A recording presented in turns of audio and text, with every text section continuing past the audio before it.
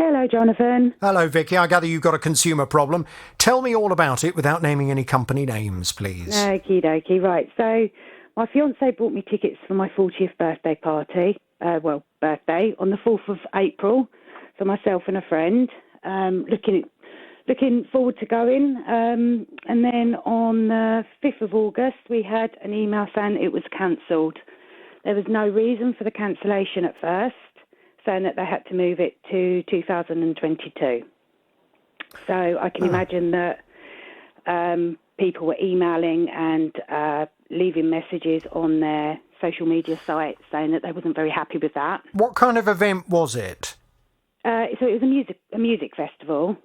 A music festival. OK, so you and your friend were going to go to this musical festival for your 40th birthday? That's correct, yes. OK, how much were the tickets? So for both of them, it was £122. OK. And what did you say was the date that your fiancé bought you these tickets? We purchased them on the 4th of April. OK. And when is your birthday? It's the 11th of May. Oh, OK. Right. So was this for May this year? That's correct, yes. Right, OK. So they're bought on the 4th of April for the 11th of... Was that the actual day you were going to be going, on your birthday itself? No, the festival wasn't until the 15th of August. OK, so that was in August. So it was a delayed birthday gift. That's it, yeah. Us women are so hard to buy for, aren't they? So, he was quite pleased when I said, I found something. OK. Yeah. And so you then received notification by email. That was at the beginning of August. Yeah, so it was 10 days before the event. Saying it was cancelled? Yeah, cancelling it. It was just saying that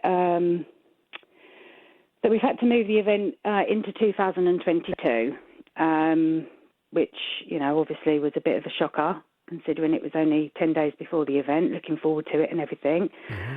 And then August the 6th, so a day after that initial cancellation email, we had another email.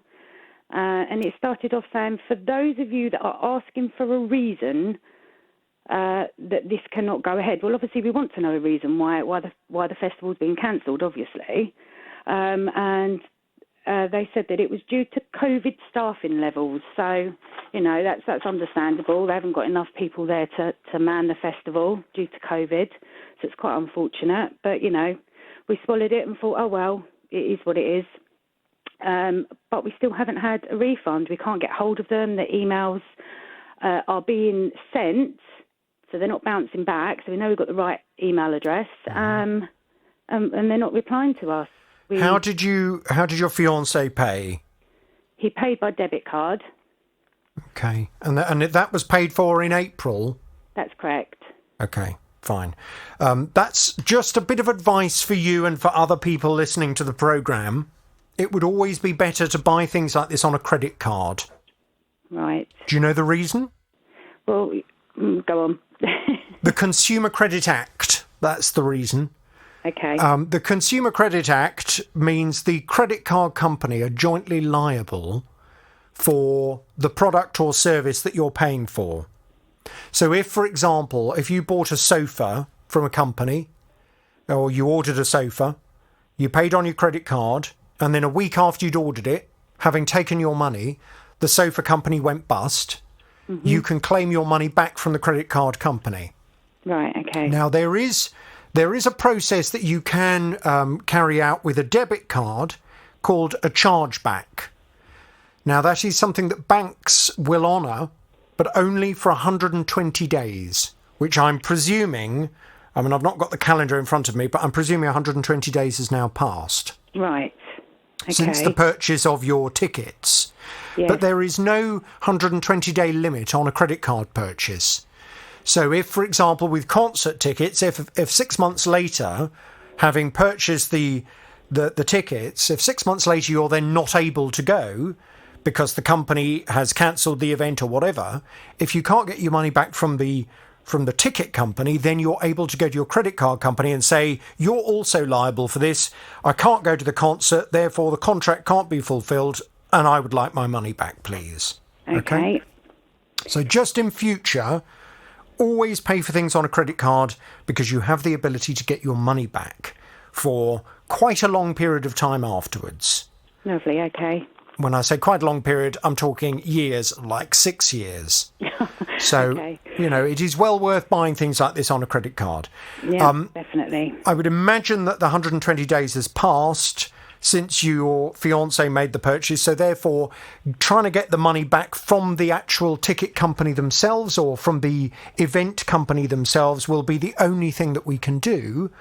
Let's just hope that we have a little more luck than you've had. So you've tried the email and you've tried the phone line, yeah? They haven't got a phone line, unfortunately. They've literally just got an email. They have a social media site, which they have disabled the ability to leave any comments. But if you scroll down the page far enough, there is one post that you can still comment on, and there is about 59 other people that are in the same boat as me that haven't received any correspondence or has not received a refund. Right, okay, fine. So you're not alone. No, definitely not alone on this one. Miles. Yes, good morning. I would imagine you're someone that likes a music festival. I do. They're just fun, aren't they? No. Well, no. Well, no. The thought of being in a field with mud and portaloos. Who would you go and see? If there was an artist that came to that was playing at a festival locally, who would it take to get you down there? Well, it would be Earth, Wind and Fire. Well, there you go. But I'm not staying over. Were you just going for the day, Vicky, or were you going to be staying over? No, it was just a day event. Oh, just the day. There you go. Right. You can do that. Okay. and can you drink when you're there? Most definitely. Okay, all right. Well, now you're selling it to me. It's a shame the thing's been cancelled because I could have come along. Let's see what we can do. I'm going to pass you back to Miles. We'll get some detail. We'll go and have a word, okay? Well, Suman had a conservatory built in 2011. She noticed some thin cracks appearing on the walls of this conservatory and on the floor in 2018. So she contacted the company that initially had built the conservatory for her. Well, she said that initially they seemed helpful and seemed keen to come and sort the problem out. They came out, filled the cracks and said, yeah, that should be fine now, you won't have any other problems. However, the following year, Suman said these cracks were getting bigger and bigger. She contacted the company again. This time they sent someone out to come and dig down to see the foundations. And she says that when the man dug down, he was pretty shocked by the fact that the conservatory foundations had not been dug deeply enough. However, at that point, the conservatory company was reluctant to address the issues, Suman said. Well, she's now contacted both her insurance company and the Ombudsman that have both suggested the conservatory company are the ones who are responsible. They also refused to accept the report from the DGCOS and the report from my insurance company to say that it's poor workmanship, that they've not gone down the right amount of depth. They haven't taken into account vegetation that was existing at the time of the build, and they've also not taken into account my clay soil, which is highly shrinkable. So they should have taken that into account and worked out they needed to go down a minimum of 1 metre, I've been told. So Suman said that from the reports that have been carried out, it's very clear the conservatory company is to blame. However, of course, time is quite a factor here. It's now 10 years on from when the conservatory was first built. And as many of you will know, there is a limit in the liability that a company has towards a customer of 6 years. So Suman was saying that she just could not get this company to now come and put things right. Well, she's back on the JVS show. Hello, Suman. Oh, very good morning to you. Good morning to you. Now, I should just start off by saying this conversation is going to go slightly differently to the way I thought it was going to go, and the way that I have been preparing for it to go for the last week while I was on holiday. Because you'll be pleased to know, Suman, whilst lying around the pool, I've also been emailing and messaging lawyers and indeed the company themselves. Oh, thank you, thank you. Now, the company, as you know, when I went to speak to this man, he said that the Ombudsman had been in touch and the Ombudsman had looked at all of this and the Ombudsman had confirmed that he didn't have to do anything and therefore he wasn't responsible. And he suggested that I really needed to familiarise myself with all of the paperwork from the Ombudsman. Well, the paperwork that I'm most interested in is the building survey that was carried out on behalf of the Ombudsman. Now, this survey it's very clear, isn't it, Suman? I mean, I'm no buildings expert, but I can understand, having read this, that the building surveyor feels the conservatory company is wholly responsible for the problem. Yes, that appears the way, yes. The crucial part of the report, and I have it here, it's section 4.6 of the survey. It says, I am aware that a conservatory of this size is exempt from any building regulation oversight. However, this leaves the responsibility for design and construction firmly within the control of the conservatory installer. If the installer chooses to found the conservatory at a depth shallower than that normally demanded in shrinkable clay, a minimum of 900 mils, that is perfectly acceptable. However, if the design and construction proves to be defective, then the sole responsibility for any subsequent deficiencies will be his. To my mind, that's very clear. We know that the conservatory foundations were dug down to a depth of 600 mils. The building surveyor has made it very clear that they should have been in your soil type, which is shrinkable clay. They should have been dug down to a minimum of 900 mils. They haven't been. And therefore, as a result of the clay shrinking and expanding, it's now causing your conservatory to fall down, isn't it? Yes, it is. So the Ombudsman has responded, it would appear, to say that, yes, indeed, this survey clearly says that the conservatory company is responsible. However, of course, there is also the 6-year limit on responsibility for the company to do anything about it.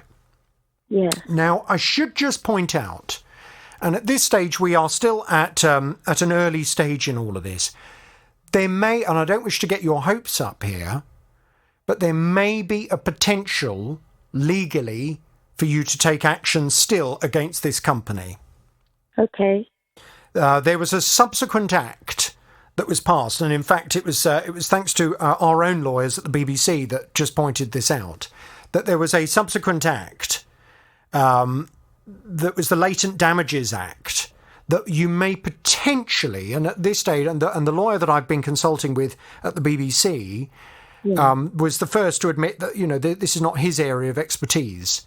But he did suggest that it may well be worth seeking expert advice from a lawyer that is specialised in building problems that occur with a building sometime after the work was carried out, because there may well be the potential for you to still take legal action against the conservatory company.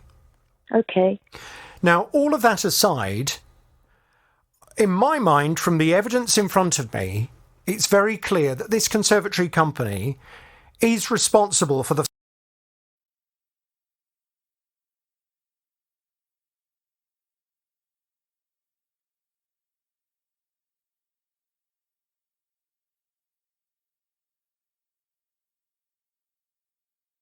it's the right thing to do, never mind the legal aspect of it, but it's the right thing to do. They could come and put right the problems with your conservatory. Now, that's going to be quite a lot of work, because the recommendations in the building survey suggest the whole conservatory needs to be taken down and rebuilt from the foundations up, doesn't it? Yes, it does. It does say that undamaged components such as the roof, the windows and the doors that have been left unaffected by the stresses of crushing or distortion could be reused. But of course, some of that has been crushed and has been distorted. It has, yes. So I have been communicating with the conservatory company, who, while I was off on my holidays last week, sent me a response that, I'll be honest with you, left me feeling extremely disappointed. It said, and I'm not going to identify them at this stage, and there is a reason for that, and I'll tell you in just a second. The statement that I received from them last week was that they as a company were of course sympathetic to the issues which have arisen in relation to this conservatory.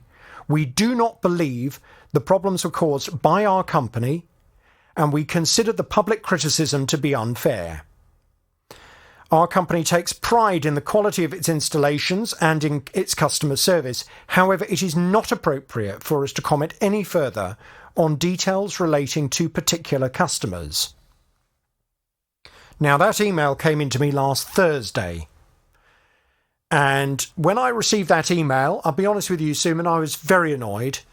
And I have then sought further legal advice, and we were in a position where we were going to identify this company on the programme today with a view to making everyone aware of the fact that this particular company, even though a building survey seems to suggest they are wholly responsible for the problems with your conservatory, we're not prepared to do anything about it because it's beyond 6 years and therefore legally they don't have to, so they think. Yes. However, about 15 minutes before I was due to come on this morning, the phone rang. And it was the man who runs this conservatory company.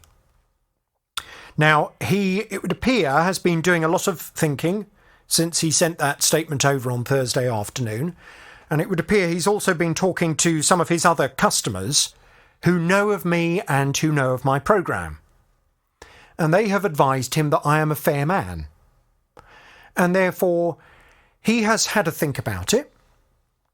And he has now suggested that what he would like to do is to, together with you, arrange for another independent survey to be carried out on your conservatory.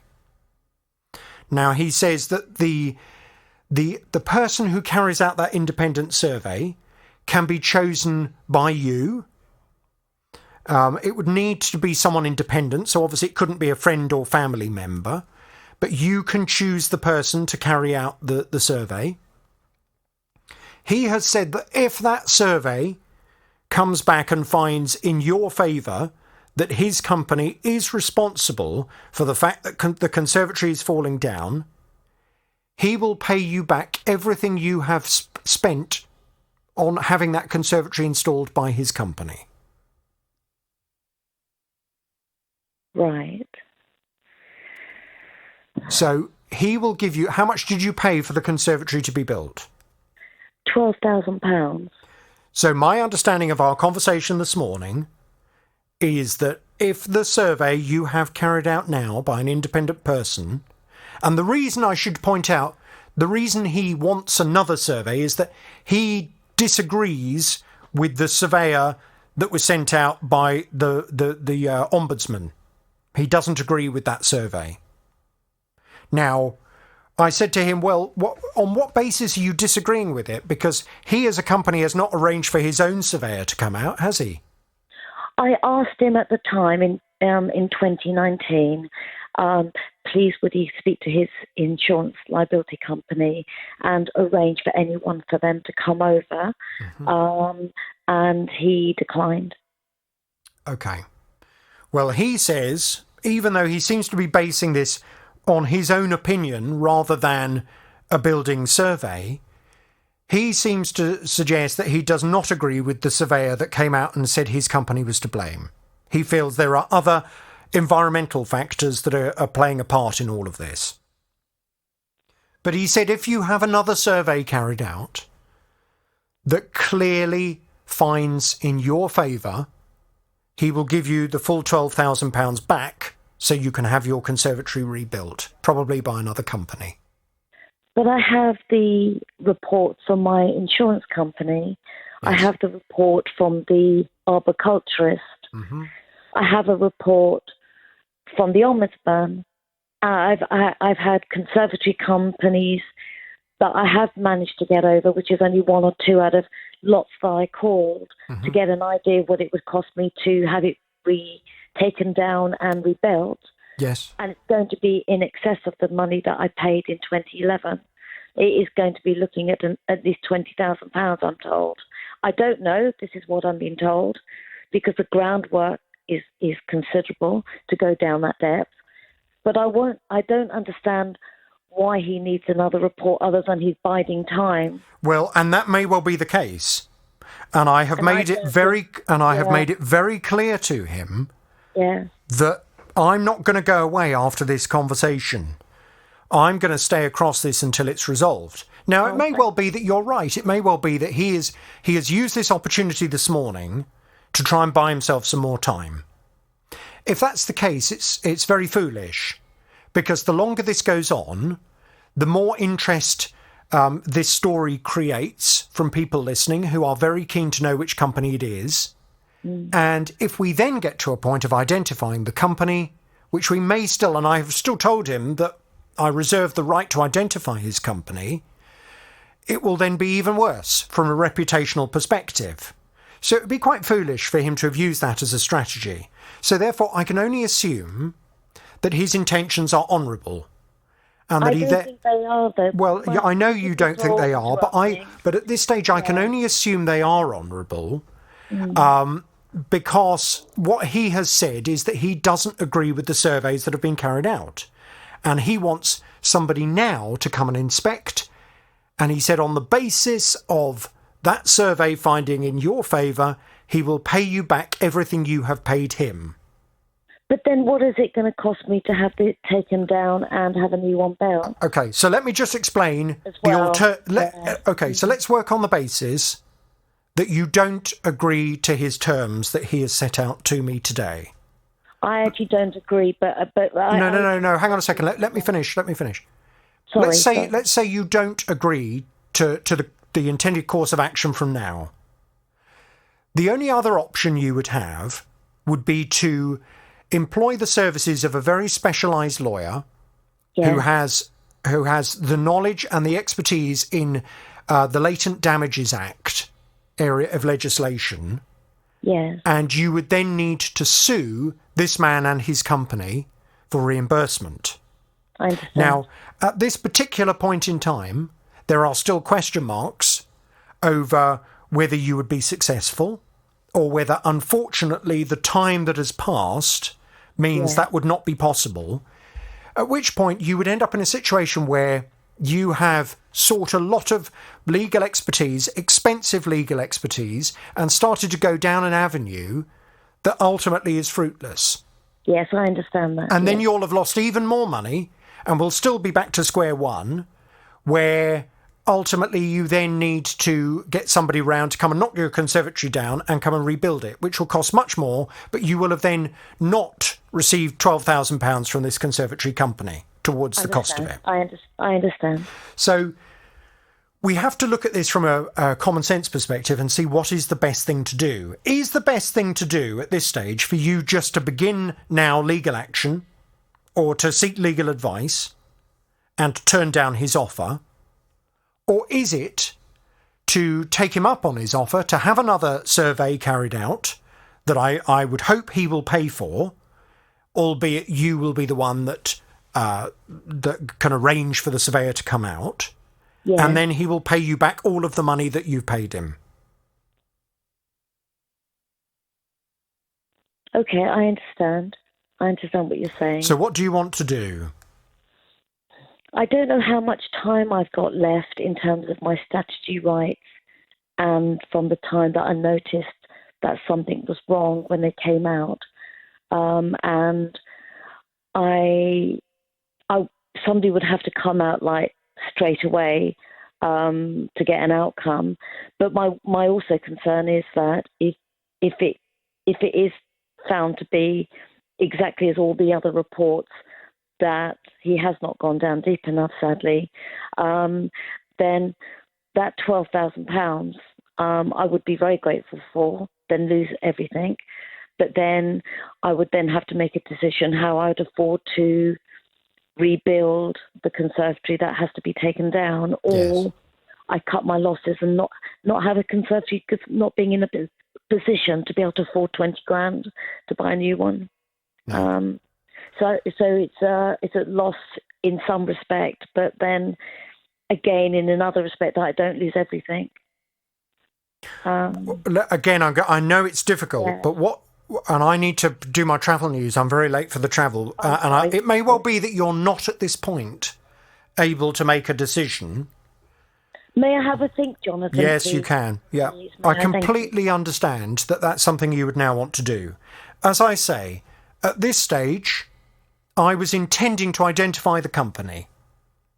I'm not going to do that, but only on the basis that this man, and I will give him the benefit of the doubt and give him the opportunity to do what he said to me this morning he was prepared to do to resolve the matter. However, I still absolutely reserve the right to identify him and his company on my programme in future. Okay. But you have a think about what you want to do, if you want to get the survey carried out or whether you want to begin legal action immediately. Okay, understand. Okay, Suman, let me know how you decide to proceed and we'll take it from there. Maria ordered a new back door. It was going to cost £2,500. She paid a deposit of £575. This was back in September of 2020. Its delivery was delayed. When finally it arrived in mid-October, well, everything was wrong with it. The window didn't fit properly. The infill that should have clipped the door and the window together was too small, but they managed to clip it together by leaving gaps on each side. And then, we found that it was cream inside and out, but I said, that's okay, I can live with that. But when it came to the door panel, it was white inside and outside and the wrong design. Well, the manager of the company came round and promised that they would sort things out, but they still haven't. And last time I spoke to Maria, just before I went off on my holiday, Maria was really unhappy because the company had finally come round with the new door, installed the new door, but she said it still wasn't good enough. She's back on the JVS show now. Hello, Maria. Hi, Jonathan. Good morning to you. Now, I should just start the conversation by saying we have just put some pictures that were sent. Thank you for sending those in last week. Again, this was something else I was looking at around the swimming pool last week on holiday. The photos of the door as it stands. Those photos are of the door currently, yes? Yes. And there are some photos that are on the BBC Three Counties Radio Twitter page. If you go to BBC3CR on Twitter, have a little look at those photos and that will show the current state of the installation. Now, before I went off on my holes, I contacted the company on your behalf again. This is a company called DG Solutions, and they're based in Hainault Business Park in Essex. Now, I'll be honest with you, I had a phone conversation with the lady that's been dealing with this, and it did leave me kind of scratching my head a little bit. She said, we've listened to Maria on your programme today, and she said, to be honest with you, we just can't quite understand what's going on because Maria was so happy with the installation when it was done that she even gave the installer a bottle of wine to thank him very much. Did you, Maria? I did, but that was in the twilight hours. It was 6:15, and I needed to go next door to my neighbour. When I came back, of course you can't see it, all the faults and things, until in daylight. Right. And so I took pictures and I got in touch with them.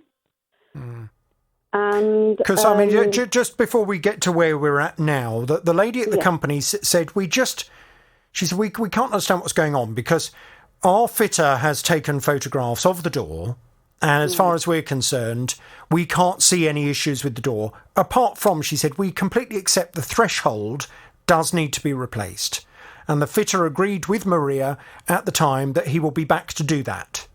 It's coming Thursday. Well, hang on a second. We'll get to that in a second. But I just need to focus on this. Sorry. First of all, so they said we will replace the threshold, and we also recognise that there was a scratch on the glass that does need to be replaced. But she said we can't understand why, because I mean, when you were on the programme last time, Maria, you said that you wanted the company to go to hell. And she said, I can't understand it because she was so happy with the installer. She even gave our installer a bottle of wine. She said that you also had a friend with you at the time who also checked the door over, and she also was saying that it was a nice job. So she said, I just can't understand why Maria has then come back on the radio and told us to go to hell. Oh, dear. Jonathan, all I want is for them to come and replace the threshold put the glass in the window, fix the small window, fix the glass that's crooked in the door, and put the studs for the weather bar outside, and then for somebody to tell me how the hell I need to get these dirty, filthy marks off, and somebody to come in and paint all the things that are wrong. I can't do that. No. And listen, I'm not denying that there are problems with the door, because I've seen the photos and there are still problems with the door that I would not be satisfied with. Well, but you must have changed again. I can't. No, and that's fine. But just to be fair to the company, because they've been identified a lot on the programme, you must accept that it must have felt a bit strange for them to hear you on the radio telling them to go to hell when you'd given their own fitter a bottle of wine to thank him for doing the job the day before. Because he worked so hard to get it right. Yeah, but he hasn't got it right, has he? Because there's still loads of problems with it. Problems that he came across. Yeah. You know, he worked beyond his duty, to try and fix things. Yeah. I mean, all I would say is, next time they come round, even if they do what you consider to be, a hard-working day, if there's still issues with the door, you need to make it very clear at that point. Don't start giving the fitter bottles of wine and thanking them, because what I don't want to happen is for this company to get to a stage where they say, look, we now just believe Maria's being difficult because she's thanked us, she's given us a bottle of wine, she's been very grateful at the time, and then she comes on the radio the next day and starts having a go at us. So I don't want them to be able to use that against you. So if you're not happy next time they come out... Okay. Just be very clear that you're still not satisfied. You're going to take it up with the office and don't give them bottles of wine, please. Okay. Okay. Now, that said, when I saw the photos last week, I went back to DG Solutions for you and said, look, I've now seen the photographs. I understand completely what Maria's talking about. I wouldn't be very happy either. So what are you going to do about it? They've come back. They say, following on from our conversation, we have spoken to Maria and we have arranged for a service engineer to attend this week to replace the necessary glass and frame and to change the threshold. Our engineer will be happy to go through all outstanding concerns that Maria has and rectify them as necessary. Okay? So that's why when the fitter comes out... Yeah. I want you to take a note of every single problem with the door. Yes. And I want you, from that fitter, to give you an example as to how they are going to resolve all of those problems. Yes. Now, I'll be honest with you, some of the problems, to my eye, do not look solvable. Because there are problems where clearly the frame has been scratched and damaged and then has been repaired. Yes. Well, how are they supposed to put that right now it's been installed? Well, they said that they'll replace the new PVC on the small window where it's been damaged. So is the part, because I'm looking at all kinds of bits of plastic that don't look very good. There's quite a few, yes. But is that just on the window or is that on the whole door itself? The door itself is only the fancy glass that's tilted. It's not straight.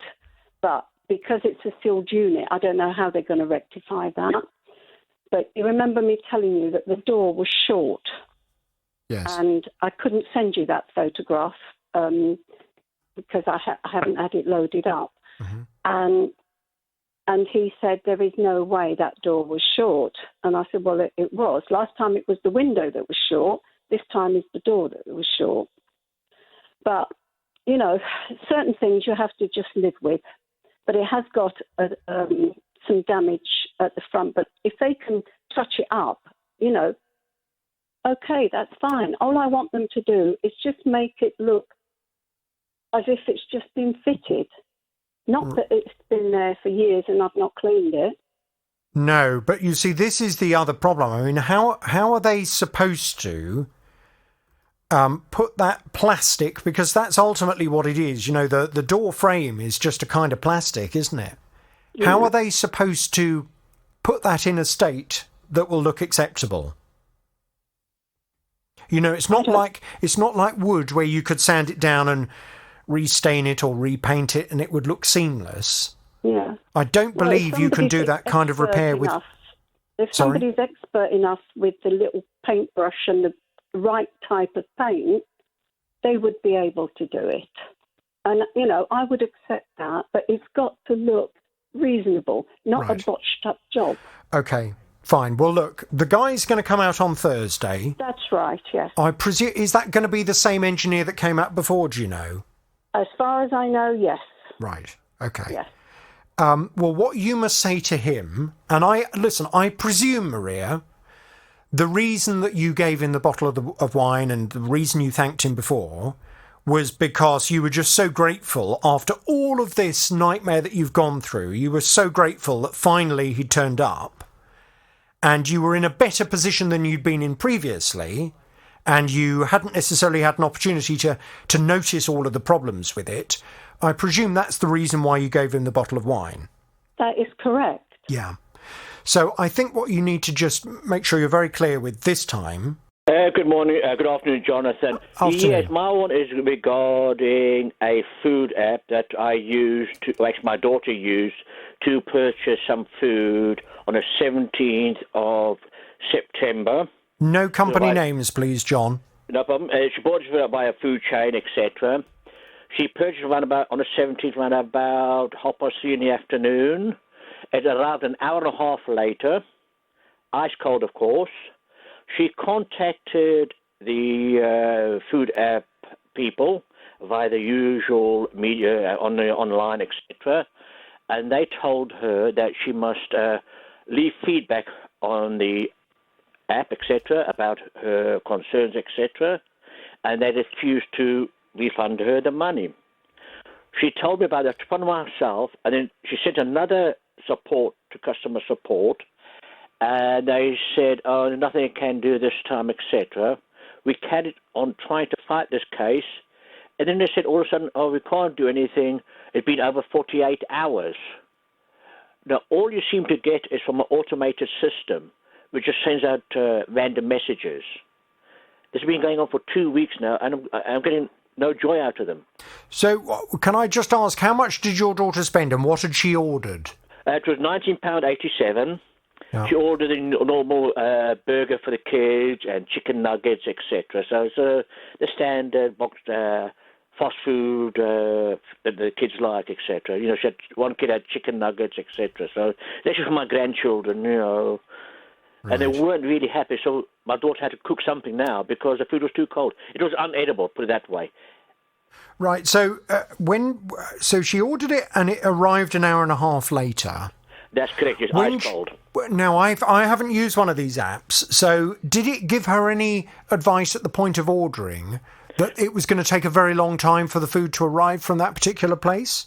No, it didn't. It didn't give any time. It says usually within 15, 20 minutes. And now, I've seen before, when you go to these fast food places, you'll see the packages standing on the counter over there, and when the driver decides to pick it up, it could be standing there 10, 15 minutes.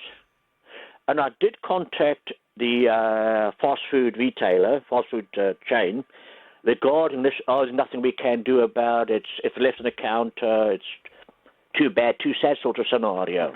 But don't they have because, I mean, surely most takeaway food will go stone cold if it's not kept in some kind of container to retain the heat. So does this company not deliver it, you know, in a special bag or box that retains the heat? Yes, they do. The delivery guys do, but if it's on the counter, left open on the counter... So it's cold before it's even got in there, then of course it can't be kept... I don't blame the driver at all. He's just doing his job. I blame his company, the food app chain. I blame them, and they refuse. I've used other ones, as you know, numerous ones I cannot name, and I've had issues with them before, and I've they refund you. If they have an issue, they refund you without any quirks, etc. No problem. This company, they refuse blatantly. They say, oh, no, we can't do anything this time. Then they say, oh, it's been too late. But my daughter contacted them within an hour of receiving their food. So yeah, and had she ever ordered from this company before? Yes, she's using them quite often. And has she ever had cause to complain before? Nope. Right. Usually within 10, 15 minutes, the food is reasonably warm. It's not hot because, it's the delivery time, etc. But it's never as bad as this time, an hour and a half later, and ice cold, completely unedible. Yeah, okay. Well, I mean, I can understand why there would be a problem. I could, if they, for example, had got a bit of an asterisk next to your daughter's name as being someone who always phones up and complains about it, trying to get her money back, you could understand why maybe they might just be now ignoring the request for money back. But if your daughter's used this company numerous times before, she's never made this complaint before, then I don't understand why they're not taking it seriously, apologising profusely, and at the very least offering her money back. They refuse. I take this case upon myself, because I listen to your show quite often, and I took it upon myself. They said, they can't help me out because I'm not the account holder. But I've been given permission by my daughter to log onto her account, and I've sent their request through to their customer support centre. Right. She in turn gets an email back from them saying, sorry, we can't do anything. It's been 48 hours. You try and phone this company, and you get an automated service. So you cannot speak to a human person. I'd rather speak to a person one-to-one, not by email. Even chat they don't have, this company. They don't have a chat line at all. Okay. Fine. All right. Listen, let's see what we can do. Miles. Yes. This is making me hungry. Yeah, I know. But my problem is I have a tendency to order from these types of apps, and it's why I have to wear baggier jumpers now, because it's... Piling on the pounds, yeah, not doing well for my waistline. Oh, dear. No, but it's my fault, because I keep going back. Really? Yeah. I have never used an app for a food delivery. Why? Well, I thought you were a modern man. Because I hardly ever get food delivered. And when I do get food delivered, it's normally from my favourite curry takeaway, and I just phone them up. Yeah, they know me. They know my preferences. They always give me a free bottle of Cobra. Perfect. No, I need to stop because I am getting a little bit chubs. Oh, Chubster. Right, okay, well, listen, John, I'm going to pass you back to old Chubbs in there. We'll get some detail. I'm being chubby as well, don't worry. All right, well, I think we all are, actually, because I've piled on the pounds on holiday, John. But that was mainly from San Miguel. Oh, lovely. Oh, I bet you enjoyed yourself. Oh, yes. My fat back is a testament to how much I enjoyed it. Listen, that's where I get it too. Oh, it's very dangerous. Yeah. It's a very dangerous place to carry your fat. Did you know that, John? Oh, definitely, I know that. Heart attack waiting to happen if you've got fat on the back. Might have to go for a run after I think work so, today. Yeah. Listen, John, we'll see what we can do. I'll pass you back to Miles. We'll get some detail. We'll go and have a word, okay? Okay, thank you. Back in December of 2020, Kyle was diagnosed with a rare form of MS, which means he struggles to walk for very long distances. He works within the motor industry, and a couple of charities in that industry raised £2,600 for a mobility scooter and a shed for him to keep it in. Within an hour of this scooter being delivered, he encountered a problem. Within an hour of taking delivery of that, I was driving along and systematically all the lights stopped working. The scooter still drives, but none of the lights working. Part of that means I can't now take it out at night time. I can't use it on the roads because it's a road legal one. And all of this has basically defeated the whole point of me using my scooter to get to and from work, because pretty soon the nights are going to be so short I'm not going to be able to ride it back home from work. So, can we get Kyle's lights on or not? He's back on the JVS show. Hello, Kyle. Hello, good afternoon. How you doing? Good afternoon. Yes, very well indeed, thank you. So when you contacted the company that you got this mobility scooter from and you explained that the lights weren't working, what did they say? I mean, they were very sympathetic to what I was saying, but in terms of the actual repair, all they said was, we'll get the engineer to call you back. The engineer kept ringing me while I was at work, so I kept missing the call. And then you haven't got a direct line to get back to the engineer, so then you've got to ring the office again. They've got to let the engineer know. The engineer's then got to ring you again when's convenient for him. And it just kept clashing. So long and the short of it is they didn't end up giving me a date. When I spoke to the engineer, he again couldn't give me a date. He just sort of said it would be sometime in the next couple of weeks, maybe. Very frustrating. Now, I know that Miles has contacted the company to see if we can open the lines of communication and get things sorted, and I gather there is some hope on the horizon. What's going on, Miles? Yeah, so the company did get back to us over the weekend. They've said our head of engineering had a conversation with Kyle about the fault. He raised an engineer call-out, which is going to take place on Tuesday the 5th, so that should be tomorrow. They've also sent Kyle a text message at 9 a.m. to confirm the delivery date. Kyle hadn't replied at that time, though, and they were going to give him a call, so this should have all taken place over the weekend. They did then go on to promise that their engineer visits will take place between 5 and 10 working days, so it's due to be tomorrow. Right. Have you heard from them, Kyle? Yes, so they did send me a text message yesterday. I replied to that in the afternoon. They also gave me a missed call on a Sunday, which was pretty good for them. And then once again, they confirmed via email and another telephone call this morning. So the communication lines have opened up. I'm speaking to a nice lady via email now. So we've got a nice communication line open up, and we have got a date for tomorrow. So hopefully all will be fixed. I'm confident. I am confident. I wonder what the problem is. Because the rest of the scooter works perfectly, doesn't it? It's only the lights. Because they run off two different systems. So as a mechanic, I understand one's a 60-volt system, one's a 12-volt system. The 12-volt system has stopped working. So that's why only part of the scooter doesn't work.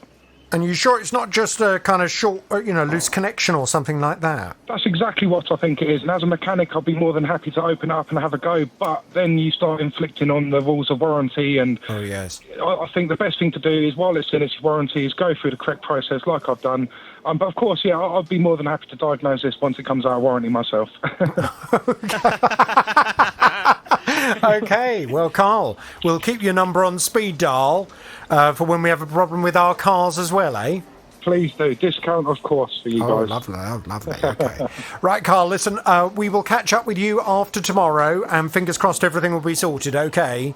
Fantastic. Thank you very much to you and the team. It's nice to see you back. Okay. Oh, thanks very much. And listen, for the company, as a bit of encouragement, Anthony bought a fridge freezer in April. Everything was fine until July, when the alarm started going on and off. Well, it stopped for a time, but he was saying recently it started up again. This is what Anthony's been experiencing. Oh, dear. Right, well, that's going to go right through you, isn't it? Well, the noise is so awful, Anthony was saying he can't sleep. This is what he told us on the programme. For the last 3 weeks, that alarm is playing on again, day and night. And but I've only reported it on the 23rd of September, hoping that before that perhaps it might fix itself again, but it hasn't. And it is it's going on day and night, as I say, and it is absolute torture indeed. There is a button at the top of the door where I can push that button and turn it off, but you can time it 5 minutes later, you'll come back. Off it goes again. And I live in a ground floor flat, so one bedroom, and the bedroom happens to be close to the kitchen. Yeah. And I just cannot sleep. I get up at 5 o'clock every morning to go to work. Obviously, that means I have to go to bed early.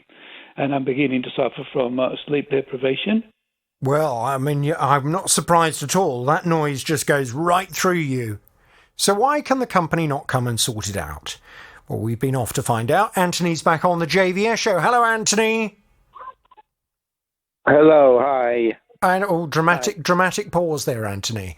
Now, I know that Miles has been off to speak to the company to find out why this alarm's going off, and more importantly, why have they not been out to fix it? What's happening, Miles? Yes, so the company were due to bring a replacement fridge freezer around on Friday, but Anthony did query with us why he'd been asked to pay for this and then for it to be refunded. So we've queried that with the retailer as well. They've come back and said that they've spoken with Anthony. It's because of the speed that he needed to get the fridge. The quickest way for them to get a fridge to him was to remove the current fridge was for Anthony to purchase a new new one so it could be delivered as a next day order. Apparently Anthony was comfortable with this, and it meant he could have the fridge delivered on Friday. They'd refunded Anthony the difference because apparently he chose a slightly more expensive model. They reassured him at the time that he will be fully refunded for the cost of the faulty fridge as soon as it was collected again on Friday. So they had someone in the customer care team to be his point of contact until the matter was fully resolved and refunds all processed. So he should have both a new fridge freezer and a refund. And hopefully had good night's sleep. Let's find out. Anthony, what's happened? Did it all arrive on Friday? Yes, no, it had to be Saturday because it was too late for Friday. But Saturday, around about 3 p.m., a new fridge freezer arrived. And then a little later on, a nice lady called me and I gave her the debit card details. And it was refunded, yes. So you've got the money. You've got the money back, yeah? Well, yesterday, Sunday, I didn't have time to check, but I'm absolutely confident that, the money will be there. Right. And most importantly, how have you been sleeping since Saturday? Oh, like a baby. Really? so happy. Oh, yes. Well, as of your neighbours, I'm sure. Did any of your neighbours complain about it? Because that noise must have gone through the building. No, fortunately, they couldn't hear it. No, just me. Oh, blimey. Yeah. But I'm very, very happy, yeah. Good. Well, I'm absolutely delighted it's all sorted out. We will thank the company and give them the horn. Anthony, any other problems? You know where we are. Hello, JVS. Good morning. I gather you have a consumer problem. Tell me all about it without naming any company names, please. I shall do. Basically, my daughter, who lives in a small block of flats in Milton Keynes, has had a baby's buggy and scooter snatched by an agent of her landlord. What do you mean, has had a buggy snatched by an agent of the landlord? Well, how it happened was, cut a long story short, she lives on the top story of a 4-story block of flats, and to safely get down the stairs with a 2-year-old child, she's a single mother, and she lives on her own with a 2-year-old girl called Gracie.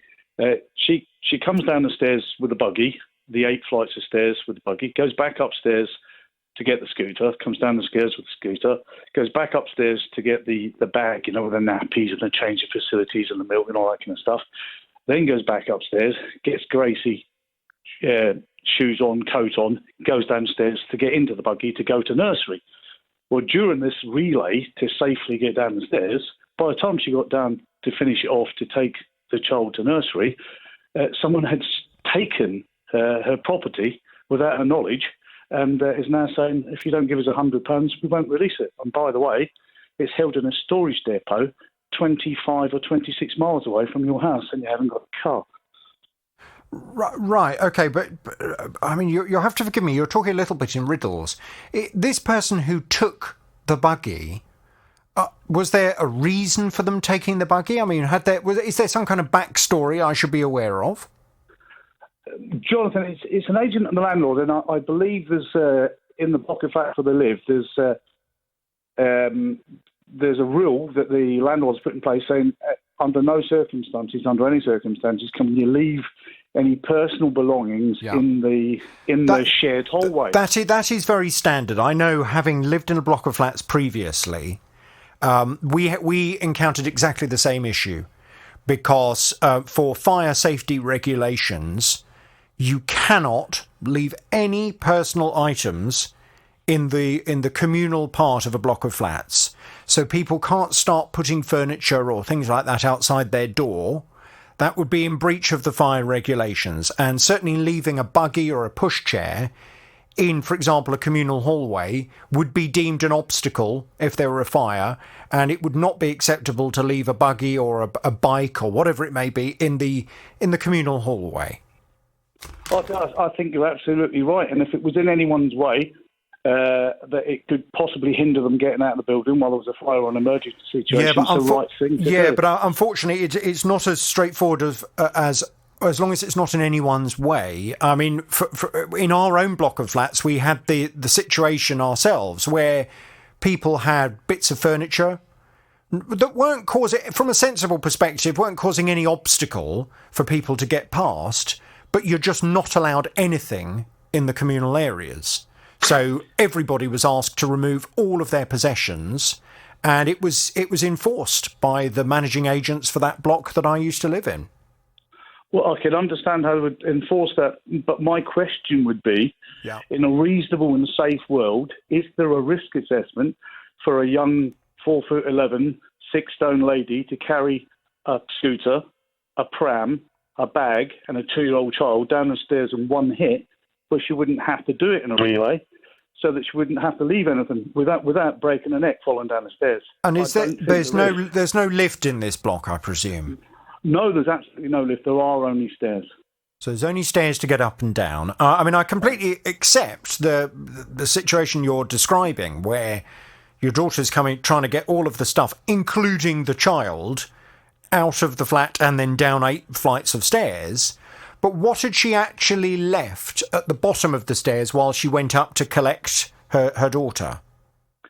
At the bottom on the ground floor, she left a buggy and a scooter underneath the stairs, hopefully in no one's way. It wasn't in what you call a designated walkway. It was underneath the... How long had it been there for? Less than an hour. Less than a... Well, it doesn't take an hour to go up and down the stairs to go and get your child. No, it doesn't, but there are some times when children are unhelpful when you're trying to get them ready to go to nursery. But, it's probably less than half an hour, she reckons, because from the point of leaving the first item to going back up the stairs to check the child, to bring down the second item, etc., the whole process can take up to half an hour. And in terms of this situation, was this the first time your daughter had ever had any kind of run-in, or had she already been warned about this being a problem? As far as she's concerned, she's never had any warning. There's never been any email or correspondence about herself leaving any items at the bottom of the stairs. What about a more general advisory note for everyone? When we spoke to the landlord in question, they said there are notices up in all blocks of flats that we are agents or we run and look after, advising no one to leave anything at the bottom of the stairs because of fire regulations. Yes, but it's just an impossible task to not do something about getting safely down the. I understand the reason for safety, but I mean I can't understand how I'd say someone who's 4'11" and 6 stone can carry a child and all the other equipment down in one go. It's just not a safe practice to follow. She'll end up being injured. Right, but in terms of. See, I'm just trying to look at this from all aspects, because it's better for me to be aware of everything that's gone on, braced for any kind of response that they come back to me with. I just wonder, am I going to go and speak to the landlord or the managing agent, and are they going to say, we've had a problem with this particular lady for a long time. She keeps leaving the buggy down at the bottom of the stairs. No one's allowed to leave the buggy. We've written to all residents to remind them of this, but she keeps on doing it. So therefore, unfortunately, as a last resort, we have had to take the buggy and we have said that she needs to pay to get it back. Are they going to say that to me? I don't think so. Perhaps on one occasion when my daughter recently came out of hospital after having keyhole surgery twice a month apart, she wasn't fit enough to carry the buggy and everything up the stairs. So until someone gave her a hand, I think that might have been left there for a couple of hours. Was she going, on this particular day, was she going upstairs or down? Yeah, up at that time. But right. I think that's only one occasion, and it was never communicated in writing or email. It was a phone call. So how come, if she was going up the stairs, why would it take... you say under an hour, so we must assume it was close to an hour, to go back down the stairs and get the scooter and the buggy? As I understand it, the baby wasn't helping get herself dressed, wanted to go to the toilet, and threw a bit of a tantrum, like children can do. They can massively delay. Everyone knows that. Right. But I believe, Jonathan, that one of the main reasons that the agent's doing this, I think they've had problems with other tenants in the block, not my daughter, but other tenants in the block. Yeah. And historically, they've raised this as an issue. So some people who live in flats can be an absolute blooming nightmare. When we had, and I speak as being someone who I was the chairman of the Residents Association, Kel Surprise. of the block of flats that I lived in. And we had this bloke who lived in the block next to us, who was a right Herbert. And this bloke, he hated the rules. He hated, he saw it as being his job to fight back against every single rule that was ever created. And of course, yours truly used to get it in the neck all the time from him. And I remember when all of the residents were written to and were asked, please do not leave any items, personal possessions in the communal areas, they will be removed. And this guy used to leave his mountain bike in the corridor, and he went absolutely berserk. How dare you? If I want to leave my mountain bike in the hallway, it's up to me. Where am I supposed to put it? I live in a flat, etc. So it can be a nightmare trying to enforce these rules and trying to get everyone on board with what they should and shouldn't be doing. And if you don't want to live by those rules, don't live in a block of flats. Yeah, I fully support what you're saying. Some people can be very, very difficult, but I don't believe this is the situation with my daughter.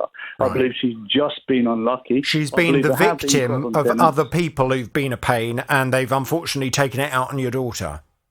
I believe that is, at least 90% of what's going on. I believe on the day in question, through word of mouth from other tenants, they were there to pick up someone else's property that had been left overnight. I see. And unfortunately, during the first thing in the morning when my daughter was taking her stuff down, whoever's come along to pick up the stuff that had been left overnight, they snatched hers as well. But it's to leave a single parent mother without a pram and without a scooter to get her only child to nursery is deplorable. Well, and you say that they're requesting over £100 to get it back? Correct, yeah. And it's been held in a storage depot somewhere near Great Missenden, I'm told, which is nowhere near Bletchley. It's about 25 miles away. Right. And this was the first time this has ever happened. I just need to know this, because if they come back and they show me a catalogue of times they've had conversations with your daughter, I just don't want to be left with egg on my face, Martin. I fully understand what you're saying, John. This is the first time that we've had this issue with them being snatched.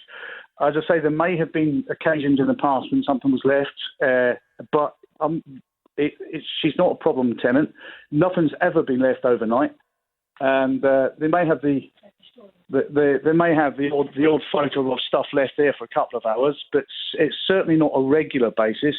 And the only time we were aware of it was when she was recovering from an operation, had got a taxi back home and wasn't fit enough to climb the stairs with the child and all the equipment that she'd picked up from a friend who'd been looking after a baby. Right, well, what I'd like to do is get some detail. Now we're armed with all the facts from your side. Let's go and have a word with the managing agents. Miles, let's get some detail. Let's go and have a little word. Yeah. And see what they have to say. It does seem a very harsh punishment for what Martin says is a minor misdemeanour from someone who was not a serial offender when it came to leaving stuff in the common parts of the building. So why have they come down so hard on her, and why are they holding this buggy hostage with a ransom of over £100? It's quite a lot of money, isn't it, to get it back? It does seem an awful lot of money. It does seem a lot of money, and it would seem unreasonable unless they had written to her previously to say, you keep leaving your buggy in the communal area. We've made it very clear, the rules on the communal areas. Do not leave your buggy in the communal area. If it happens again, you will leave us with no alternative but to remove the item and to charge you for storage. That would be a different matter. But from what you're saying, Martin, that hasn't happened. So they just seem to have... They've gone after someone else who presumably they have been writing to and they have put on notice, and your daughter's got caught up in it all. Well, I believe that is the case, because we have received no correspondence whatsoever at all from them about this, either by email or in letter. And my big issue, Jonathan, really is, what do we do next month and the month after when we have to get this equipment, when a young lady had to get all this equipment up and down the stairs? She has to do it in stages.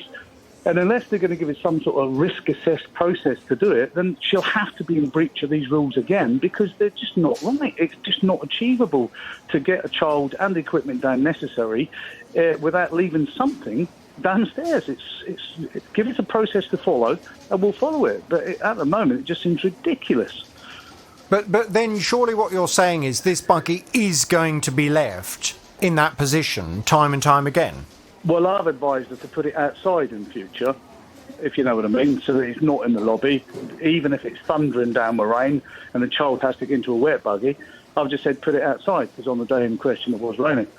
But it's just trying to do it safely in a process she can follow. I mean, it is of difficulty, and I completely understand the position. It's difficult when she's trying to get everything into the flat on her own with a buggy and a child and a scooter. You know, so there's a lot of stuff to get into the flat, and I completely recognise that she's got to do it in a safe way. And I guess in an ideal world, it's probably not the ideal environment for her to be living in with a young family. Ideally, yeah, she could have had a ground floor dwelling, which would take all this pressure away. Well, it would do, really, but not everyone has the ability to be able to choose where they live. Absolutely agree. Yeah, you can't do that nowadays, unfortunately. Okay, all right. Look, I understand the point. Let's go and have a word and see what we can do. See if we can broker some kind of reasonable resolution. Can you hang on there? I'll pass you back to Miles and we'll get some detail. Paul was having cancer surgery and couldn't cope with his petrol mower. So in May of 2019, Paul's mother-in-law bought him a new electric cordless mower, which she hoped would be easier to use. Well, since then, Paul says he hasn't really used the mower much, but it's stopped working. I went to use it, and literally as soon as it hit any length of grass, it suddenly made this ooh, and stopped. It has occasionally done, you know, when it's long, either at the end of, you know, if I haven't cut it for a few weeks. But so I put it on the highest setting and still nothing.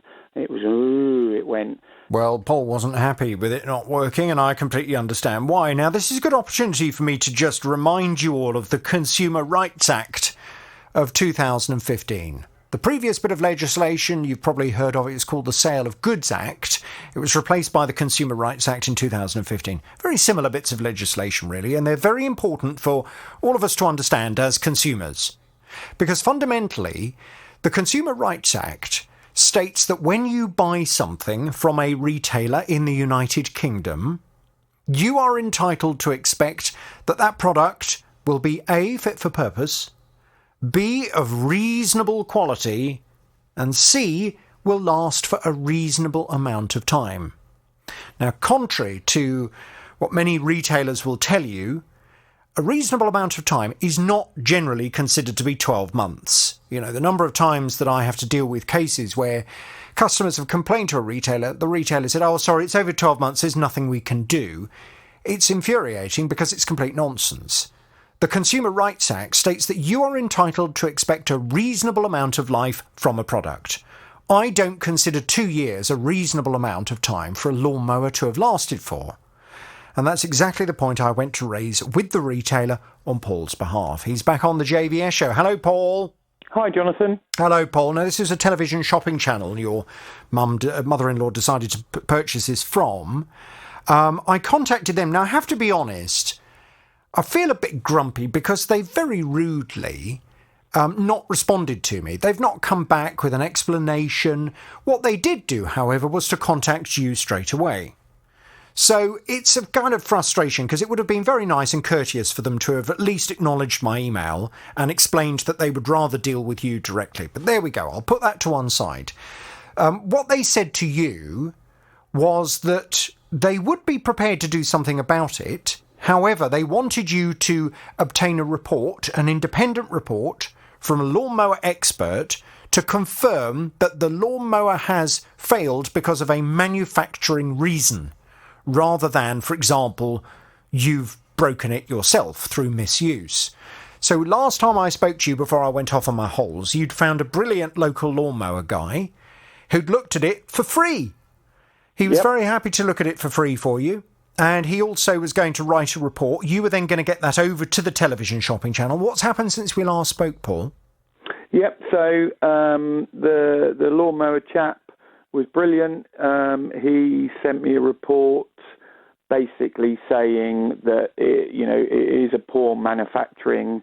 It's been poorly manufactured, and the sleeve breaking shouldn't happen, and also the fact that if it does happen, it means that the machine is basically useless. It's unfixable. There's no way you can actually do anything with it. You would have to replace the whole machine. So he wrote, a nice report that, laid out, the fact that it wasn't really fit for purpose. So I sent that off to the shopping channel, and they've actually been quite good with communicating. It's all had to go via my mother-in-law because she's the customer. So I'm sending her things to send to the shopping channel. But they said we will send it off to, funnily enough, and I think this is your involvement, is it was sent to the chief executive's office. Mm-hmm. And they came back and said, yes, the chief executive office have confirmed that they're happy with the report and it's acceptable, and we will arrange collection, and 7 days after confirmation of collection, you will get a full refund. Fab.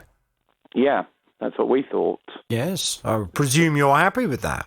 I'm very happy, yeah. I must admit, I thought it was going to be more painful because listening to your show, I think you had a guy on about a TV and you were expecting them to play silly you-know-whats and, come back with a low offer and this, that and the other. And I thought I might have to go through that pain where they're saying, well, you've had it for a couple of years, we'll offer you half the price. But they've offered a full refund.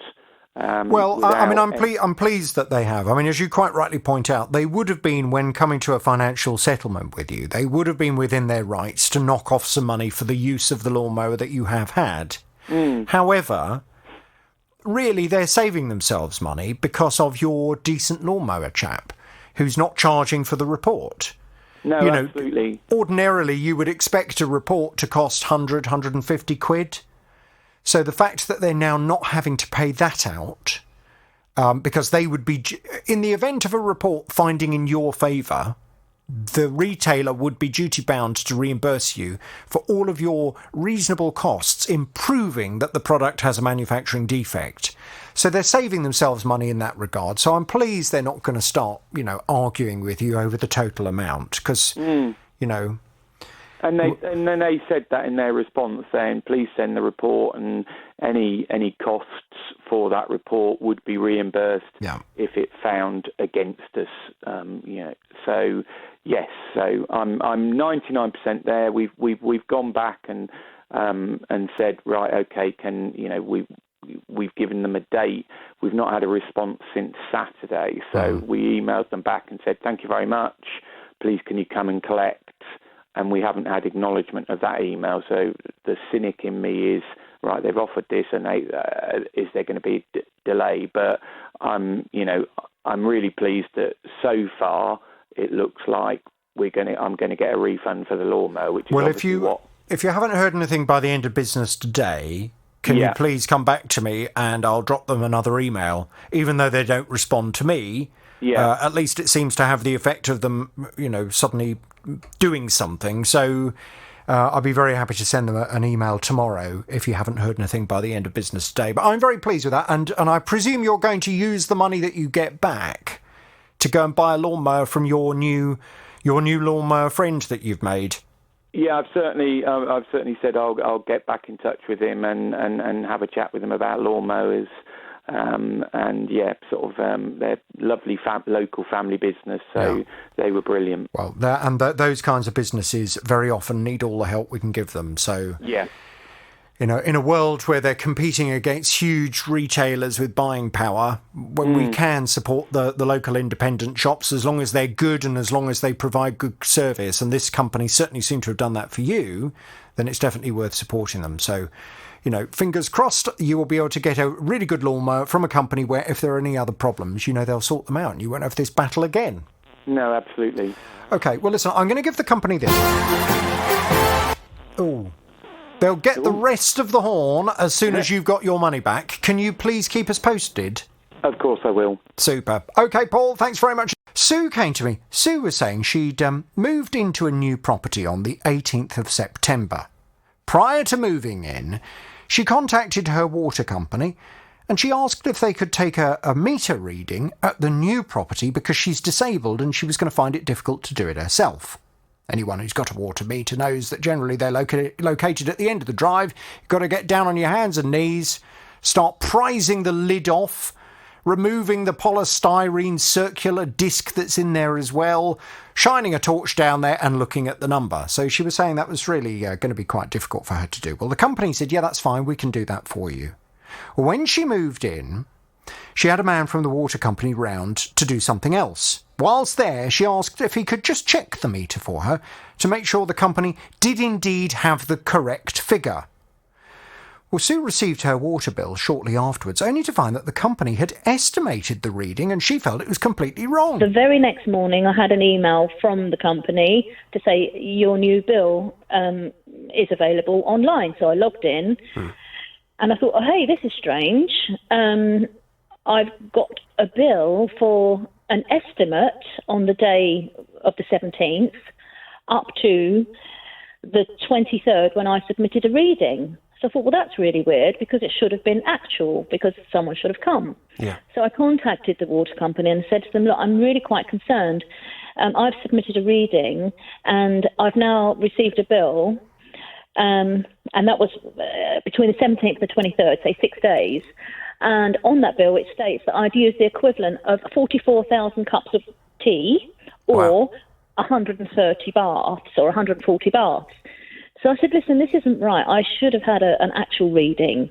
Well, I'm sure Sue's a lover of a cup of tea as much as the next person, but she certainly hasn't been drinking that much tea. So we've been off to have a word with the water company on her behalf to try and sort this blooming bill problem out. Sue's back on the JVS show. Hello, Sue.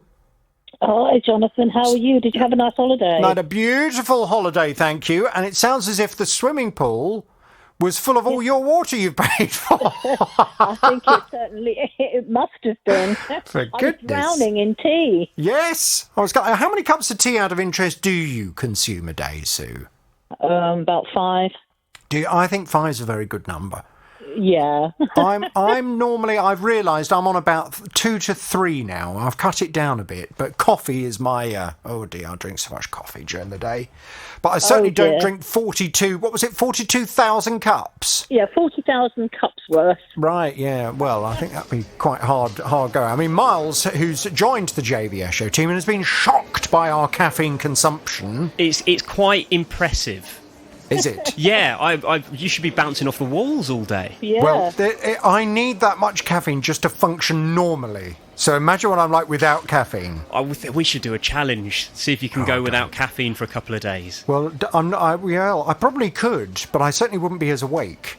See, my coffee that Miles makes, I mean, I should just point out, I do make you a cup of coffee as well. Yes, you do. But I like it very, very strong. Unbelievable. I was aghast when I first had some. I made you what I would consider, you said strong coffee. Oh, it was disgusting, the first time, Miles. and I made you for what a normal person would say would be a strong coffee, and for you it was practically water. It was disgusting, and producer Laura and I had a discussion as to who was going to tell you that your coffee was disgusting. And then you both did.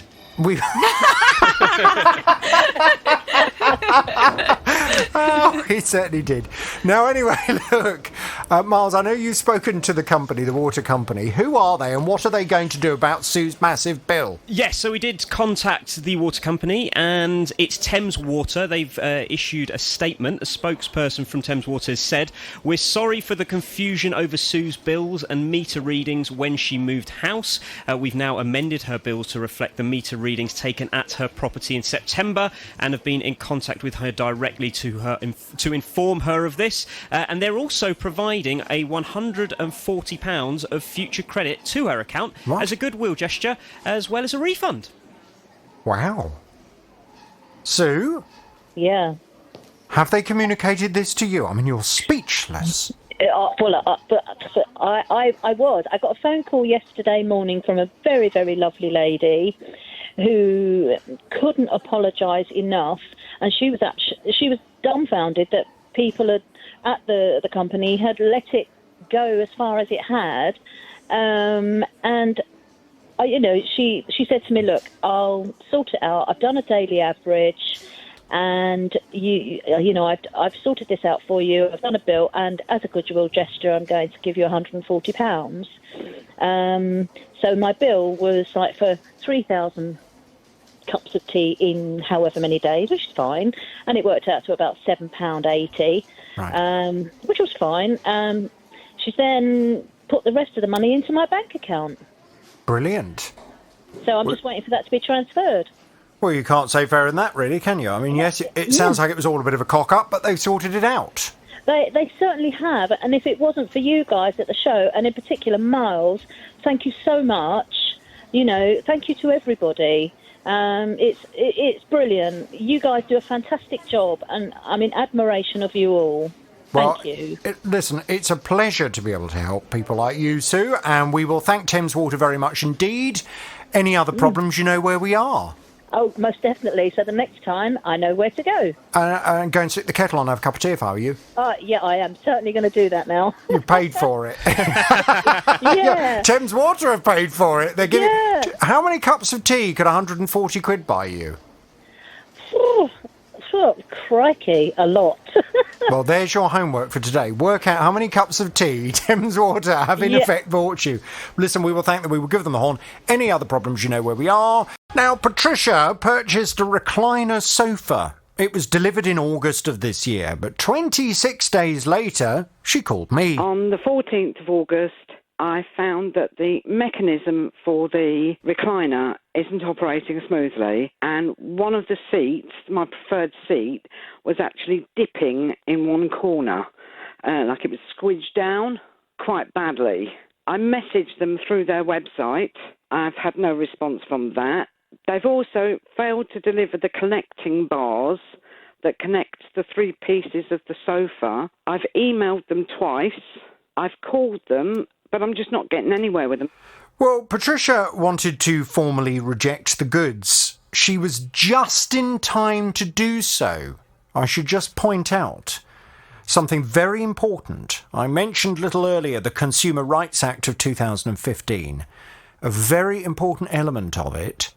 When you purchase something, so in this case a sofa, if you find that the sofa has got a manufacturing fault, a significant manufacturing fault, then you are within your rights to reject the sofa and to demand a full refund, as long as you do so within the first 30 days from, in the case of a sofa, the date that it is delivered to your house. You've got 30 days, so don't delay. After 30 days, you lose your right to be able to reject the goods and get a refund.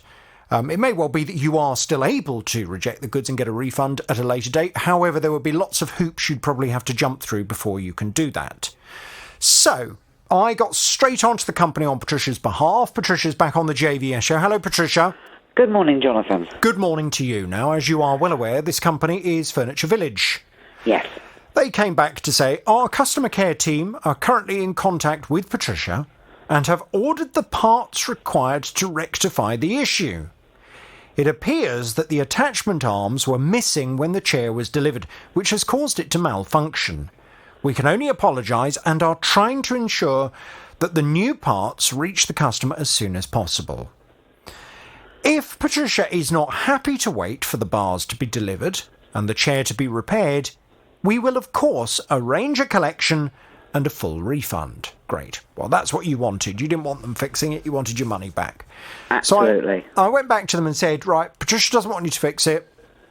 Cancel the bars and can you organise a refund instead? The only thing is, I said to them, could you, as a favour for Patricia, please leave her with the sofa until she's got an idea as to when the new one she's going to order from another company is going to be ready. Because what I didn't want, Patricia, was for you to have to sit on the floor or to sit on garden furniture or anything else like that. So they came back. Furniture Village said we are quite happy for Patricia to keep the furniture until she's been able to organise some replacement furniture.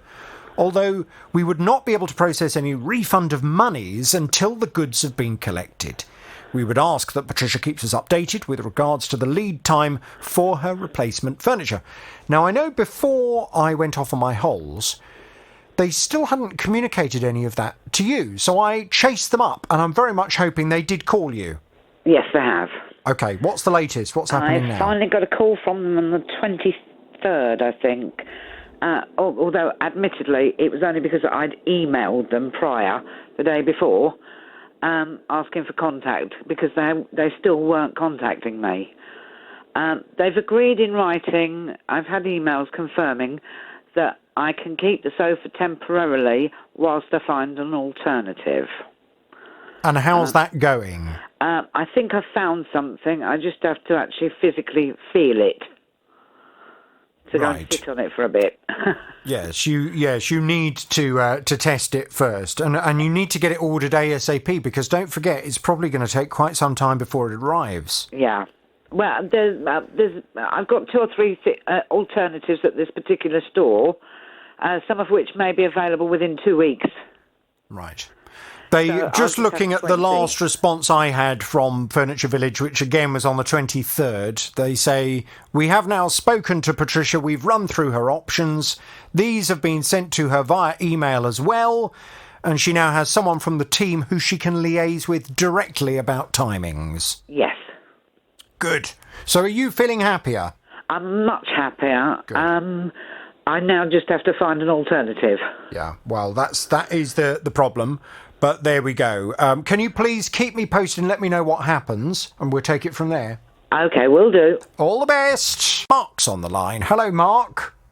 Hello, Jonathan. Hello, Mark. I gather you have a consumer complaint. Tell me all about it without naming any company names, please. Right, OK. Well, I do a lot of match fishing. I fish about 3 or 4 matches per week. So I take my fishing very seriously. I've got to ask you, what's the attraction? It's just a challenge to try and catch a fish when they're not feeding. You try and encourage the fish to feed. Yeah. You're trying to beat the other fishermen in the match. It's competition, you see. Right, so it's who can catch the most fish? Yeah, the most weight. At the end, you weigh the fish from your keep net, and whoever wins gets the prize money. But isn't it just luck? It's not skill, is it? No, it is a skill. Trust me, it is a skill. Is it? Why is it a skill then? Because if you don't know what to feed or how to feed, if you don't feed enough or if you feed too much, there's quite a lot in it. So the top fishermen always seem to do well in most of the matches because they've just got that experience. So you've got to put something absolutely delicious on the end of your hook. Yeah, it could be like sweet corn, it could be maggots, it could be worm, or it could be pellets. They're sort of like a fishery hard pellets. Yeah.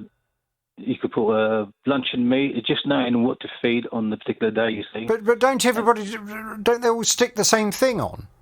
It changes from the weather plays a great part in it. Sometimes the fish are feeding hard on the bottom, and sometimes they're fishing up in the water. So it's up to the fishermen, the experienced fishermen, to know how to fish it, whether you're fishing but surely don't you look at everyone else's hook? I mean, I'd have a peer. I'd see what you're sticking on your hook. No, you can't do that because you're probably sitting probably about 10 metres to the next angler. So you can't really see what they're putting on. Are you allowed binoculars? When they're loading up the hook, I'd get my binoculars out. So, he's trying the corned beef today. He seems to be having some luck. Let's stick some corned beef on there. That's a good idea. I think I'll try that next time. You see? Yeah.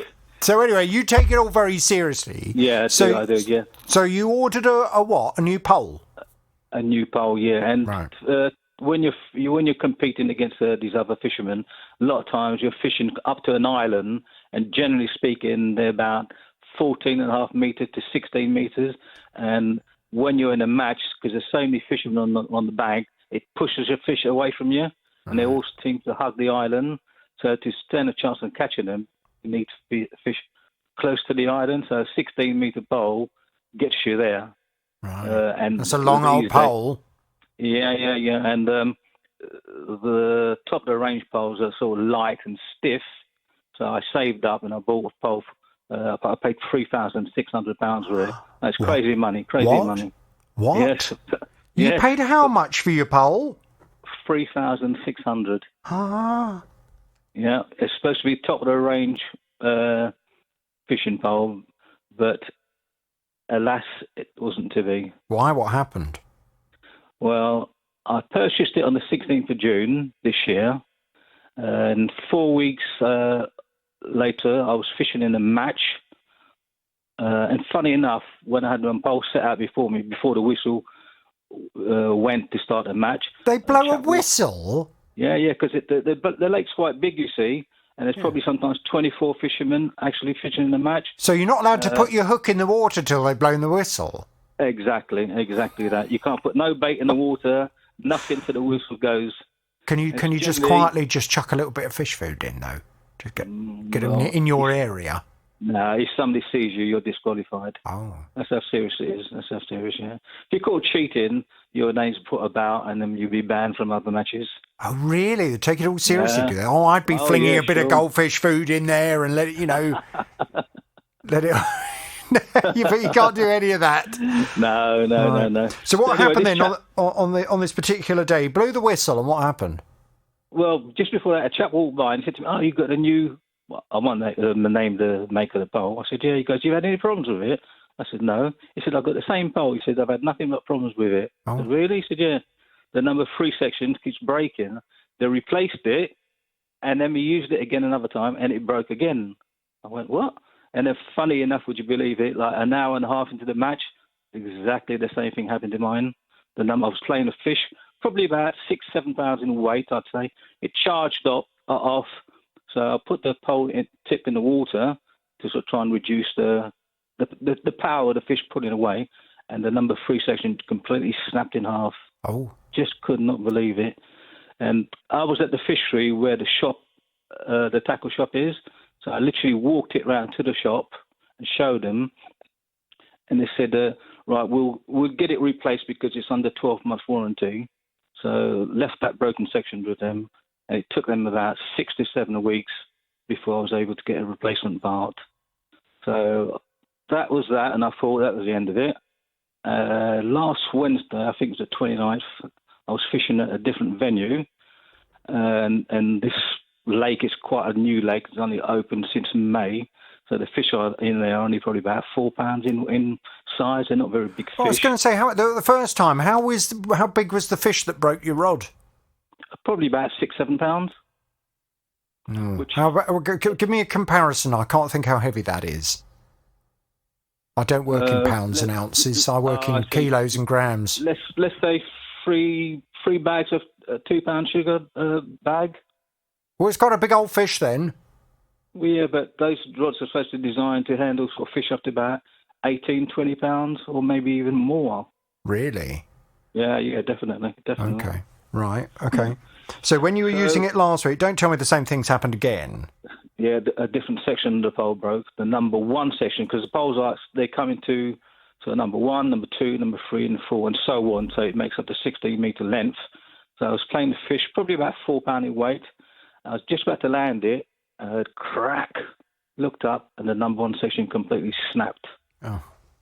Yeah, could not believe it. So I rang up the shop where I bought it from immediately, spoke to the manager there, and he knows me by name. So I told him what happened, and he said, "Oh, I've never heard of that before, number 1 section broke." I said, "Well, what just happened to me just now?" He said, "Oh, you could have probably knocked it or dinked it and stuff." I said, No, trust me. I really take great care of my product. Anything I buy, not just fishing, anything, I take real pride. Because, you save up hard for something like that, you're going to take care of it. Well, 3,000... Imagine how many fish you could buy for 3,600 quid. It's not the same. I mean, you could buy the whole of Morrison's fish counter for 3,600 quid. Yeah, it's not the same, though. It's not the same. It's a sport. It's a sport. Like, why do people play golf, you could say?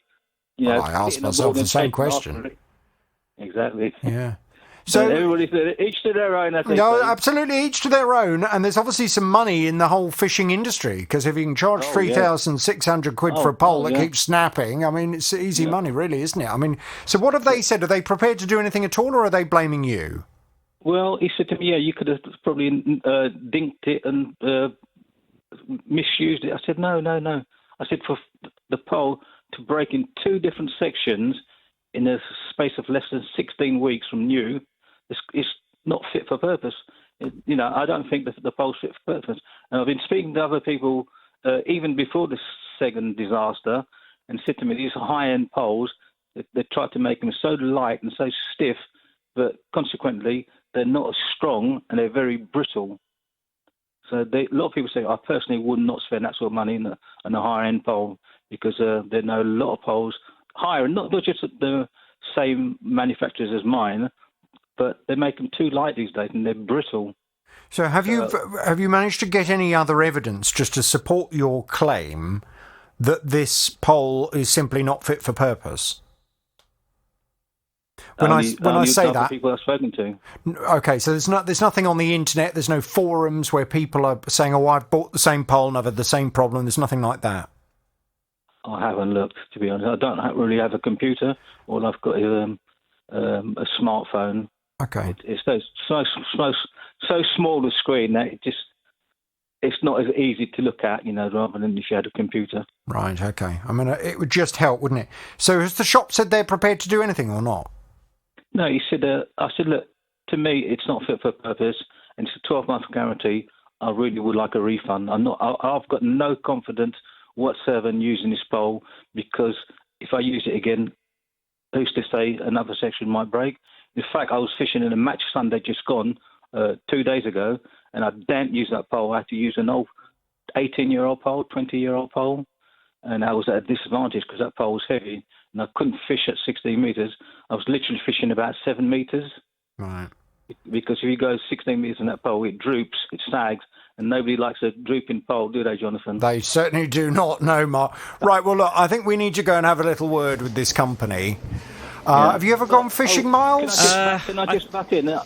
He said to me, we can't give you a refund. You need to take it up with the manufacturer. I said, well, my contact's with you. I bought the pole from you. Yeah. He said, no, there's nothing we can do, he says. Right. Well, you know what you're talking about and he doesn't. So we need to go and have a little word with him. Am I right in saying that? Am I right in saying my contract's with the shop? Your contract absolutely is with the shop. It's certainly not with the manufacturer. Whether you would at this stage be entitled to reject the pole and to request a refund, to be honest, that's probably at this stage still down to the retailer to decide. Let me just explain my reasoning. I know that might not be what you necessarily want to hear at this point in time, but as I was explaining earlier, for the first 30 days when you purchase a product, if it develops a fundamental fault, so for example, breaking in two would be very much a fundamental fault, for the first 30 days you have the automatic right to reject the goods and to ask for a full refund. After 30 days, the retailer is within their rights to only offer a repair if the product can be repaired. Now, there is obviously a limit to how many opportunities they have to repair a product, because what you don't want is to buy something for it to be constantly going back to them and then repairing it, then you get it back, then it breaks again, then they repair it, then you get it back, then it breaks again. You don't want to be locked in that cycle. No, that's exactly how I feel. Yeah, but I'm not sure that you're necessarily at that point yet of being able to reject it, because normally in the eyes of the law, the retailer would be within their rights to expect 3 opportunities to fix the same recurring problem. Okay? Right. So I think we'll obviously go and have a word with them, and we will see if they are prepared to cut their losses now and to just take the rod back and give you a refund. If, however, they say, no, we're not prepared to do that, we will offer a replacement section. What at that stage I will advise you to do is to write a letter to the retailer and to put them on notice that you will accept their intended solution. However, you are putting them formally on notice that if this problem occurs again, the same recurring problem with the rod just snapping, not being strong enough to take the weight of the fish, at that point you will then reject the goods. Because if this ends up going to the small claims court, it will certainly work in your favour if you are able to demonstrate to the judge that you had given the retailer a fair opportunity to offer a refund and to put them on notice that should the problem recur again, that's exactly what you would be doing. Right. Okay? But I'm just putting you on notice that if they turn around and say, no, we're not prepared at this stage to give a refund, we can't force them to do so now. Right. Okay? So then I need to write that letter, you're saying, yeah? No. You just leave it to us now. We'll go and have a word with the retailer. Let's see how they want to proceed. Right. If they want the opportunity to fix it, at that point I'll come back to you and I will advise you as to what you need to write to them, okay? Okay, that's brilliant. But of course the retailer needs to recognise that if this rod has got a fundamental problem and it's just going to keep snapping, then they'd probably be better off just to cut their losses now, take it back, rather than for this to go on, at which point you'll still reject the goods and you will still, if necessary, take them to the small claims court, but at that point it will probably cost them a whole lot more. So let's see what we can do. I'm going to pass you back to Miles. Miles, let's get some detail and go and have a word, okay? Yeah, sounds Brilliant. good. Thank you, gentlemen. Thank you. All right, thank you. Darren came to my programme last week. He was saying he lives in a terraced house. He owns his property, but the property next door is owned by a housing association. Well, on the 27th of July, the Housing Association came out to replace their roof. But in the process of doing the job, they managed to remove some of Darren's tiles. Well, he wasn't very happy about it. They've tried to fix the problem, but Darren says it still doesn't look right. They tried patching them in with tiles that they used on the neighbour's roof, but these tiles are of a completely different size and colour. Yeah. They've also put a joining strip down there. When I complained about this to the chartered surveyors, the roofing company came round and sprayed the tiles with a spray can to try and match them in with my roof. But in the process of doing that, then also sprayed my existing tiles. Since then, I've sent several emails to the chartered surveyors saying that I'm not happy with the solution that they've done. Well, I'm not surprised. I mean, they've come round and they've ended up damaging Darren's roof in the process. He's perfectly within his rights to expect this company to put things right, and that's exactly what we've been off to speak to the Housing Association on his behalf to try and ensure happens. Darren's back on the JVS show. Hello, Darren. Hi, good afternoon, Jonathan. Good afternoon to you. Now, Miles, I know the Housing Association have come back with a response. What are they saying? Yeah, so they've sort of explained some of the reasoning behind the tiles they've put on. They said that the difference in colour between the original tiles on Darren's roof and those they've used to make repairs to the adjoining property is due to age and natural weathering of the original tiles. A difference in tile colour is quite common when re-roofing terrace properties. They've tried spraying the tiles to even out the colour, however this has not been satisfactory. New tiles will naturally weather in time, which reduces the visual difference between old and new. The original tiles have been in situ for decades, and they've been working with their contractor to source a number of samples of new tiles of a similar colour. The re-roofing work carried out is to a good standard, and the roof is watertight. They've explained this to Darren, they've said on the phone on Friday, and have arranged to visit him at his property this week with their contracts manager and roofing contractor, so Darren can choose the tiles he feels would best blend in. Right.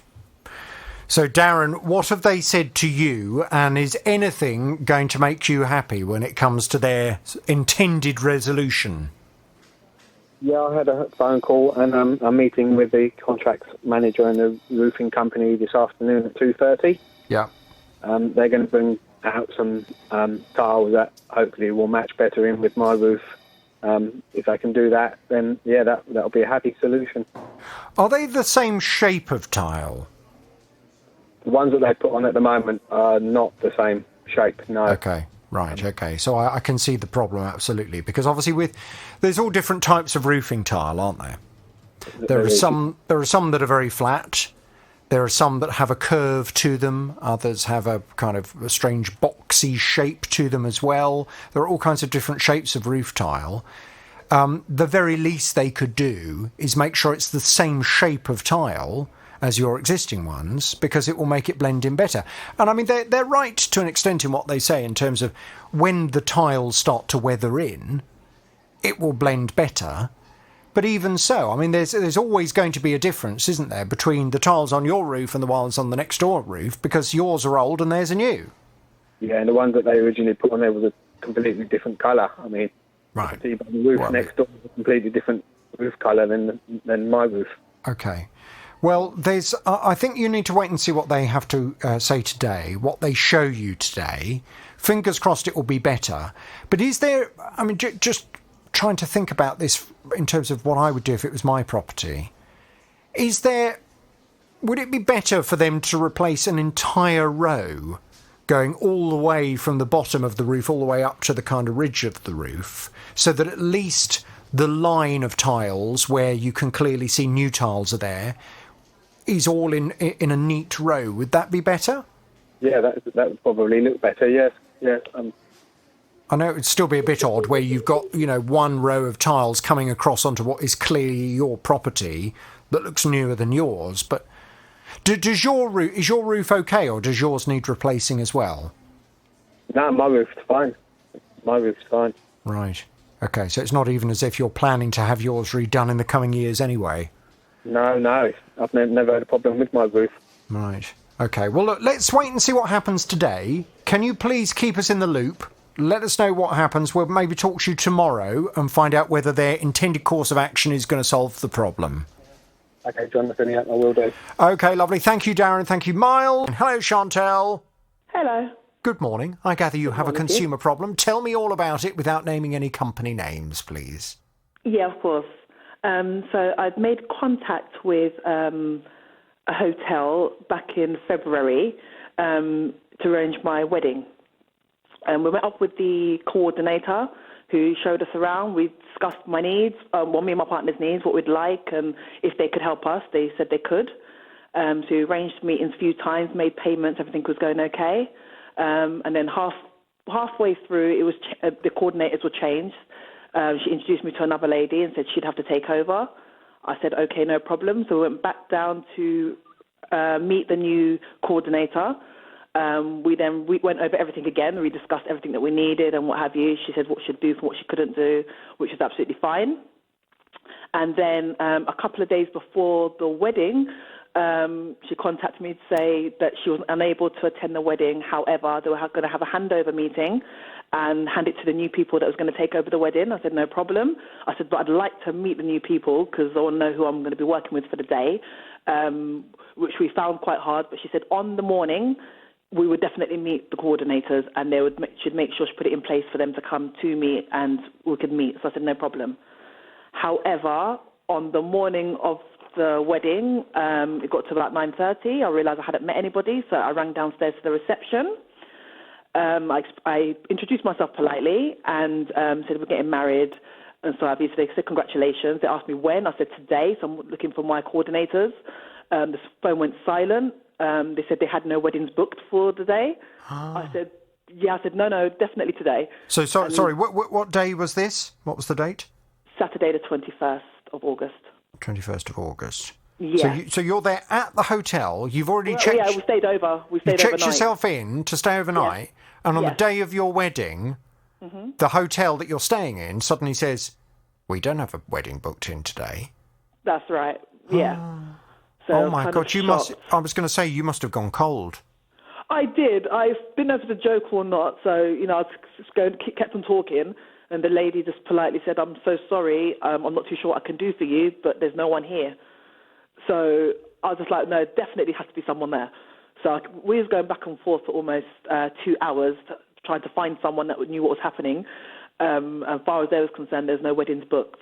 And in that time, my partner had turned up because he never stayed over. But he was coming to check in that morning. And when he turned up to get the room that was a part of our package, they said they had no package deals for a room. They had no wedding booked, and he'd have to book a room. However, they're fully booked, so he'd have to wait and see. And if he got a room, he'd have to pay for it. So he rang up to me asking me what was going on, which kind of ruined it because we wasn't really supposed to speak. I didn't want to actually make no communication with him till when I saw him down the altar. So we had to explain to him what was happening. So he was downstairs, I was upstairs, we were making phone calls after phone call, and no one knew what was going on. They said there was no coordinators for the weekend, So I said, well, there has to be. So I named names of who I'd been speaking to, and they said they're not here. I said, I'm fully aware, but they put people in place. So, I mean, what had happened? Did the hotel had a takeover or something? Well, they said that they'd put someone in place, but they said the receptionist said no one had communicated with them. So as far as they was concerned, this is quite a large hotel. Yeah. They just do check-ins like constantly throughout the days, but they had no idea about the wedding. So in terms they of... said they need to speak to is a different department that I need to speak to who are closed for the weekend. So I presume the hotel, they were obviously providing the function room. That's correct. The chairs. Mm-hmm. Were they also providing someone to actually officiate the wedding? Yes, that was their job. They're the two people I'd met previously. So and then were they? I met again. And then were you also having a reception afterwards? Yes. So we arranged to get married there, and then so it would be one room for the ceremony, and they would leave one room, and then just literally around the corner, a few steps away, would be where the reception is, which were decorated. But they had an outside decorator, so I know the door was just left open for someone to come in and decorate. Right. So which I'd known from the night before, because they did say they sourced an outside decorator to come in and provide like the linen and stuff like that. Obviously, because they have a kitchen, they cook as well, because that was a part of the package. They're going to do the meal for us. What, the people coming from outside, they were also doing the catering? No, there was two separate people. So they had we had the people that were coming in to do the decorating. Part of the decorating, and then they said they already have a chef that does Caribbean menus, because that's what we was asking for, a Caribbean menu. Oh, right. So they said they had a chef. But that wasn't the responsibility of the hotel. They all work in the hotel. It's all one, as far as I was concerned, all in the hotel. Oh, okay. Any emails that come, it comes to the hotel. I see. So the hotel had arranged all of this for you. It wasn't that you'd then arranged your own people to come and dress the room and to do the food. No, Dave do the food as well. I had a little bit. The only dressing that I did myself personally was little added drops, like a backdrop, which they don't do, which is fair enough. Yeah, they do the linen. They did the chair covers for the reception. They did the linen. They catered for the food. They did everything. The only room I decorated myself was the ceremony room, which is optional, because you don't obviously have to get married there. So they don't do that. If you want to have that part, you can. But forgive me, Chantal. That was the room that I decorated. Forgive me. When they noticed people coming in and getting the room ready, did it not occur to them that there must be a wedding then happening the following day? Well, that was my argument, and that's what I kept on stating. But as far as the lady I was speaking to was concerned, they came in that morning, so they hadn't looked in that room so far as no one had. Well, it sounds it was the night shift beforehand. Well, it's ridiculous. It sounds like Fawlty Towers, for goodness sake. I mean, surely, if you're running a hotel and you've left the door open, you walk in there, and all of a sudden there's a team of people dressing a room. You say, "What are you here for?" And they say, "We're here for the wedding tomorrow." Which wedding? And then you go and check. You don't wait until the bride comes down to reception to then say, "We don't have a wedding booked in. We've got no record of it whatsoever." It's ridiculous. I know. That's exactly what that's exactly what I was saying. So what did you do? Point. I mean, what happened? By that time, I was in tears. I was broken down that time, because I was thinking everything's gone completely wrong. I've got guests here, and at that moment in time, I had no registrar, no coordinators. The room was dressed and ready, but I was just like, who's doing everything? So I had rung back down one last time to say I demanded a full refund and compensation on top for all the distress, and don't worry, I'll be leaving. And in that 10 minutes, because I had the hairdresser, like the makeup artist and the hairdresser was up there, the photographers in my room, they were kind of staring at me like, what are we doing? So at that point, you were literally going to cancel your wedding on the day of your wedding with everyone turning up for your wedding? Yes, I had no registrar, no coordinator. I was distressed, and I was just like, you know what, I've had enough. So at that time, a lady had come up after I'd made the phone call to say that I'm cancelling and I want my money back. Within that few minutes, I had somebody, it was in about 5 minutes, I had someone to shout out, sorry, this is the best we can do. I turned around, my sister, who was my maid of honour, she said she's left something on the floor. So we've gone around the corner, because the way the room was situated, there was a key card to her room. So I was just like, well, that's rude. So I said, they've just literally just given a key, the doctor told us where it is, not introduced herself, nothing. So I said, well, I'm assuming that must be the bridal suite that it was part of the package. So I've told my sister, go and find my partner and give it to him and tell him to go and check the room out and go and get ready, because at that time he had to go and use his niece's room to start getting ready because he didn't know what to do. So he was like, I'm going to have to do something. So my dad had rung up. So we're supposed to get married at 2 o'clock, and about 10 to 2, my dad had rung up and said, like, what's going on? So I'd explained the whole situation. I said, I've got no coordinators, no registrars, no nothing. And he said, your registrar's downstairs. They said they're wondering what's happening. There's no one to direct them to where we are. He don't know where anyone's supposed to be. So he said, your registrar's here. So he said, just calm down. He said, look, so it was starting to come together, but it would appear the hotel were completely out of control and didn't know what was going on and who was arriving. Okay. That's right. So they didn't let me know that even my registrar was downstairs because they were looking for who they were supposed to be marrying, and they didn't. So they started wandering and asking around, and they coincidentally walked into my dad. So my dad said, it's my daughter's wedding, I'll get in contact with her. Yeah. So then I said, okay, because they're supposed to go to my partner first. I said, I've just given the key to my sister. Go find them up in his room, and then I gave them my room number. Okay. So I had to have my sister run around and because the way the hotel's situated is you need a key to get into the lifts and then to get to the right floor. So without help or support from a member of staff, you can't actually access no rooms or any floors or even the lift. So just to kind of fast forward, did you end up managing to get married on the day? Yes, so we got married on the day. We did get married on the day, so we got the marriage over and done with because the registrars were there. Well, you don't make it sound very romantic. It wasn't. It was so distressful. It was horrendous. It really was. It was got to that point where it's like, okay, let's just do this. Right. So it was just like we'll get to that point where at least they're there. And then when it came to doing the photos now, we had no access to the garden. So the garden that was promised to us so we can take our photos. Why couldn't you go in the garden? Sorry? Why couldn't you go in the garden? There was no staff members. There's a key. So you have to, in order to get to the garden, you need someone to get us down there. And there was no access. There's no members of staff. So you couldn't unlock the door to get into the garden to take your photos? You needed the staff member. That's what the coordinator was there for. Where were the staff? Couldn't someone from reception come and let you all out to take the photos? No, we'd asked the reception so many times for help. They couldn't leave reception. They said they can't leave reception. They said that's not their responsibility. It's for the coordinators who we never had. Right. So they couldn't leave reception to help us with our wedding. So we ended up having to do the photos on the inside. So did you manage to? Very nice. Did you at least manage to have the reception? You know, had the caterers turned up? Well, we had the reception. The food didn't seem like it was fresh food that day. So I feel like in that time where I had demanded a refund, they'd started to chuck things in together and put things into place. So we got the food done. They'd found paperwork, but the staff in there, which we found out the next day, were breakfast staff. They'd called them in to come and help with the food. So they had to keep on asking who everyone was so they could deliver. So we could see it was completely unorganized. People got the wrong food, the wrong dishes are out. It was like, that's not what was on the menu, or this is not right. So I was just watching them. So a gentleman come over to me halfway through the mains, and he apologized to me, and he said, please forgive us. We're going to do the best we can to get this right. So I said to him, please tell me, when did you find out about my wedding? He kind of looked at me, never really gave me an answer, and he goes, all I'm going to say is I'm really sorry, and we're going to try and do the best to fix this. It's unprofessional, and if you want to make a complaint, then do so.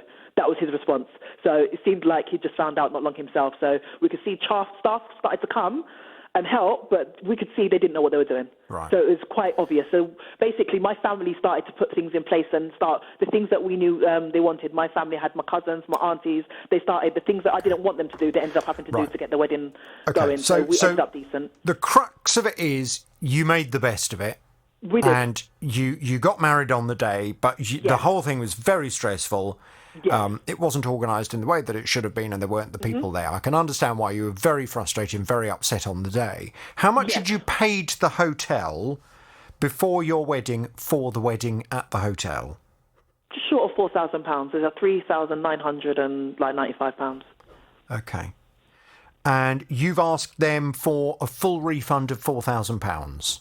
No, actually, I was quite polite and asked for £1,500. And they said they'd give me an offer of £600. I said, that's not good enough. I said, doesn't even come photography. They came back with £800 final offer. So I didn't respond to that offer, and I went to Citizen Advice, explained the situation, and they said because it's a breach of contract, I am entitled to a full refund. So this is where I've contacted yourselves. Right, okay. Now, so their final offer is £800. Yes. You would accept £1,500. I would have done, yes. Well, you Yes, say I would have done, as if that... Yeah, if they would have been polite to begin with, because basically what it was, when they offered me that, I found out during that conversation, I spoke to a lady who's my last coordinator, and when I asked her what happened in the last handover, she said, I'm really, really sorry. I said, yeah, I heard you're sorry, but who was at the last handover meeting? Because you said it's supposed to be my coordinators. Basically, the 3 people that are at the handover meeting, all 3 of them weren't going to be there. So as far as I was concerned, they set me up to fail. They knew no one was going to be there. And that's what I found out at the last conversation. So £1,500, is that what you would accept now? Yes. Okay, fine. Well, I mean, that out of a total of £4,000 that you've paid them, considering, and I'm just basing this on the story that you've told today, that does not sound excessive. That sounds like a perfectly reasonable amount to request back from them. Would you like us to go and have a little word and to find out what they have to say? I mean, apart from anything else, Miles, I want to know how on earth they could possibly allow such a cock-up to occur on an important day like a wedding. Yeah, I know weddings tend to be quite stressful, but this is crazy. Horrible. When you said you were crying, I mean, was your makeup all running? Yes, I'd ruined my makeup, and I'd already delayed my makeup artist, so it's almost as though... not in her fault, but she almost just couldn't stay because she had something else to go and do afterwards. So we had her scheduled for a certain time, and she was already an hour over because I had to keep on pausing because I was making phone calls to find out what was going on. So she couldn't finish her job to do what she had to do. You must have felt sick. Yes, I just didn't feel bride-like. My makeup was ruined, and I just was not happy. Right, well, I wasn't happy. Let's go and have a word with this venue and just ask how on earth they could have allowed all this to happen. It sounds a nightmare, and it doesn't sound as if Chantel's being greedy in asking for £1,500 back from the £4,000 she's paid them. Seems very reasonable to me. For this fiasco. Why are they not prepared to pay her that money and apologise profusely and move on? I mean, I can't understand it. Let's go and have a word. Chantel, I'll pass you back to Miles. We'll get some detail. We'll go and have a word, OK? OK. John's daughter decided to order some takeaway food for her family. The meal cost about £20 and included burgers and chicken nuggets. Problem is, when it arrived, it was freezing cold. Completely inedible, says John. Well, his daughter asked for a refund, but doesn't seem to be getting anywhere with the company at all. It arrived an hour and a half later, ice cold, of course. She contacted the food app people via the usual media online, etc. And they told her that she must leave feedback on the app, etc., about her concerns, etc. And they refused to refund her the money. She sent another support to customer support, and they said, oh, nothing I can do this time, etc. We carried on trying to fight this case, and then they said all of a sudden, oh, we can't do anything. It's been over 48 hours. Now, all you seem to get is from an automated system, which just sends out random messages. This has been going on for 2 weeks now, and I'm getting no joy out of them. Well, John was very frustrated. I mean, it's not an unreasonable request. He said that his daughter has used this particular company before, not had a problem before. So it's not as if she's a serial complainer. You know, I'm sure there must be some customers out there who try it on. You know, they order a takeaway, it comes, and then they complain about something just to try and get their money back. I'm sure that must be the case. But it's not the case where John's daughter is concerned. This was the first time she's complained. It was a reasonable complaint.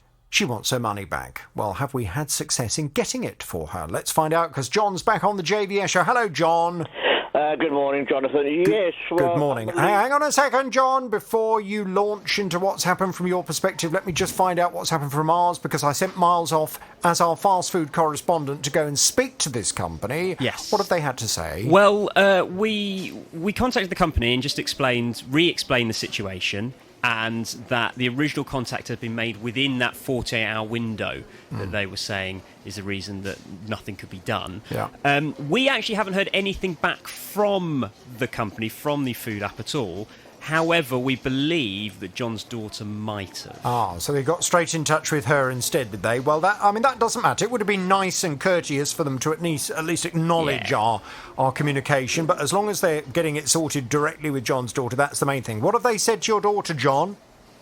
Well, of course, my daughter contacted me because I was at work, and she mentioned that, oh, Dad, it's all sorted. You got an email from a lady stating, oh, apologetic and final decision, etc. The refund will appear in your account within 3 to 10 days. So I was quite shocked. Within 6 hours of me reporting it to you people, it was resolved. Right. Good job. Well, that sounds good, but has your daughter got the money yet, John? Not yet. Not yet. They said it'll appear in your account within 3 to 10 days. I have a copy of the email as well mentioning this. Yeah. I will give them the benefit of the doubt. Okay. And if no joy within 10 days, I will be in contact with yourself. Well, I'll tell you what I'd like to do, and I'm going to do this purely because I'm not prepared to give them the benefit of the doubt, because they haven't even had the courtesy of responding to us. I mean, I'm delighted. Obviously, the most important thing is to communicate with their customer. So I completely get that, and I thank them for doing that. But the fact they couldn't even be bothered to respond to us is certainly not filling me with an awful lot of happiness. So I'm going to give them this. Some of the horn. Okay. But John, if you agree to this, I'm going to withhold some of that horn until we make absolutely certain your daughter has got the money in her account. No problem, Jonathan. I'm happy with that. Good. Okay, fine. And I presume your daughter is feeling happier. Is she when she gets the money back, is she going to order another takeaway or not? No, definitely not. Not cold food, no. Not cold food, anyway. Well, there we go. Well, listen, John, please keep us posted over the next 10 days. Fingers crossed I'll be able to give that company the rest of the horn. Any other problems, you know where we are. Vicky was telling me that her fiancé purchased for her and her friend some festival tickets. This was to celebrate her 40th birthday. The tickets were £122. He purchased them on his debit card in April of this year. Well, the festival was due to take place in August, and Vicky was really looking forward to it. But days before she was due to go, she received an email to say the event was being rescheduled. Well, since then, Vicky's had no update as to when the festival will happen, or more importantly, if she can please have her money back that was spent on the tickets. August the 6th. So a day after that initial cancellation email, we had another email, and it started off saying, for those of you that are asking for a reason that this cannot go ahead. Well, obviously we want to know a reason why the festival's been cancelled, obviously. They said that it was due to COVID staffing levels. So, you know, that's understandable. They haven't got enough people there to man the festival due to COVID. So it's quite unfortunate. But, you know, we swallowed it and thought, oh, well, it is what it is. But we still haven't had a refund. We can't get hold of them. The emails are being sent, so they're not bouncing back. So we know we've got the right email address, and they're not replying to us.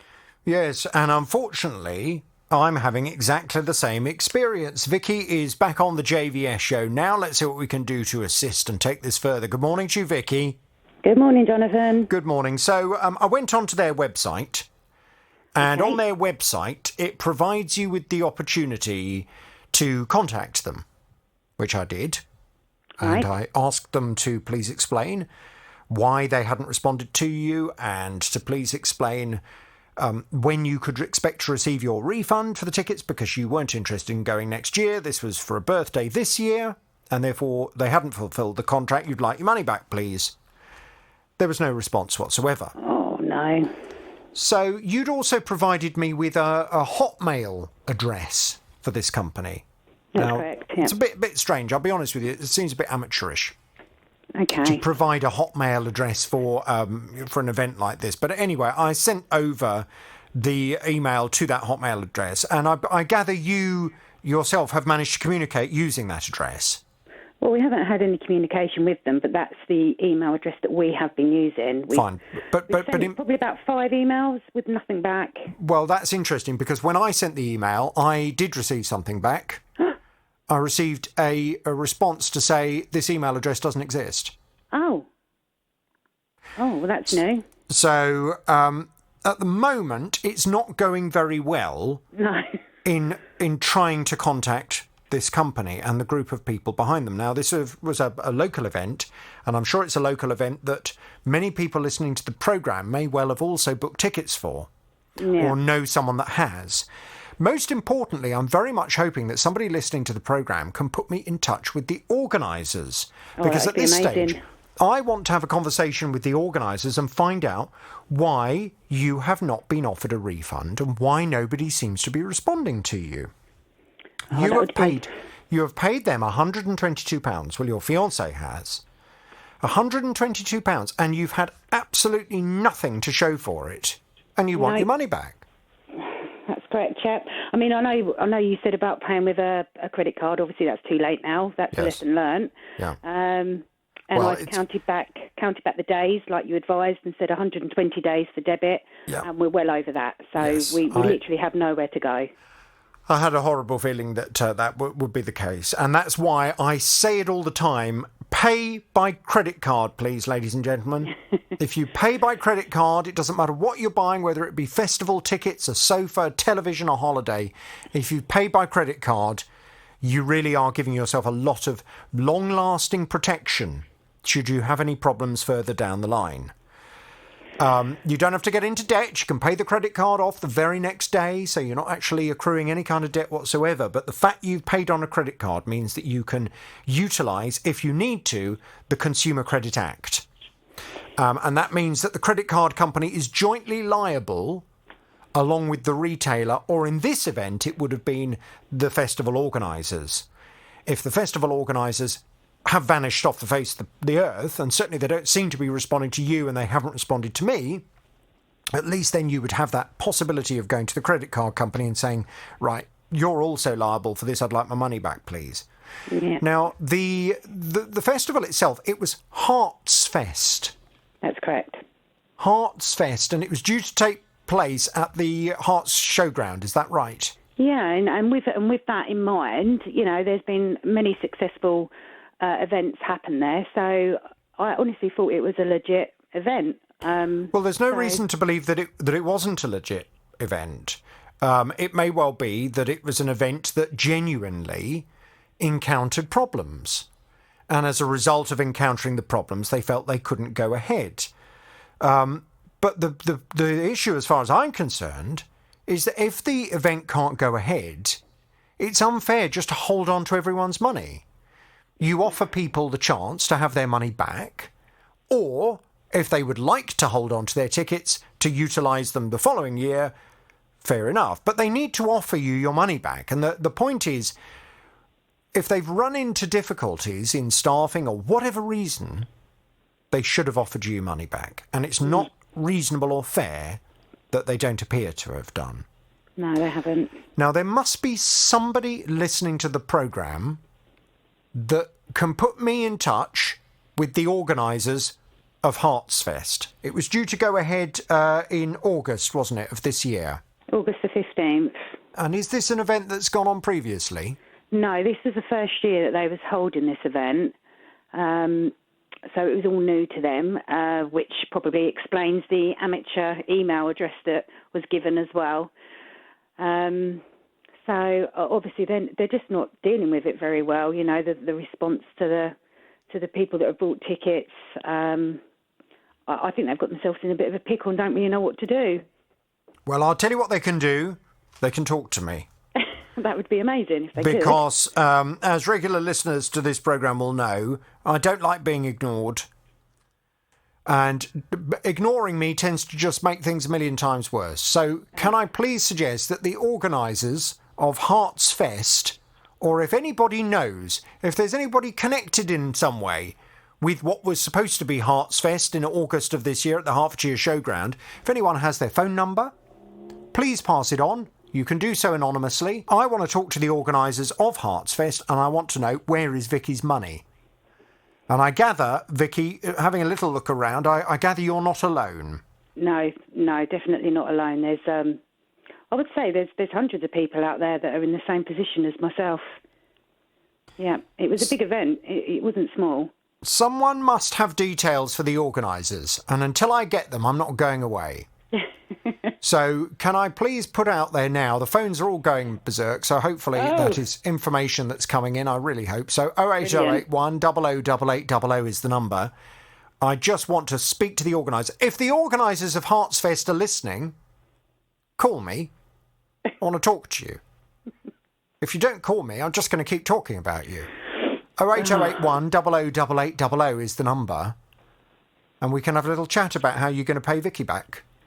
08081 008800. Vicky, leave it with me. Let's see what comes in and we'll take it from there. No, thank you so much, Jonathan. Now, in June of 2017, Kay was refurbishing her property and decided to buy a new sofa costing £2,500. This was quite a posh sofa. I mean, I guess you really should refer to it as a sofa system.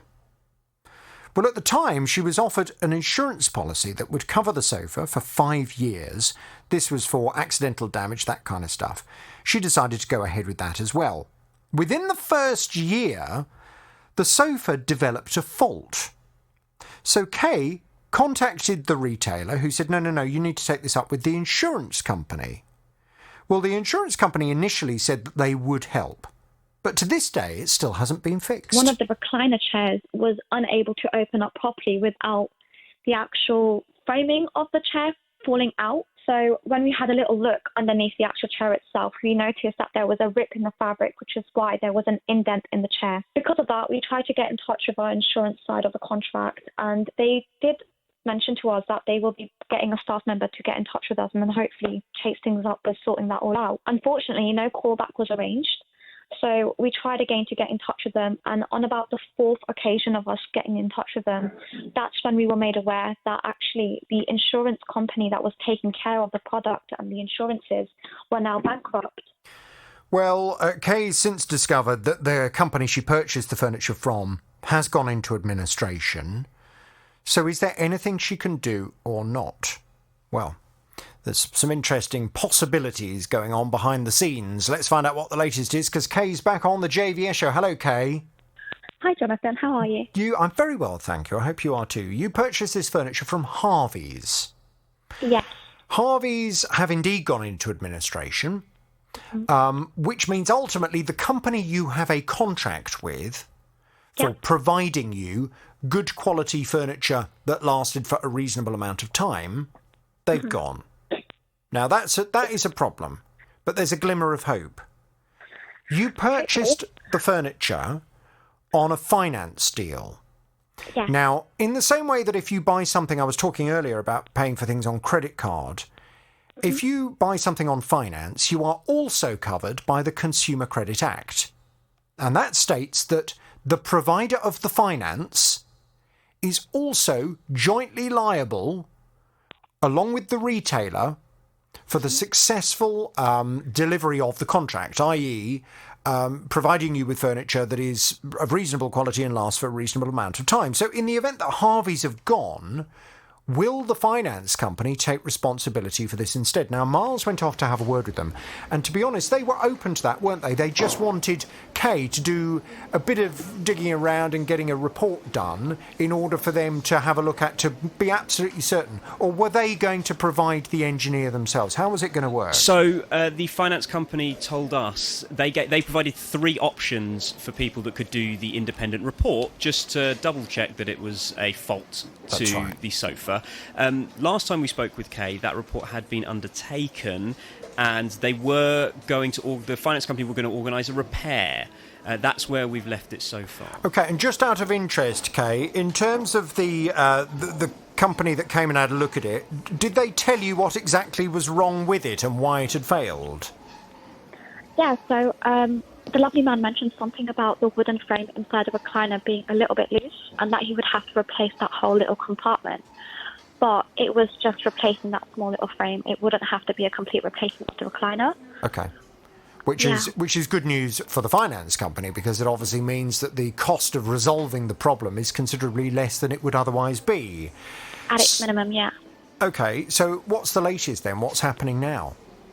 Unfortunately, that's all we've gotten so far. I've tried to get in touch with them. They said that they will try and call me back in the next 2 to 3 days. When you say them, you mean the finance company? The finance company and the repair people, they're working in partnership. So, yeah, one of them would be getting in touch with me.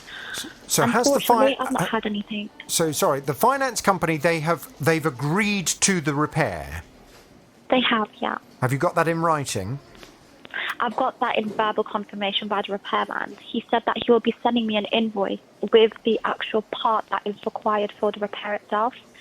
But I've not received a call back. I've received a missed call where the phone rang for literally 2 seconds. It was in front of me. I was about to pick it up. But then it cut off, so I tried calling the number back, and it just keeps ringing. Fine. Okay, I think we need to do more then.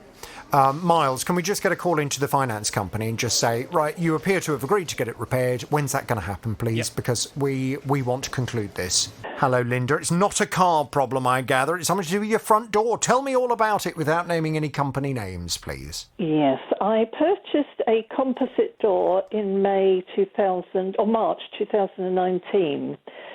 And ever since, I've had problems with a draft coming through. Now, the company I dealt with have sent an engineer down innumerable times, I must admit, give them their due.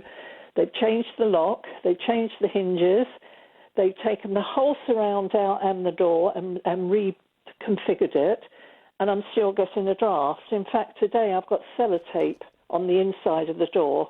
Because it's a windy day, the draft is coming through.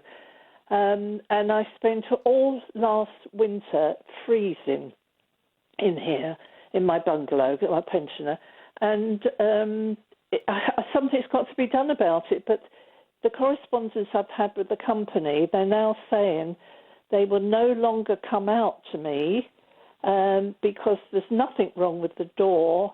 It is my fault because I have arthritis in my hands, and I've got arthritis all over me. I can still look after my grandson, garden, cook, clean, open other people's doors, composite doors as well, but my one, no. If they tighten the lock to stop the draft, I can't turn the key to open the door. If they loosen the lock, I then get a draft. Now, as far as I'm concerned, the door is not fit for purpose, but they say it is.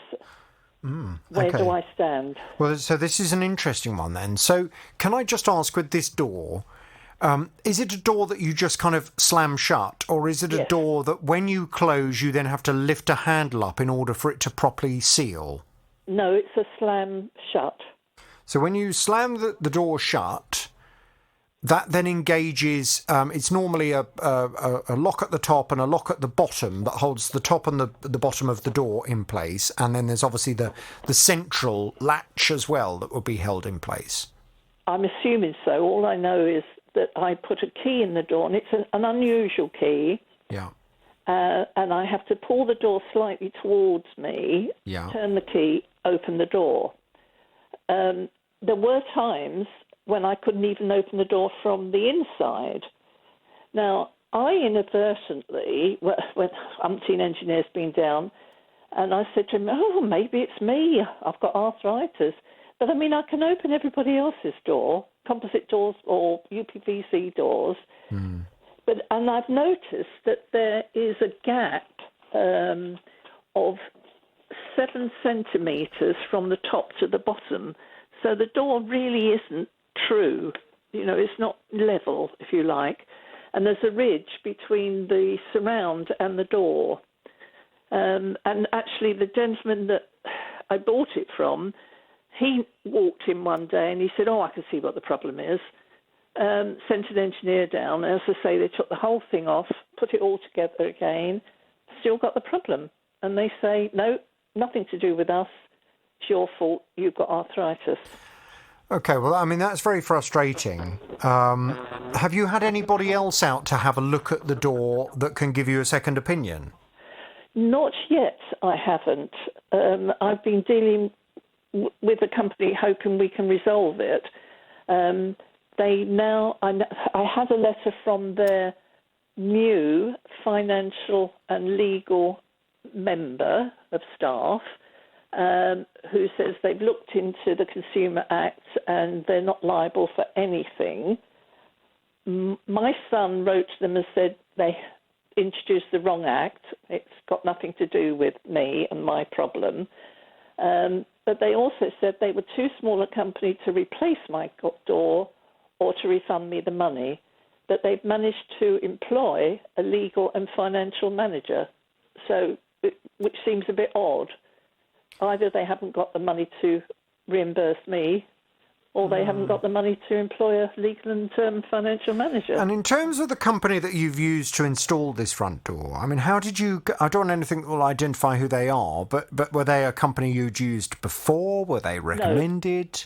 No, I chose them out of a magazine, I think, or a book that comes round to the villages. Okay. Well, that's always a little bit risky. I'll warn you. Well, because I've since learned. Yeah. I mean, I was married 38 years and I lost my husband, and he did everything. So I've had to learn to even pay bills. And having moved into this bungalow, it was in such a dreadful state, I had to have a lot of work done to it. I never dealt with contractors and, and bills and all the rest of it. Yeah. And I was relying on people that I asked to do work, that they would be honest with me. Yes, unfortunately, Linda, and I mean, I'm a bit jaded, really, because I've been doing this for a very long time. And look, just to be fair, there are loads of really fantastic tradespeople out there. Mm. But there are also some awful people. Yes, I mean, I have been ripped off, yes. And, well, we don't know that you've been ripped off, but... No, I'm talking about other things. Oh, with other things, okay. Yeah. But in terms of the best way to find someone, it's always preferable to get a recommendation from friends who live in the area or neighbours. I have done that since, yeah. It's always a better idea to say if you've got nice neighbours, to say, you don't know anyone that could do, a new front door and you fix my toilet or something like that. Because 9 times out of 10, your friends or neighbours will have good, trusted people they've used time and time before that they can say, oh, you want to give, Bob a call, he's brilliant, he'll sort it out, here's his number. And, it's a much better way of getting an idea that someone's going to come round and be fair. Unfortunately... in many magazines and directories and all those kinds of things, you can have really good people advertising and you can have absolutely awful people advertising. And there's no way, just because they appear in a magazine doesn't necessarily mean that they're going to be good. I've learned my lesson. Yeah, I mean, that said, let's go and have a word with the company. Miles, I'll tell you what I'd like to do. Yes. Can you go out and have a look? Would you mind, Linda, if Miles came out and had a fiddle with your door? Not at all, no. Because I'd like Miles to just give us an independent verdict. Has anyone else tried it, Linda? No, I mean, I've had a couple of friends look at it and tried the door, and they all say, well, yes, the key is stiff. This is before they replaced the lock and loosened it. Yeah. But, everybody knows the problem I've had here. I mean, right. I sellotape the whole door on the inside last winter, and I had to use the back door. Hang on a minute. You sellotaped up your own front door and didn't use it for the whole winter just because you were trying to stop the draft coming in? That's ridiculous. Yes, I know. Yes. Right. Well, I mean, something needs to be done. This is absolutely crackers. Yes. Why did you have the door replaced in the first place? Because it was a very old wooden door. There was an elderly couple, I say elderly, probably my age actually, but an elderly couple, and they hadn't done anything to the bungalow since 1988, so everything needed replacing. But you didn't ever have a draft problem before? Not that I noticed, but there was so much wrong with the place that... No. Because it can sometimes be difficult to work out where a draft is coming in from. It's coming, at the moment, it's coming from the lock area. And I've put sellotape over that. From the lock area? What? So where you turn a little kind of latch on the inside of the door, it's coming from the crack between the door and the frame there? Yes, at the moment, yes. But I mean, before it was all the way round. Okay. All right, let's see what we can find out for you. Linda, I'm going to pass you back to Miles. We'll get some detail and we'll go and have a word. Now, back in December of 2020, Kyle was diagnosed with a rare form of MS, which means he struggles to walk for long distances. He works within the motor industry, and a couple of charities that the industry works with, they raised £2,600 for a mobility scooter and a shed for him to keep it in. Fantastic. So he got this mobility scooter, but within an hour of it being delivered, he'd noticed a fairly fundamental problem with it. Within an hour of taking delivery of that, I was driving along and systematically all the lights stopped working. The scooter still drives, but none of the lights are working. Part of that means I can't now take it out at night time. I can't use it on the road because it's a road legal one. And all of this has basically defeated the whole point of me using my scooter to get to and from work, because pretty soon the nights are going to be so short I'm not going to be able to ride it back home from work. Yeah, so what was frustrating was Carl was saying that he reckons it's probably just a loose connection, something simple to sort out. But he quite rightly pointed out that even though he could probably fix it, the minute you start dismantling the thing, the minute you start taking the covers off and exposing what may well be loose connections, means that he may well then invalidate any warranty that comes with the machine. So he would far rather the company that supplied him with the machine get it sorted out so that any warranty remains from there on in. Well, Kyle's back on the JVS show now. Hello, Kyle. Hello, how you doing? Yes, very well indeed, thank you, Carl. Now, Miles, I know you spoke to the company concerned, and they were going to send someone out, weren't they, to get it sorted? Yes, an engineer was due to be sent out yesterday to sort out the mobility scooter. Oh. Kyle, did anyone turn up? They did indeed. A lovely gentleman turn up, a technician, and he repaired the vehicle on site while I was at work. It took him about half an hour, and it wasn't a loose connection, it was a faulty control module as well, so there's nothing I could have done even if I took that apart myself. Oh, okay. What would have caused a faulty control module then, or is it just one of those things? Unfortunately, yeah, there's no real answer to that. You're probably going back towards manufacturing of the actual control module or something like that. He wasn't able to give me a definite answer as to why it failed. There was no signs of water leaking into there or anything, so that's a good sign. Yeah. But either way, it's been replaced now. I took it on a 5-mile test drive yesterday around my local area, and it's absolutely lovely. It lights up everything. Really? Wow. Yeah, it's really good. So everyone can see you coming? Oh, yes. I've got hazard lights on it and everything. Have you? Is it one? Because I know there are two different types, because I don't know if you know, Kyle, but myself and producer Laura, years ago, we did the conga on mobility scooters. Oh, okay. No. Do you remember, Laura? I remember. Wasn't it at the Grove Theatre? It was at the Grove Theatre here in Dunstable, and we did, I can't quite remember why, but with the late Mick Dillon from the Disability Resource Centre. Do you remember? He helped us get these mobility scooters, and we did the conga in it was like a coordinated dance routine using mobility scooters, Carl. So now you've got yours, you'll have to kind of learn how to dance on it. But it was great fun. We had loads of fun on it. But there are two different types, aren't there? There are the road legal ones, and then the ones you can only ride on the pavement. Is yours a road legal one? Mine is a road legal one. I've applied for my free road tax as well, because you have to do that while you register it as a new vehicle. Oh, okay. And I presume do you have insurance with it as well? Well, yeah, actually, stupidly, insurance isn't compulsory on these things. However, I have purchased insurance on my first day of it. Fully comprehensive, everything, all singing, all dancing policy. Yeah. And it costs £75 for a year. Oh, right, okay. Added on, so well, do you know, I think that's brilliant, and I think that's very responsible of you, because mobility scooters, they're still vehicles, and actually they weigh quite a lot, don't they? So 105 kilograms. Plus, probably about the same on top. So it's a lot of weight. If a mobility scooter goes smashing into a person, an animal, a car, whatever, you can still cause damage with it. So there we go. So Kyle, you are now free to drive around in it. Are you happy?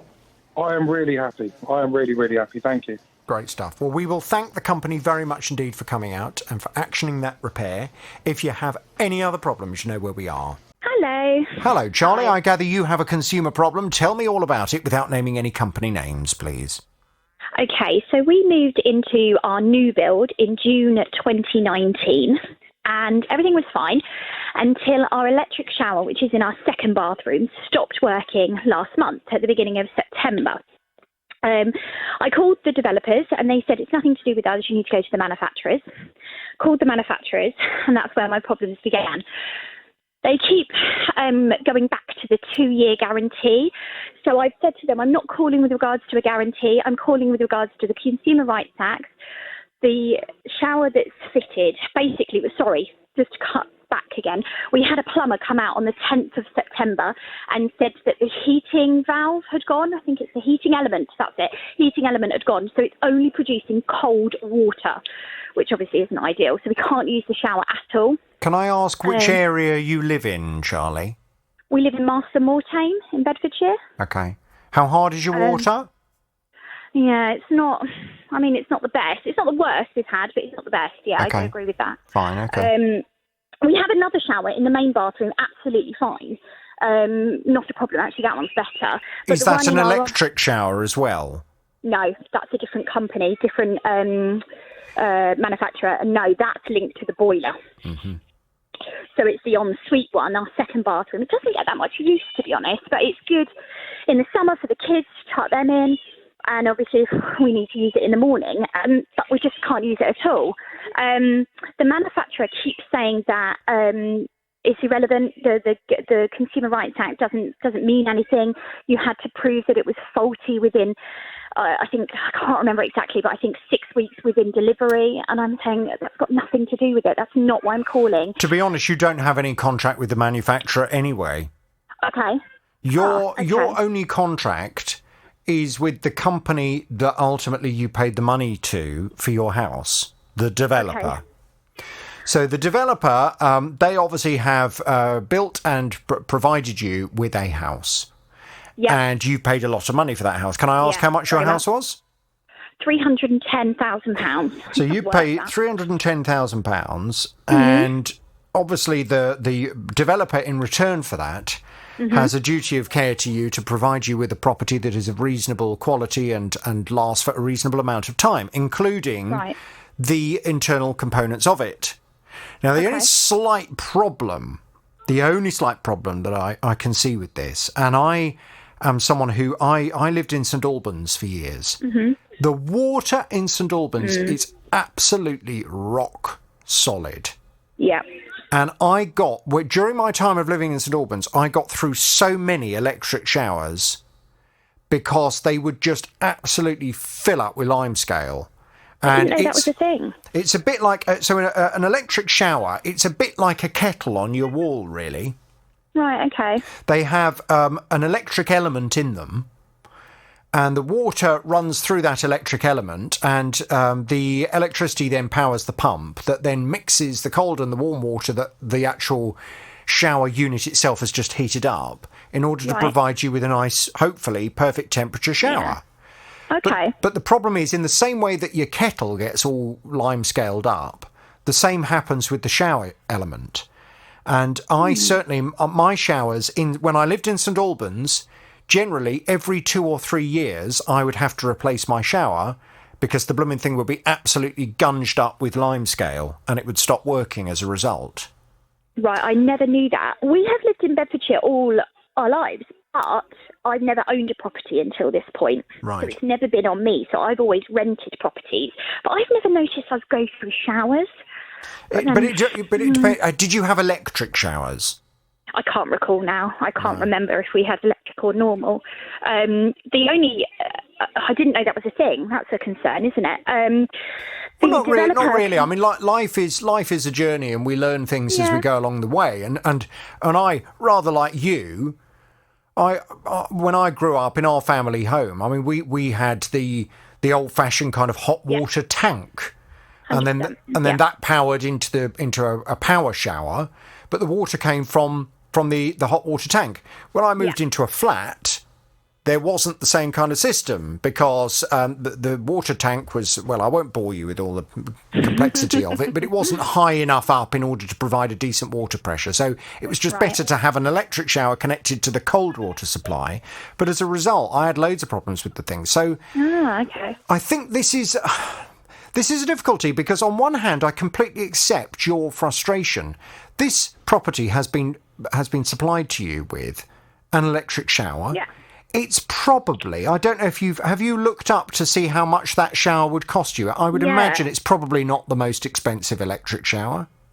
Well, I did do a bit of research, and that particular model is, I don't know, like I said, I've never owned a property, so this is our first kind of bout of problems now. Go on. But the electric shower that I found, the one we've got, is between £330 and £400. Oh, okay, that is quite an expensive one. Yeah, I thought that was middle of the road from my research, just from my basic Googling. I just thought that was, not cheap, but not the most expensive shower. And to replace it, I asked them how much the part would be, £204 and £99 for fitting. And I just think 2 years is a very, very short amount of time. And we're a family of 5, but we have another bathroom. Yeah. This isn't getting used, by 5 people daily. That really isn't happening. And I just think 2 years isn't a long time. Well, certainly the cost of that shower is considerably more than I used to pay for my showers, because I got to a point where I used to just kind of put basic bog standard ones in, knowing that 2 years later the thing was going to go pop one day, and I'd have to replace it again. But £330 to £400 is quite a lot of money for an electric shower. So you're quite right. It should last for a reasonable amount of time. What has the developer had to say? Because they ultimately are the ones that you have a contract with. Absolutely nothing. The developer was like, not our problem, nothing to do with us. You need to go straight to manufacturer, because they also lie on the bit of when you get a new build, you get that 2-year leeway, don't you? With anything that goes, I say anything that goes wrong. The snagging list and all that kind of. Absolutely. Yeah. And then when your 2 years is up, that's it. No, but it's not up, because there's. No, I know, I agree. There are still other legislation out there that protects you as a consumer, and it's not the case that after 2 years the developer no longer has any responsibility to you. I think what we need to do, and let me put this out there. Okay. Let me put this out there to my listeners. If you live in Bedfordshire, particularly anywhere near Marston Moreton, I've got a text from Phil who says, as a resident of Marston, the water around here is about average hardness. Yeah. It's not as hard as Flitwick. That's what I thought. I thought it wasn't too bad. It's not the best, but I didn't think it was too bad. No, okay. My parents live in Scotland, and they have nothing. Their water's pure. Oh, my yeah, goodness, yeah. Oh, yeah, but horrible to drink. Oh, soft water is disgusting to drink. And it's yellow. Horrible. My grandmother used to live in Devon, and the water in Devon, I mean, it's lovely for showering in, but disgusting to drink. Horrible. Yeah, I agree. You want a good lump of lime scale in your glass of water. That's what you want for good flavour. But it's not good for your kettle or for your electric shower. Let me put this out there. If you have an electric shower, ladies and gentlemen, and you live anywhere in Bedfordshire, not too far from Marston Moreton, how long have you had your shower? It would be useful for me to get a rough idea of what the average lifespan of an electric shower in that particular part of the country is, because we can then go and speak to the developer and say to them, look, you've fitted a shower that clearly hasn't lasted a reasonable amount of time. Can you please make a contribution towards a replacement? Because it's not on. Miles, have you got an electric shower? No, I don't think so. I rent, and I'm relatively oblivious to this sort of stuff. I think we've got an electric boiler, I think. Okay. In my relationship, I'm the one who goes, oh no, things are broken, and my girlfriend goes, okay, let me figure out how to fix it then. Oh, okay, fine. Yeah. That's me. I see. Well, one of the greatest things that I was able to do when I redesigned my own bathroom in my house was to have a proper thermostatic shower fitted to my combi boiler, so I no longer have to keep replacing my shower every few years because of blooming electric ones. That's quite nice. It's luxury. But you wouldn't know it. It's just one of the normal, you have a knob on the wall, but you don't have the whole plastic, because yours, I presume, Charlie, has a plastic box, and that houses all the gubbins inside it. Exactly that. Yeah. Okay, let's see what we can find out for you. We're going to have a word with the developer. I'll pass you back to Miles now, okay? Thank you. Hang on so there, much for your please. help. Okay, so ladies and gentlemen, I do need your help on that. If you live anywhere near Marston Moreton, you've got an electric shower. Please don't call if you've got a thermostatic shower or a power shower, but if you've got a proper electric shower, how long has it lasted? Suman had a conservatory built in 2011. She noticed some thin cracks appearing in 2018, so she contacted the retailer. Well, initially they seemed helpful, and they were prepared to come out and solve the problem. Well, Suman wasn't too concerned. But then the cracks got worse and worse and worse. The company sent someone else out to come and have a look at this conservatory. He had a little dig down around the foundations and apparently was shocked that the foundations weren't very deep. However, at that point, the conservatory company were reluctant to address the issues. They didn't seem to think they'd done anything wrong. Well, Suman contacted the insurance company and also the ombudsman, who've sent out surveyors to come and have a look, and they've both suggested that the conservatory company is the company that's responsible for the problem. They also refused to accept the report from the DGCOS and the report from my insurance company to say that it's poor workmanship, that they've not gone down the right amount of depth. They haven't taken into account vegetation that was existing at the time of the build, and they've also not taken into account my clay soil, which is highly shrinkable. So they should have taken that into account and worked out they needed to go down a minimum of 1 metre, I've been told. Well, I think it's 900 millimetres is the amount that they should have gone down. It turns out the foundations of this conservatory were only dug down to 600 millimetres, and Suman lives in a shrinkable clay area. So it is therefore the conclusion of these surveyors that they didn't dig the foundations deeply enough, and that's why the conservatory is now sinking. Suman's back on the JVS show. Hello, Suman. Oh, hello there, Jonathan. Hello, Suman. Right, now, this is a complicated one. This is not straightforward. Largely, it's complicated, of course, because so much time has passed since the conservatory was first built. It's not helpful, it hasn't been helpful, that it was over 6 years before you noticed the first cracks. Had it been within the first 6 years, that would have made things much more straightforward. But it has been more complicated. Now, I went off to have a word with the man that runs this conservatory company. Our initial conversation wasn't very successful, I have to be honest with you. He was insistent that he wasn't responsible at all. He said that generally your property is experiencing subsidence. He said your whole garden's sinking. It's not just the conservatory. He said that it's nothing to do with him. It's the local environment that is causing the problem. Well, I went off and had a look at the survey that was carried out. Now, this survey, as far as I'm concerned, is very conclusive. It was carried out on the 13th of December 2019 by a building surveyor on behalf of the Double Glazing and Conservatory Ombudsman Scheme. Now, the crucial part, he talks about the fact that it's common knowledge that clay shrinks when it's dry and then expands when it's wet.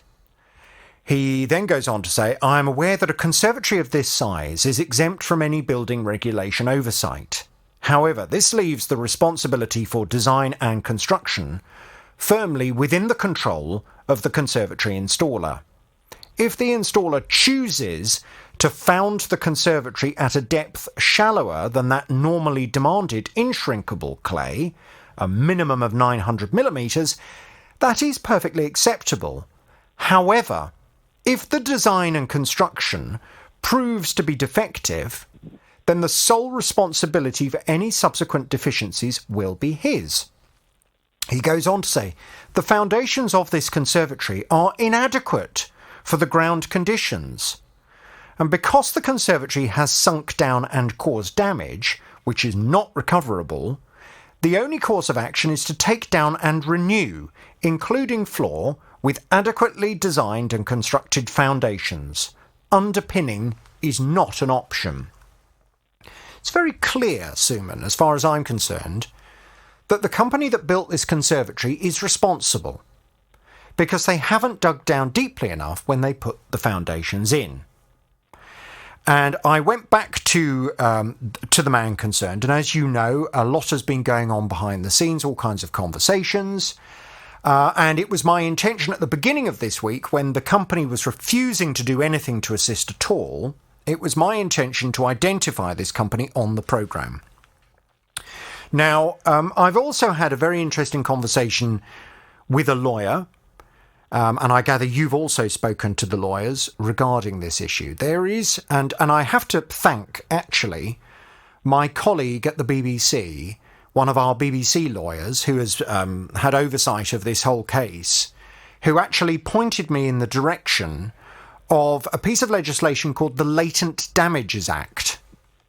It was a piece of legislation that came in I think it's 1986, and it provides extra help, particularly when it comes to building work that goes beyond the normal 6-year limitation for taking action against a company, a builder or a developer. And he said, he said to me, I'm not an expert in this particular field, but it's well worth speaking to a lawyer who is an expert. I've done that now. I've had a conversation, and indeed you are still within the time frame to take legal action against this company should you wish to. It's not necessarily straightforward. It's going to be a complicated process. It's probably going to be expensive to take the legal action. But legally, there is still an avenue for you to take should you wish, which is good. And that's a much better position than I feared you were in at the very beginning.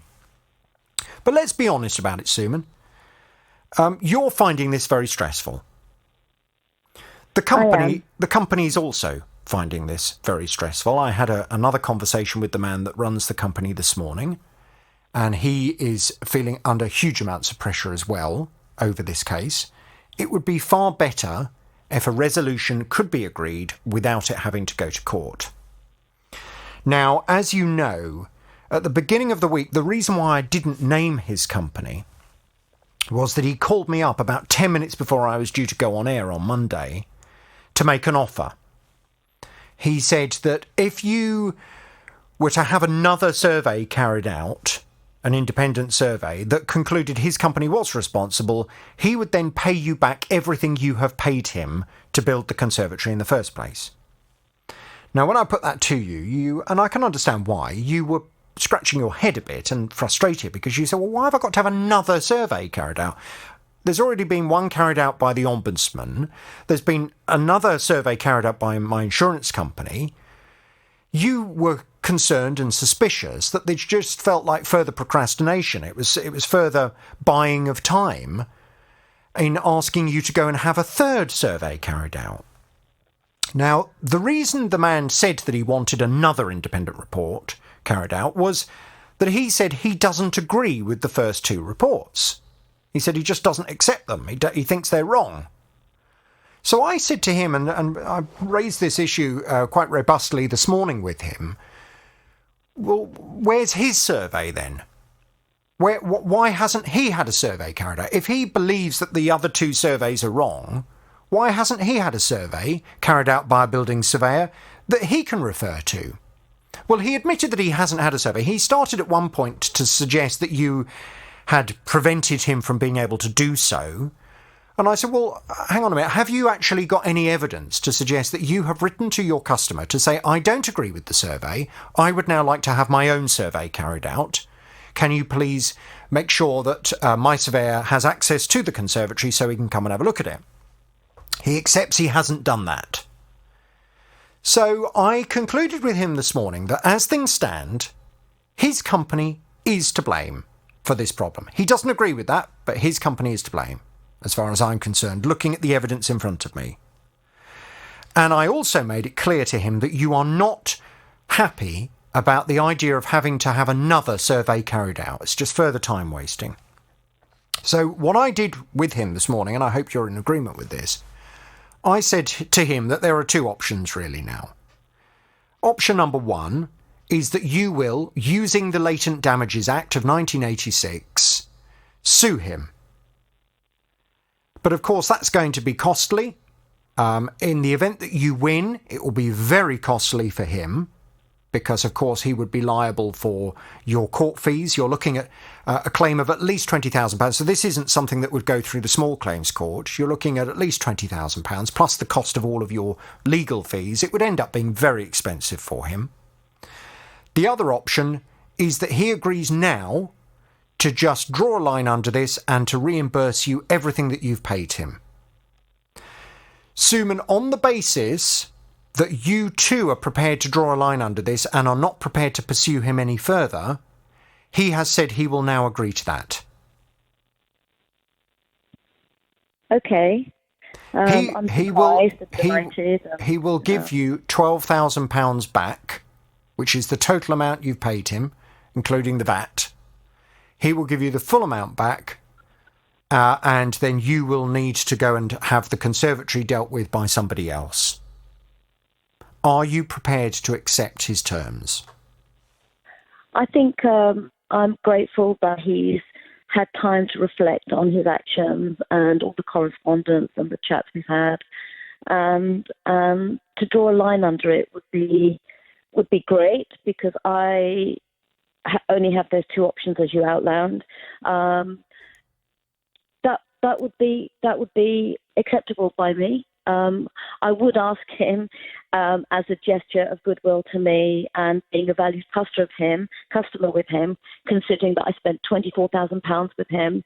Half of it was replacing all my windows and doors. So I put all my money with him, but I had the small pot of money I had with nothing left into my home.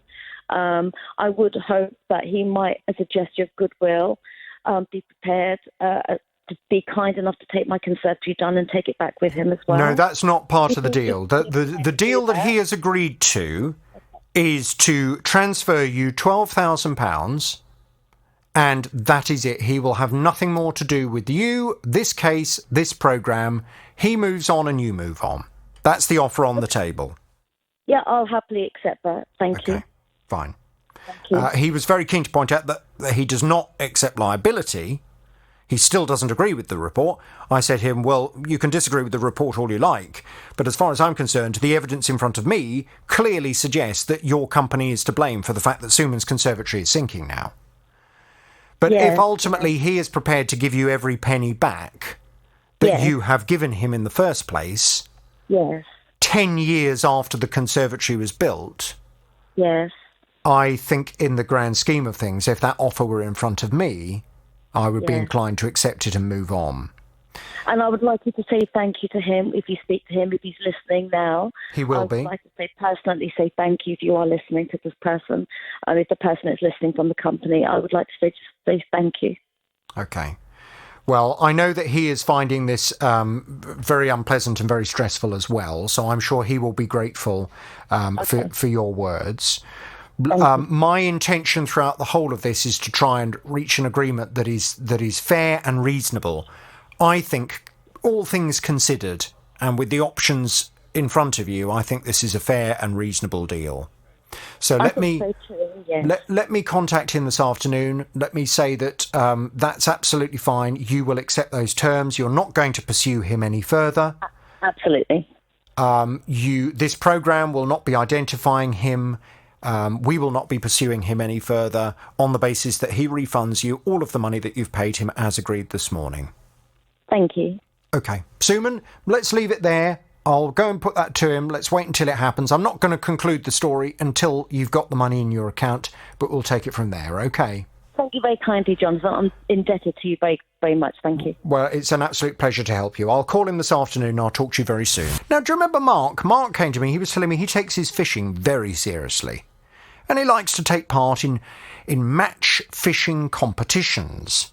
Well, to give himself the very best chance of winning, he decided he was going to spend a lot of money on a new pole. £3,600 to be precise. This was a very long pole, and it would help him reach the best fish. He bought it in June of this year, and to his dismay, 4 weeks later, one of the sections of the pole snapped in half.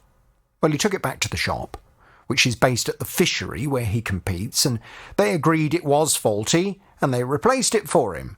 But Mark couldn't believe it when in September of this year, the pole broke in a different place. A different section of the pole broke, the number one section, because the poles they come into number 1, number 2, number 3 and 4 and so on, so it makes up to 16-metre length.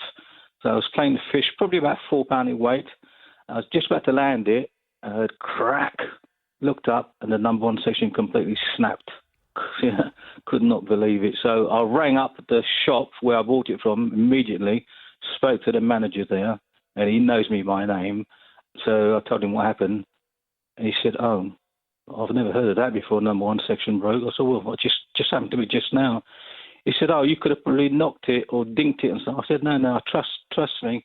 I really take great care of my product. Anything I buy, not just fishing, anything, I take real pride." Well, Mark was saying that as far as he's concerned, he wants his money back. He's lost faith in the product. He doesn't think it's very good. He'd like to return it and have a refund. Now, I did explain to Mark when he was on the programme before, he may not actually, from a legal perspective, be at that point now of being able to demand that. I understand why he'd want his money back based on the story he's told. But from a legal perspective, you are within your rights to demand a refund within the first 30 days of purchasing a new product. If it develops a fault within those first 30 days, you can demand a refund. After 30 days, the retailer has the ability to offer you a repair. Now, I completely understand the fact that Mark says, yeah, but they've already had the opportunity to repair the product and it's gone again. It would generally be considered 3 opportunities to repair the same recurring problem before a judge in court would agree with you that you've given the retailer a reasonable opportunity to resolve the problem and they don't seem able to do so. Now, of course, Mark is not at that point in time now, but we did say that we would contact the company on his behalf just to see what they had to say about offering him a refund. Mark's back on the JVS show now. Hello, Mark. Morning, Jonathan. Good morning to you. Now, Miles has been off to have a word with this company, and I know the guy, he takes the complaint very seriously, and he's come up with a very extensive response. Very detailed response, which I've gone through. Some of the parts that they've let us know. Firstly, they talked about fishing in general and fishing rods and how these poles, there are quite a few ways that they can break. One of them being something as small as a minor dink when you're setting them up can mean that they will end up snapping. Any damage to the pole at all can cause them to snap. They're considered fragile, are they? Yes, they're considered fragile, and they've refuted that the pole's not fit for purpose. They said they're designed to be used in the right settings and conditions. They then went on to talk about Mark's case specifically. They said the first time when there was the first snap to the pole, the first part was damaged. Yeah. There was a 6-week lead time from the manufacturer for the replacement part to come in. During this 6 weeks, they're saying that actually the member of staff or the owner of the company had the same pole, the same model of pole sent to himself for his personal use, and they offered Mark for them to use the part from this pole for his, so that they wouldn't have to wait the 6 weeks, so that Mark wouldn't have to wait the 6 weeks. As a bit of a goodwill gesture. As a goodwill gesture.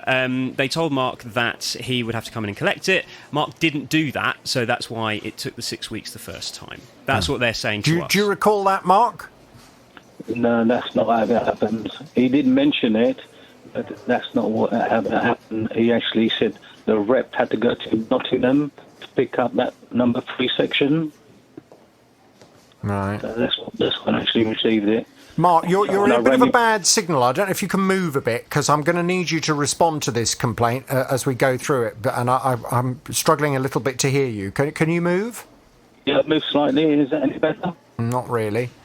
Let's carry on and see how we do. So his argument, I mean, to be honest though, I mean, that's by the by. Yeah, goodwill gesture is fine, but you know, it doesn't change the fact that ultimately the product needs to be fit for purpose and last for a reasonable amount of time. Absolutely. So then it snapped again. And they said when Mark went in last week for the second break and demanded his money back, they said that the member of staff immediately offered to contact the manufacturer's rep and said that they would replace the part, although they will after 3 to 4 months, it's been after 3 to 4 months, want to examine the pole for signs of external cracks, damage or misuse. Apparently this Mark got angry and shouted and demanded his money back immediately, threatening legal action if he wasn't refunded there and then. Mark, do you want to respond to that? They're accusing you of shouting in their shop. No, I didn't actually go into the shop, Jonathan. I was in Bedford when I made the call. Actually, I was fishing at a fishery in Bedford, and as soon as the break took place, I rang the shop up. So I couldn't have gone from my area to the area where the shop is based. So it was actually a phone call. Did not go to the shop. Right. That's probably about 40 miles away. Okay, all right. So there's a couple of indiscrepancies here. They say that the manufacturer wants to inspect the pole just to make sure that it hasn't been misused in any way. Is that something that you were not prepared to allow? Well, they can look at it, but how can you make a conclusion when you see it break? Sorry, say that again. Your phone was breaking up. I can't hear you. I don't mind doing that, but how can the manufacturer make a decision when the pole actually broke a complete break, a clean break? Well, I presume they would inspect the pieces that are left of it. I mean, I presume you still have the pole in pieces. Yes, I do, yeah. I've kept it, yeah. I've kept it. Right, so they say they want to look at that. What have they said? I mean, most importantly, Mark wants his money back. It sounds from the way things are going so far, Miles, as if that's not something they're prepared to offer. Well, no, they said they'd be pleased to follow the proper channels to replace the broken pole without any admission of liability after 3 to 4 months of use. However, they've said if Mark insists on demanding his money back, that will not be happening, given that he's followed none of the usual protocols and has provided no evidence to them or the manufacturer as to why the pole is not fit for purpose. On submission of any evidence that proves his theory, we will be pleased to take another look at the situation in conjunction with the manufacturer. So that's where they've left it. Fine, okay. Right, so it's slightly problematic, Mark, to be honest with you, because there are a couple of elements, and these are things that I need you to just address. I mean, first of all, they're suggesting that this pole, because of the kind of pole it is, it's very delicate. It is designed for specialist angling, and it is very delicate, and if you start catching it on anything, that can cause it to break. And they are suggesting that may have happened during your use of it. Were you ever advised when you purchased it that it was very delicate? No, not one bit. No. Right. No, I just assumed it was a pole that was designed to handle carp, anything up to probably 15, 20 pounds. Right. I mean, I've had a little look on the internet, and I can't find anyone else complaining about this pole. You know, I've had a little look, and the only reviews I could find for the pole seemed to be positive and were suggesting that it's a good pole. You know, I was wondering, based on your story, whether when I started to look it up, whether I was going to find a whole load of people saying, I bought this pole, it's a load of rubbish, it kept snapping, I kept having these problems. But I couldn't find evidence of that. Which is not so in my case. No, I understand. Do you know, I think the only option that you're going to be able to take at this time is to accept their offer of a replacement section of the pole. Right. But what I would advise you to do is to write a letter to them to put them on notice that you are dissatisfied with the product and you have concerns as to whether the product is of reasonable quality. Based on the fact that it is broken on 2 occasions now.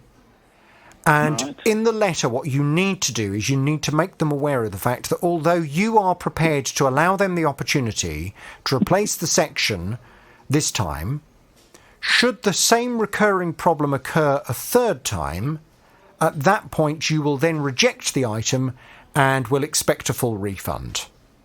Right, that sounds very nice. Now, you need to write that letter and make sure that you send it to them via a means that you've got a record of them having received it. Recorded delivery? Well, it used to be called recorded delivery. It's now called Royal Mail signed for. So if you make sure that you send it that way and keep a record of it, because if this problem then occurs in another couple of months' time, you need to be able to refer back to that letter. I think what we can certainly do is to just also pave the way for that. Can we just drop the gentleman a line back, Miles, and say we accept their response? Yeah. Mark disagrees with it. He does not believe that he has misused this rod in any way. He does not believe that his use of the rod has contributed to the smashing of it or the breaking of it. However, he also understands that he needs to be reasonable and offer them, the retailers, the opportunity to resolve this matter for him. He's prepared to allow them that opportunity. However, there is a limit to how reasonable he will be. And should the same recurring problem occur a third time, at that point, he will reject the item and request a full refund. Okay, yeah, I can do that. So can they please give him an assurance that the replacement they will be providing him with is not going to break again, if it's used in the normal way? Yes, I'll send that over now. And all I would say to you, Mark, is if it does break again, if the replacement breaks again, I think you need to take photographs. You need to, if possible, I know you said you tend to be sitting near, quite a long way away from other people when you're fishing. But, I mean, if you can get other people who've witnessed what has happened and are prepared to say, we watched Mark fishing. He didn't smash the rod against something. He was using it in a perfectly reasonable way, in our opinion, and it just suddenly snapped. That kind of thing will be very useful if this occurs again, okay? Okay, that sounds fair enough, yeah. All right. Let's try that as a way of resolving it. We'll get on to them. You get that letter written and we'll speak to you very soon. Right, should I take the broken section to them in the meantime before I do the letter? Yes, I don't think there's any problem with that whatsoever. Return the broken section. Just explain that you have decided to accept their offer of replacing the item, that particular section of the item anyway. However, you are, and I think just be reasonable about it. There's no need for it to become heated in any way. You've spent a lot of money on the product, and as far as you're concerned, you're losing faith in the product because it keeps breaking. And although you're prepared to give them that opportunity to fix it again, there is a limit to how many times you're prepared to give them that opportunity, and this is kind of it now. Okay? Sure. Fine. Okay, Mark, leave it with us. We will go and speak to them. Apologies for the quality of Mark's line, but I think we managed to get through all of that. Now, in April, Robbie booked a golf trip for himself and 11 friends to go away in September of this year. They normally go to Spain, but because of COVID, they thought, well, we'll go somewhere in the UK. As the date got closer, one of the group started to do a bit of research about where they were staying and came across some rather bad reviews for this hotel. Well, concerned, Robbie tried to contact them, but couldn't get through. Nor could he contact the agent that he booked through either. Well, they decided to go ahead with the trip, but when they arrived, well, they encountered a number of problems, as feared. It wasn't clean, the rooms weren't great. They weren't as bad as some of the reviews said, but they weren't great. We couldn't get in for dinner, as I thought would happen on the first night. Came down the next morning to breakfast. It was, as the review said, it was absolutely stone cold, not really safe to eat because it was obviously it was meat and all the rest of it, and it had gone to the point where it was so cold that, it started to be, unsafe, I suppose. And it carried on like that, food-wise. Then on the first night, we tried to have a few drinks at the bar. Within an hour, the bar had ran out of most of its beers, and that carried on throughout the weekend. And obviously the hotel was full of other golf, because it was a kind of golfing hotel. So it was full of lots of other guests. So they knew there was a large amount of primarily men, and what do men do when they're away? They like to drink. Well, Robbie said that they did complain at the time. Nothing was done about it. So when they got back, they complained to the agent they booked through, and they were requesting a reasonable amount of money back because they'd spent a lot of money on this trip. But he said they just couldn't get any kind of agreement whatsoever from the agent to pay them a penny. Well, I went off to speak to the agent and also to the company that owns the hotel. Things didn't go very well, certainly when it came to the hotel owners anyway. Robbie's back on the JVS show. Hello, Robbie. Good morning, how are you? I'm very well, thank you, Robbie. Now, as you know, I made contact with the booking agent. To be fair to the guy that runs the booking agency, he did call me back, and he was quite upfront, really, in terms of the situation that they were facing. He said, look, we've used this hotel previously, and we've never had any concerns before. But he said, clearly something has gone wrong in recent months. He said, we've written to the hotel on behalf of our clients, but we have not received any response at all. And we've now written to them 3 times.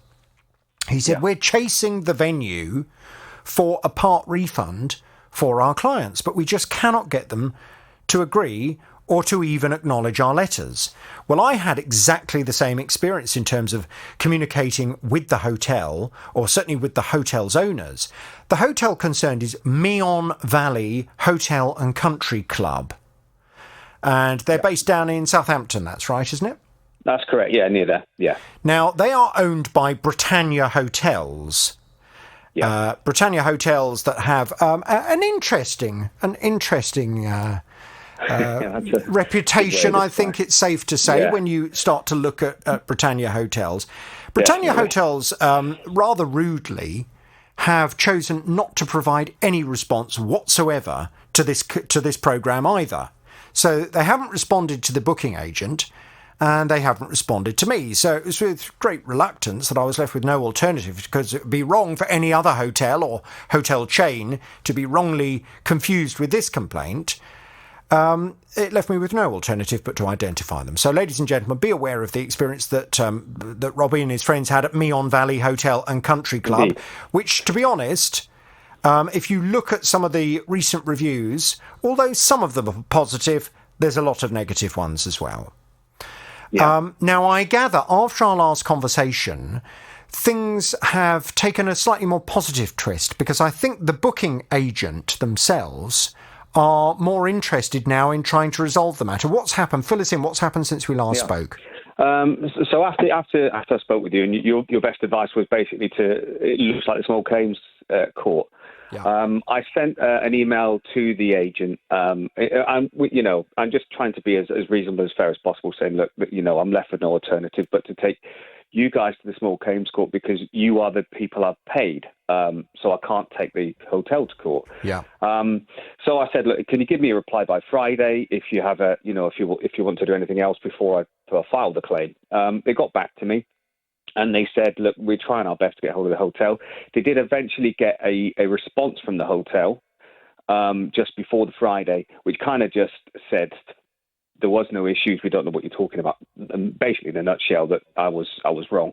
I then sent him a letter back, and he was very reasonable. He said, look, this is the response I got from the hotel. And I've said, look, there's no point in arguing over it. Let's just deal with it in court if that's the way it's going to go. Mm-hmm. Or we deal with a part refund before it gets to that stage. Long story short, he agreed to part refund, and he will chase the hotel. Great. From his end. So I've now received a part refund, so it's all good from my end. Nicely played, Robbie. Very nicely played. Great. I mean, that's exactly how you needed to do it, and it's worked. So how much have they agreed to pay you? $750, which obviously was less than I was going to take them to court for, but it's a lot less hassle, so that's fine. That's true. And have you got the money? Yeah. Yes, it was there the next day, straight away transferred. Great. Yeah. Okay. Are you happy? Yeah, that's it. I'm happy, because to be honest, the way it was going, I didn't think I was going to get anywhere with it. So, yeah, very happy. Well, I'm delighted you got the money back. I will give the booking agent the horn and thank them for agreeing to do that. Certainly no horn for Britannia Hotels or Meon Valley Hotel, Golf and Country Club. Hello, Chris. Hello, Jonathan. Good afternoon. Chris. Good afternoon to you. I gather you have a consumer problem. Tell me all about it without naming any company names, please. Okay, right. Well, on the 23rd of October 2019, I booked flights to go to Australia with my then fiancée to get married. And we were due to fly on the 26th of September last year.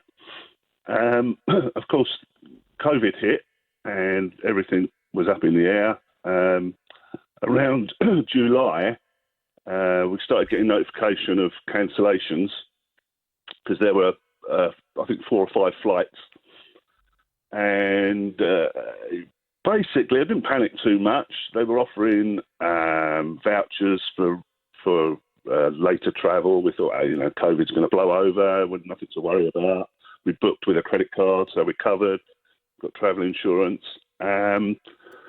That was 15, 16 months ago, and we've still not had a refund. Right, so hang on a second. So when they offered you vouchers, did you accept vouchers? No.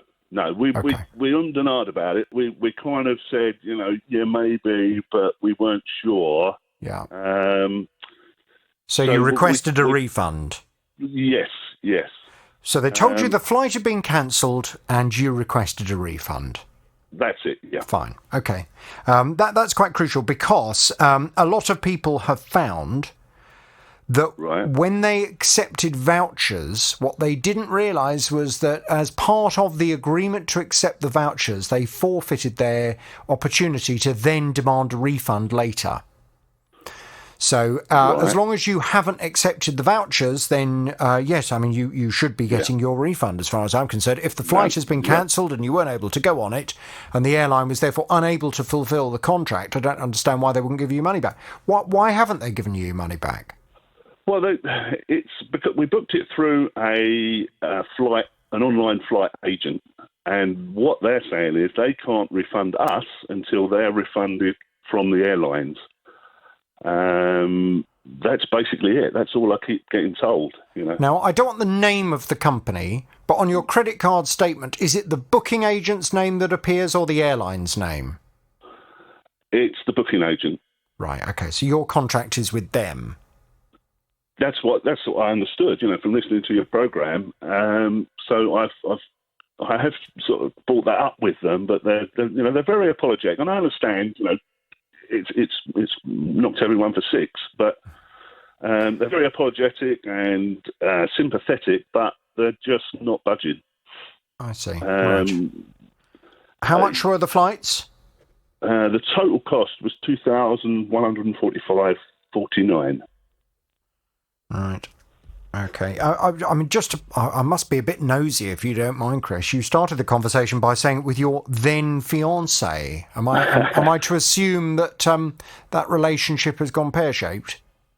No, it's gone from strength to strength. Actually, we got married. Yeah, we managed to get married last year. Oh, how lovely! In Gretna Green on the 7th of November last year. In Gretna Green, look at you. Well, I know. Well, Australia to Gretna Green is a little bit, but it was lovely. It was really, really nice. So your then fiancée has become your now wife? That's right, yep. Oh, how lovely. Well, that's nice. But you would like your £2,145.49 back. Why, out of interest, did you want to get married in Australia? Well, my wife she lived in Australia for about 11 years some time ago, and we got engaged, and then we were talking about a holiday in Australia, and we thought, well, why don't we do both together? So that was the plan. We were planning to get married on the 10th of the 10th, 2020. Of course, that all went out the window. Yes, I'm glad you changed what you were going to say. Right, well, look, let's go and have a word. Now, Miles is originally, you're British. I'm British. You're one of us. I'm a dual citizen, though. But you were shipped off at a young age to New Zealand. Yes, my mum is of New Zealand born and bred. I see.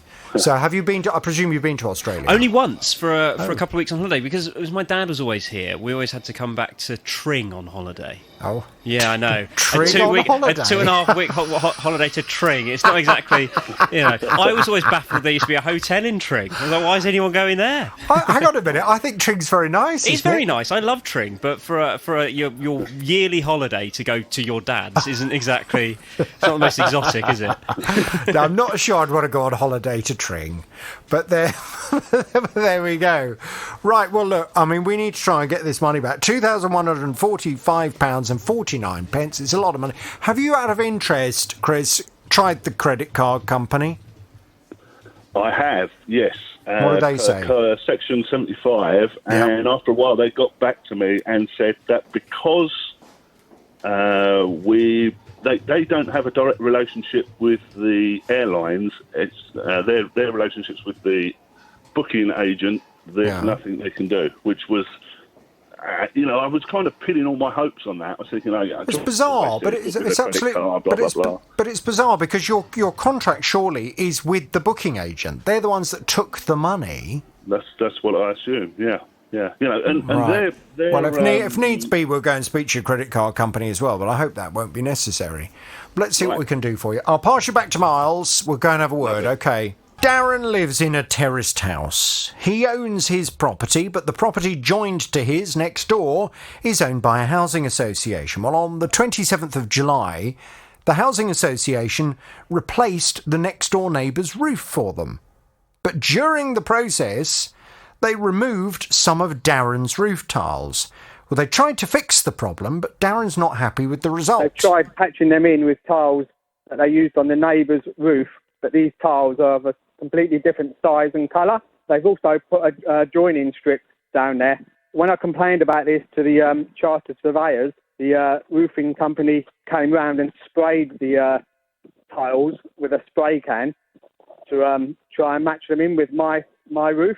But in the process of doing that, I've then also sprayed my existing tiles. Since then, I've sent several emails to the chartered surveyors saying that I'm not happy with the solution that they've done. Well, and I'm not surprised. I mean, how dare they destroy or certainly negatively impact Darren's roof when they were working on the property next door? It's not acceptable at all. Darren was saying that when they replaced the tiles that they'd broken on Darren's side, they didn't even replace them with ones that matched the style of his tiles. Bizarre. Right, well, let's see what the latest is, because Darren's back on the JVS show. Hello, Darren. Hi, good afternoon, Jonathan. Good afternoon to you. Now, Miles, I know you spoke to the Housing Association, and they were very keen to try and resolve this. Yes, so last time we spoke to Darren, the Housing Association were due to be visiting him. They were meant to have their contracts manager and roofing contractor go out to see Darren so that he could choose some tiles that he felt would fit better. Because, of course, with weathering, it's not going to be perfect because the tiles are older, so new tiles aren't going to have weathered in yet. So that should have happened now. They should have had that meeting with Darren. How did it go, Darren? Yeah, they came around on Tuesday and we had the meeting, and the roofing contractor has been around this morning and he's changed the tiles for ones that match in better with my roof. Are you happy? Yeah, I'm happy now. It looks okay? Yeah, it looks all fine now. Yeah, Okay. 10 times better. 10 times better. Good. Okay. Well, that's great. And in terms of, I presume if they've put new tiles, there will be a bit of a difference with the rest of the tiles. But are you confident that will, give it a winter or so, it will weather in a bit? Oh, it will look even better than it does now. I think I'm happy with how it looks now. So even with it being weathered, superb. It will look. Yeah. Great. All right. Well, listen, we'll thank the Housing Association, shall we? Give them the horn, and any other problems, you know where we are. Thank you, Jonathan, and thank you very much for all the team. To a case that came in last week while I was off on Mahols. In September of 2020, Michelle ordered a new left and right corner sofas. Well, they cost just over £3,300. She paid on a debit card. She was told to expect delivery in November. When they arrived, they were damaged. Well, she contacted the company, and a representative came out 3 weeks later and said one of them could be replaced and one of them could be repaired. Well, in March, a new one was delivered, but it was the wrong colour. The other one was repaired, but it was repaired in the wrong colour. Well, it's just a nightmare, isn't it, really? She's gone back and forth, but she keeps experiencing problems. It's an absolute nightmare. And they tried to deliver me another sofa Wednesday just gone. It was the right colour, so I was like, oh, happy days. But when I looked at it, it was all damaged in exactly the same way. Oh, for goodness sake. So, look, can you, if you don't mind, you can be a BBC reporter now, Michelle. Would you mind describing what your living room looks like at the moment? Well, I've still got the two sofas in there. It's just quite a big room. So what we've done is we've got a corner group L, and then half of the other corner group to make one massive big L shape. And then we've got like a fireplace, and on the other side of the room we've made it into like a two-seater cushion. So you can see the damage on the sofa because you walk past the back of it as to go through the conservatory. So it's obvious. Well, I mean, it's just a nightmare, really. Poor Michelle. She's back on the JVS show. Hello, Michelle. Hi, Jonathan. How are you? Well, I'm fine, thank you, but I'm very disappointed to hear this saga you're going through because it sounds like a nightmare for the last year or so. Absolutely it is, and it's still, to be fair, still continuing to be Dear. I think. Well, let's find out what the latest is, because I know Miles has been speaking to the company. Who are they, and what's the latest Yes, with this? so we have named them. They are DFS. They came back to us with a statement. They said, at DFS, we take customer service extremely seriously. We regret the mistakes made with Michelle's order. Our store manager is resolving this as quickly as possible. We have sincerely apologised to Michelle for this experience, agreed to replace both corner sofas and give a refund in recognition of the inconvenience caused. They go on, as we are ordering new furniture for Michelle and DFS sofas are handmade, the estimated delivery date is February 2022. These lead times reflect the current global supply chain issues affecting the industry. So what Michelle was offered was £400 off. They also chucked in a hamper. Michelle did say that she was going to save the wine until the sofa was delivered. So we need to find out whether Michelle wants to wait until February for these sofas, push for a refund, and also if the wine's still survived. Right, yes, I think I would have cracked that baby open by now to drown my sorrow. What's the latest then, Michelle? What do you want to do with the offers on the table? Which one do you want to accept? Right, the thing is, I don't want to cut my nose off to spite my face, and I understand the pressures that we're all under currently with COVID, etc. And I wasn't under the illusion that it would have been any time before Christmas, but February to me is just such a long way away, considering I ordered these in September 2020, and it's. So I like the sofa. This is the problem. So, but I'm not sure whether or not the £400 they've offered compensation is enough, considering what I've been put through. But I wanted to put it back to you. What did you think? It's around about 15% off the total. Is that roundabout right, or should I try and go for a little bit more off, considering what's happened and the length of time it's taken to sort it? To be honest with you, I'm not even going to get involved in the compensation. Right, because they put that offer on the table really as an apology for you. How much they offer you is up to them. Right, and what I'm not going to start doing is trying to use my power and influence and the BBC's name to try and up them and their compensation offer. Yes, that's understandable. What I am prepared to do is to look at this objectively and to say that, you know, you've got two offers on the table. Either get your money back, cut your losses, they take the furniture away and you buy furniture elsewhere, or you accept the offer they've made you and then wait for the furniture. I think the problem that I would have in terms of, I think I would be more inclined to go for the first option and ask for my money back in an ideal world. Yeah. But we're not in an ideal world at the moment. And if you order furniture from another retailer, you may well find that you're waiting for weeks, if not months, for that to turn up anyway. Absolutely. Mm-hmm. And if it's ultimately furniture that you don't really want because you fell in love with the furniture that you had from DFS, well, you know, would you have been better waiting? But I mean, I do recognise none of this is ideal, and it's not. It's a great shame that DFS have left you in this position where, you know, a year on from when you first purchased the furniture, you're now in this kind of weird position. Absolutely. And this is it. This is the thing that I just don't know what to do. I don't want to, like I said, I don't want to cut my nose off to spite my face and then be left without a sofa and then having to wait another 13, 14 weeks for another one. Yeah.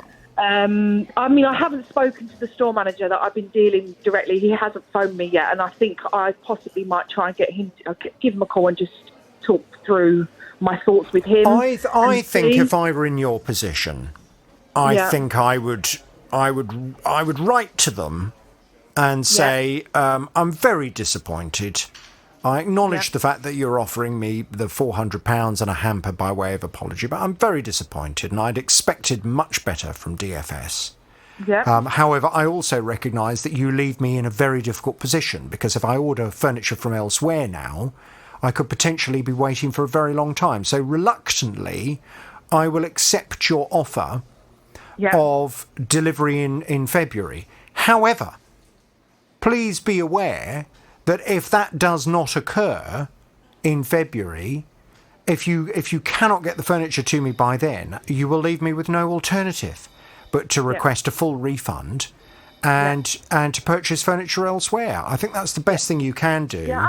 Because you don't really want it being kicked even further into the long grass, do you? I know. This is the thing. It's like I just want it resolved. I want it resolved, and then I can move on. And but no, I'll happily do that. I think that's a good suggestion.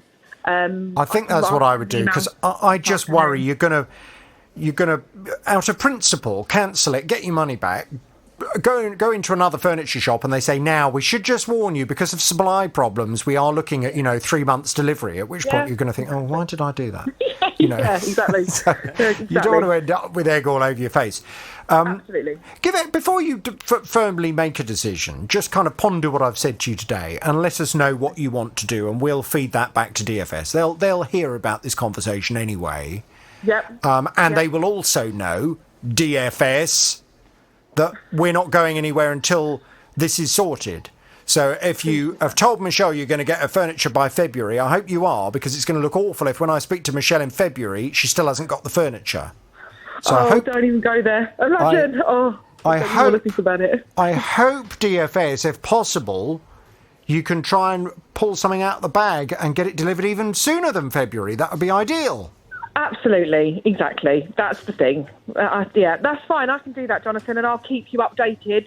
I'm going to pen an email this afternoon along the lines that you've suggested, and then see what happens from there. Great. Okay. Hi, Jonathan. Good morning. I gather you have a consumer problem. Tell me all about it without naming any company names, please. I will do, yeah. So we moved house back in June, and within a week I went online to alter the addresses for our driving licences. Mm-hmm. That's myself, my husband, and I've got 2 children with provisionals. Did it online, all went through fine. My husband, 2 children, got theirs within literally 4 days, as ever so quick. Mine didn't arrive, and it seemed to go through okay, just like theirs. And when I looked into it, it had selected me for a security check, and I had to return my old licence with a print off from the internet before they would send me out my new one. So I duly did that. I posted it a couple of weeks later once I'd realised. And I haven't had it back yet, basically. And I've been through the ringer a little bit trying to get through. There's a 10-week delay, which I did know about, receiving postal applications. So I got through in July on the telephone, and they said to me that they were still dealing with it. So they deal with it strictly date order that they receive their post, and I needed to allow 10 weeks before I could chase it. So that's what I did. So the 10 weeks were up at the beginning of September, and ever since then, I literally cannot get through. I have emailed them using their contact email service on the website. I have tried phoning. I have tried web chat. Web chat is permanently down.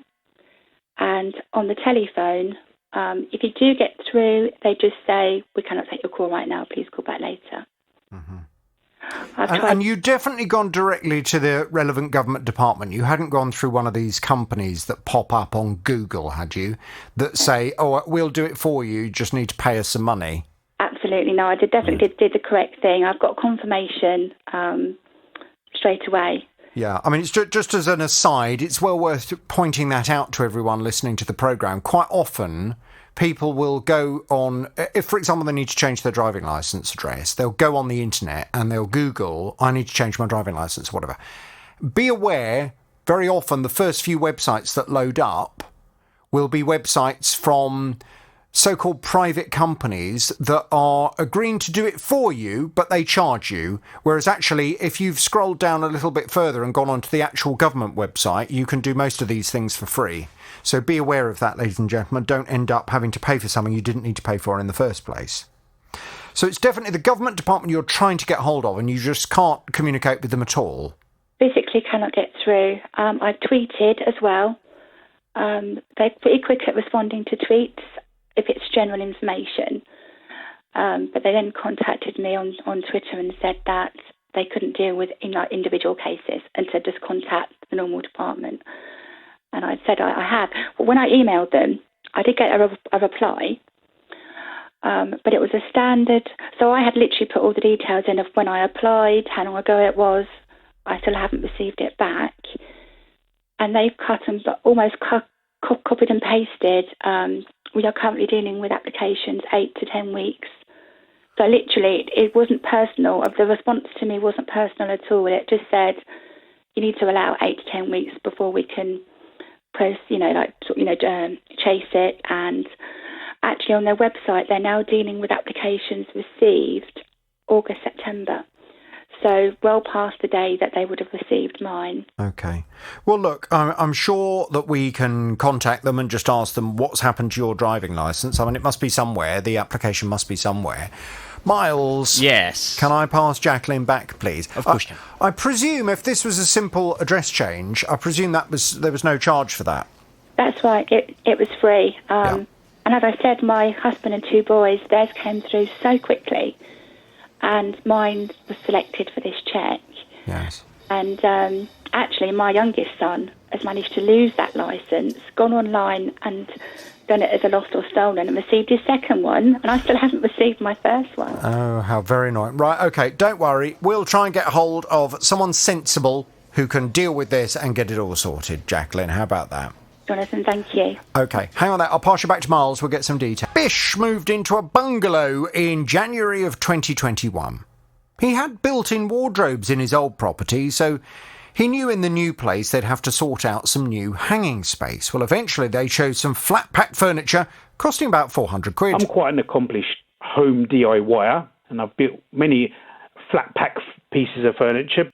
So it was built and it was fine. No issues. Took a little while. And then my wife set about putting all the clothes that we wanted to into this wardrobe. Lovely jubbly. And then the next morning, my wife opened the wardrobe, but unfortunately, it slipped off the bottom rail of this sliding. It's got 2 sliding doors, and both doors have got mirrors on them. It slipped off, it hit the other sliding door, chipped one of the mirrors, and it's jammed the doors in the closed position. Well, Bish says that he's contacted the company and the company weren't being very helpful because they seem to be blaming him. They seem to be accusing him of not having put the furniture together properly, and that's why the door had jammed shut. Well, Bish said, no, that's nonsense. I know what I'm doing. I've put it together properly. It's clearly got a manufacturing defect, and I want you to come and sort it out for me. Well, when I went off to have a word with the company on Bish's behalf, to begin with, they were proposing to send someone independent out to come and have a look at the furniture. Let's find out what the latest is, because Bish is back on the JVS show now. Hello, Bish. Hello, good morning to you. Good morning. So the company concerned is Benson's for Beds. And their initial response was that the customer contact team at Benson's had looked into your complaint. They said that initially they were told the damage was an accident caused by the misassembly of the wardrobe. But they said they'd arranged for an independent technician to go out and have a look at precisely what had happened. If this independent technician confirms the issues are the consequence of a manufacturing defect, then it goes without saying we'll put matters right free of charge. But if the independent technician confirms the problem comes from misassembly, then I'm afraid any replacement parts would be chargeable. Either way, they said they were hoping to get to the bottom of what was causing the problem. Now, trouble was that you were going to have to wait so long for this independent person to come out. I mean, literally, it was almost 2 months, wasn't it, before they could get someone out to you? That's correct, yes. Just ridiculous. What are you supposed to do for 2 months when you can't get access to your clothes? And, of course, you couldn't break into the wardrobe at that stage because you didn't want to damage it, because then when the independent person came out, they'd accuse you of having broken it. So you were really in a bit of a catch-22 situation. I went back and spoke to Benson's for Beds and said, look, this is ridiculous. You can't leave him for 2 months. So they then came back and they said, we're sorry this has run on for so long, and I'm pleased to say, as a goodwill gesture, we've agreed to replace the wardrobe, and there will be no issue if Bish has to cause some damage to the doors in order to access the inside of the unit. There's currently a 4 to 6 week lead time on a replacement. Bish is aware of this, but we'll do whatever we can to make sure we get it to him as soon as we possibly can. So that was much better, and you were happier with that. They were just going to organise for you to have a replacement, and you could break into the existing one. Now, I should just point out, Bish, just as an aside, and I'm hoping you can shed some light on why this may be, but you sent over some photos of the wardrobe after you'd broken the wardrobe open. Mm-hmm. And I tweeted the pictures, and I've got the picture in front. A few people did point out it looks as if the wood on the top of the panel is the wrong way round. But is that as a result of how you had to end up breaking it open? Yeah, I had to remove all the side, top, and both sides of the panel, right, to get to the doors. Yeah, because you can see chipboard exposed at the front, can't you? Yeah, and some yeah. people were saying, "Oh, well, he's put the top on back to front. That's why it's not opening properly." But that was as a result of breaking in, was it? Yes, that's right. There's some trimming that hides all away the chipboard on the sides, the top. That had to be removed, which I was able to do, and then that gives you access to the doors, so you can lift one of the doors, and that's why one door was left on, and one door was taken off. I see. Right. I knew there must be an explanation. Yes, quite. But a few people were pointing it out, so I thought I'd better put it to you just to, clear that one up. So we've been waiting for the new replacement to turn up. What's happened since we last spoke, Bish? Yeah, the new wardrobe turned up on Wednesday of this week, which was great. Obviously, on this occasion, I've arranged for I went into the local shop and I said, "Do you recommend anyone to build these wardrobes?" And they gave me one guy. They said, "We only recommend this guy, and he's really good." So I duly phoned him up and booked him in. And now, unfortunately, he was due to be booked in and have it built on the 13th of this month, which is in a few days' time. Yeah. But unfortunately, and sadly, he's caught COVID. Oh, no. And so obviously he has to isolate himself, and that has now been booked in for the 23rd of this month. Right. Okay. So we're still, although the packaging remains and the clothes are just laying in another bedroom, I can only wait for the approved installer to build it. He's not asking for a great deal of money to build. Out of interest, how much are you going to have to pay him to put it together? £50. Oh, right, okay. Well, I mean, as you say, in the grand scheme of things, it's not a huge amount. But what that £50, of course, will do is it will give you complete peace of mind that if you then have the same recurring problem with the new one, you will be able to very clearly argue to Benson's for Beds that it must be some kind of design fault or manufacturing fault with this particular wardrobe, because you didn't put this one together. You've had one of their own recommended people out to do it. So yeah, quite so. Now, interestingly enough, during the booking of this gentleman, I told him about the issues that I was having, and he said, I've been back out, because he builds quite a lot of these wardrobes. He's been back out to 30 that have had the same problem. Oh. And what has he managed to do when he's gone back out to them? Well, he didn't exactly say. I think he was being a little bit cagey about that. Right. Because obviously he's a recommended guy and he doesn't want to lose their continued recommendation, I should imagine. He just resolved the issue, so to speak. But he's been back out to 30 that, and there's probably some that haven't caused the problem, but yeah, it doesn't bode well, I hope. So, I was going to say, I mean, what you don't want is for this just to drag on and on, because, I mean, apart from anything else, it's all a load of hassle. You just want to get on with enjoying your life and being able to put your clothes in the wardrobe and open the wardrobe up and get your clothes out again without this constant problem. Was he able to give you any words of reassurance as to when he puts yours together? Is he going to do something particular to it to try and make sure this doesn't happen again? Well, no, he just said he'll build it, and like he's actually got. When I booked him, he had two others to build the same day. Of the same kind of wardrobe? Yeah, absolutely. Well, I mean, surely he knows what he's doing then to put them together. Well, I think we're going to have to just wait and see, aren't we, Bish? Can you please keep me posted? I mean, we'll absolutely talk at the end of the month, and fingers crossed you're able to confirm that it's all put together beautifully and it's working and you're confident you're not going to have any other problems. And maybe when he comes out to actually fit it for you, maybe you can try and probe him a bit further in terms of what he feels has caused the problem. That was my thinking, that, during a cup of tea or whatever, I can have a chat with him and see if I can get any further clarification on the issues. Yes. And if he is going to do anything that could do to adjust the situation. But I still maintain that the guide on the wardrobe is plastic, and the guide on the wardrobe door is metal, and that's what's causing the issue. One is far stronger than the other.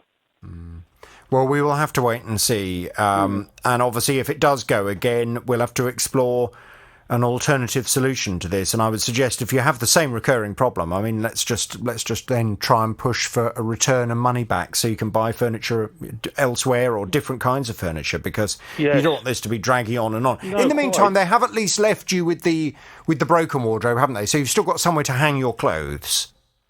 No, nowhere, because they wanted to collect the old. They've taken that. Yeah, they've taken. Oh.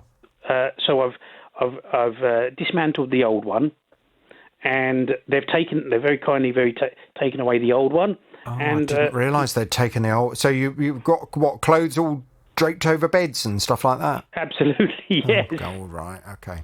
Well, the poor chap can't help it if he catches COVID, but let's hope he... I wished him well, and hope, I wish him a speedy recovery if he's... Yeah, quite. Well, look, let's catch up at the end of the month. Fingers crossed your clothes aren't too creased by that point, and let's hope he can put it all together. Bish, I will wait to hear from you with an update as to what's going on. Now, John's daughter decided she was hungry and wanted to order some takeaway food for her family. The meal cost about 20 quid. It included burgers and chicken nuggets. Trouble is, it took so long to arrive. When it did finally turn up, it was freezing cold, completely inedible. His daughter contacted the company and asked for a refund, but wasn't getting anywhere. It arrived an hour and a half later, ice cold, of course. She contacted the food app people via the usual media, online, etc., and they told her that she must leave feedback on the app, etc., about her concerns, etc., and they refused to refund her the money. She sent another support to customer support, and they said, "Oh, nothing I can do this time," etc. We carried on trying to fight this case, and then they said all of a sudden, "Oh, we can't do anything. It's been over 48 hours." Now, all you seem to get is from an automated system, which just sends out random messages.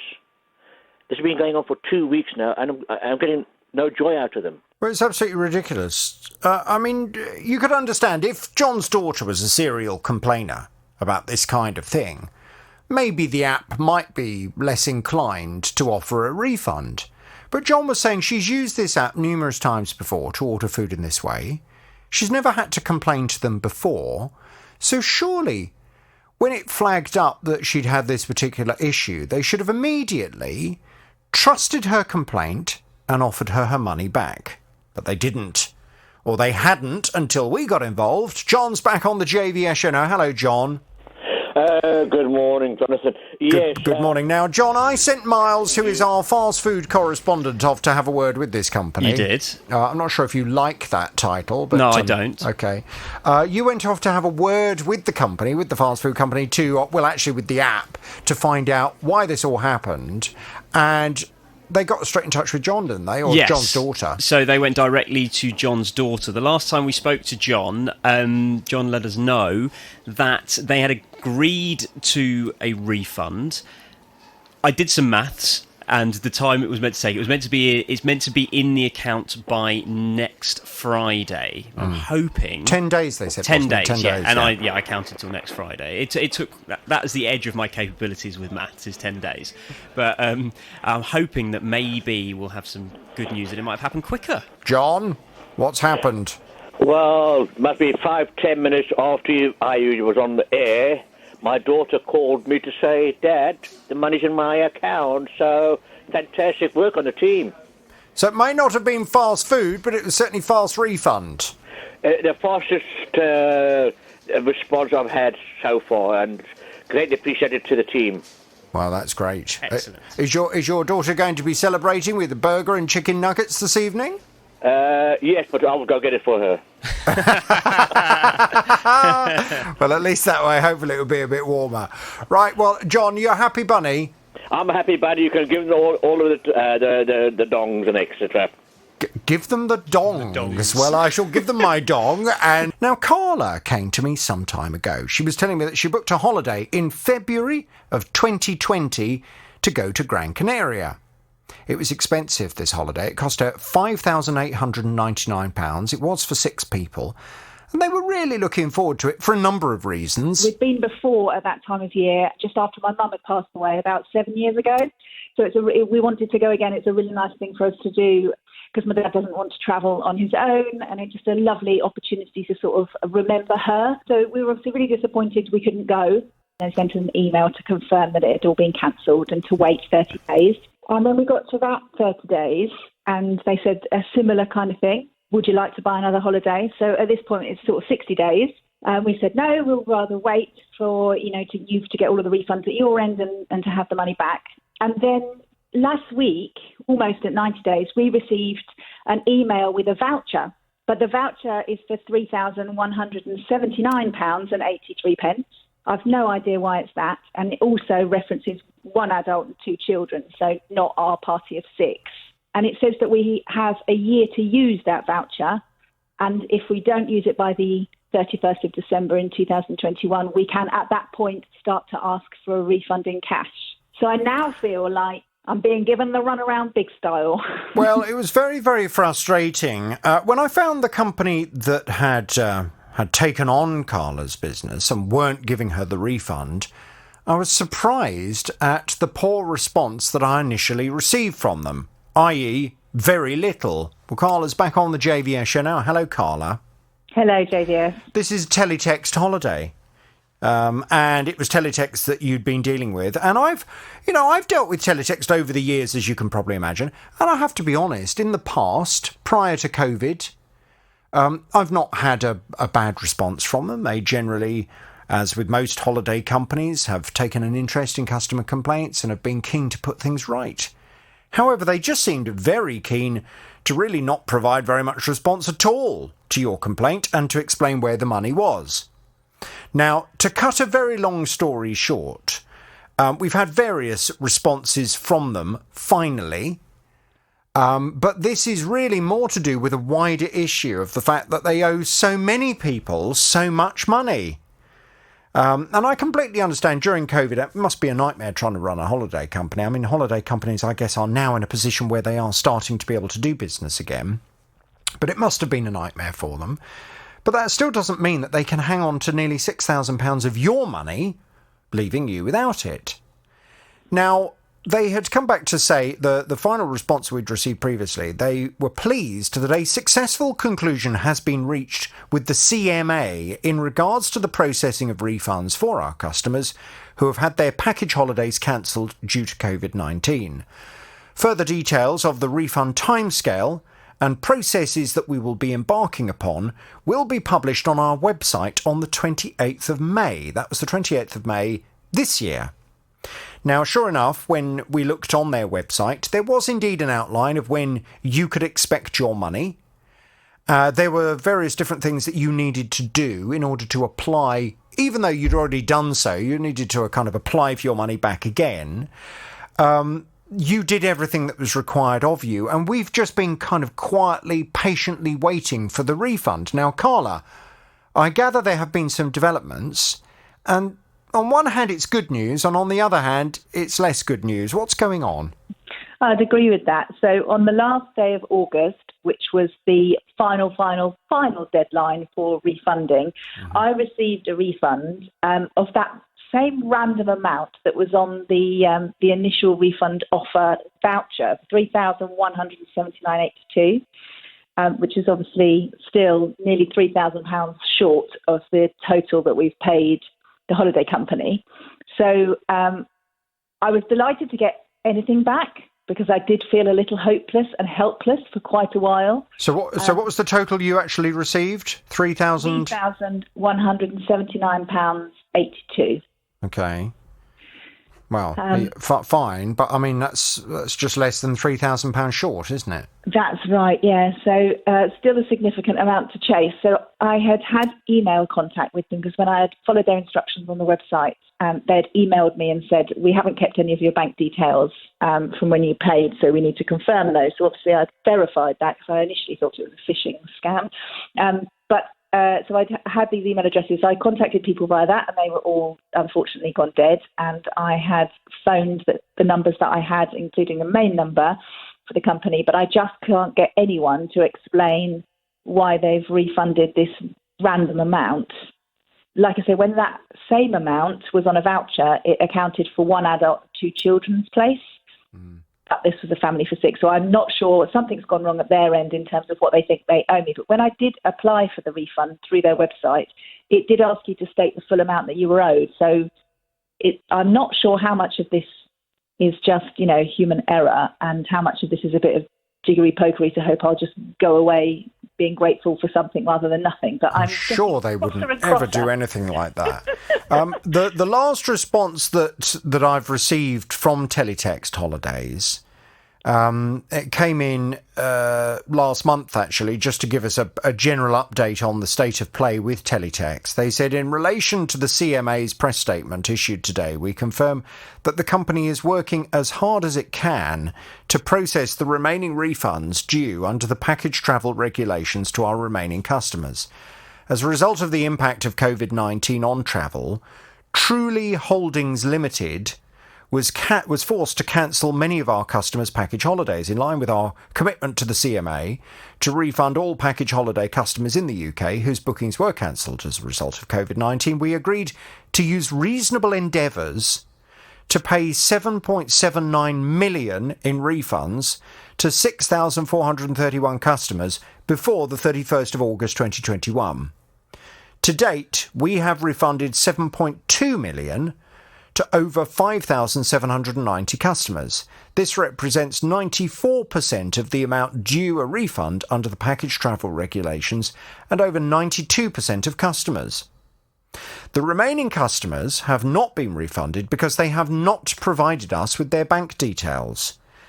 They have all been contacted repeatedly by email and telephone so that their bank details can be obtained and the refund paid. We've also published a COVID-19 refunds page on our website with a web form and an email address for customers to contact us. Unfortunately, these customers have not responded to our contact.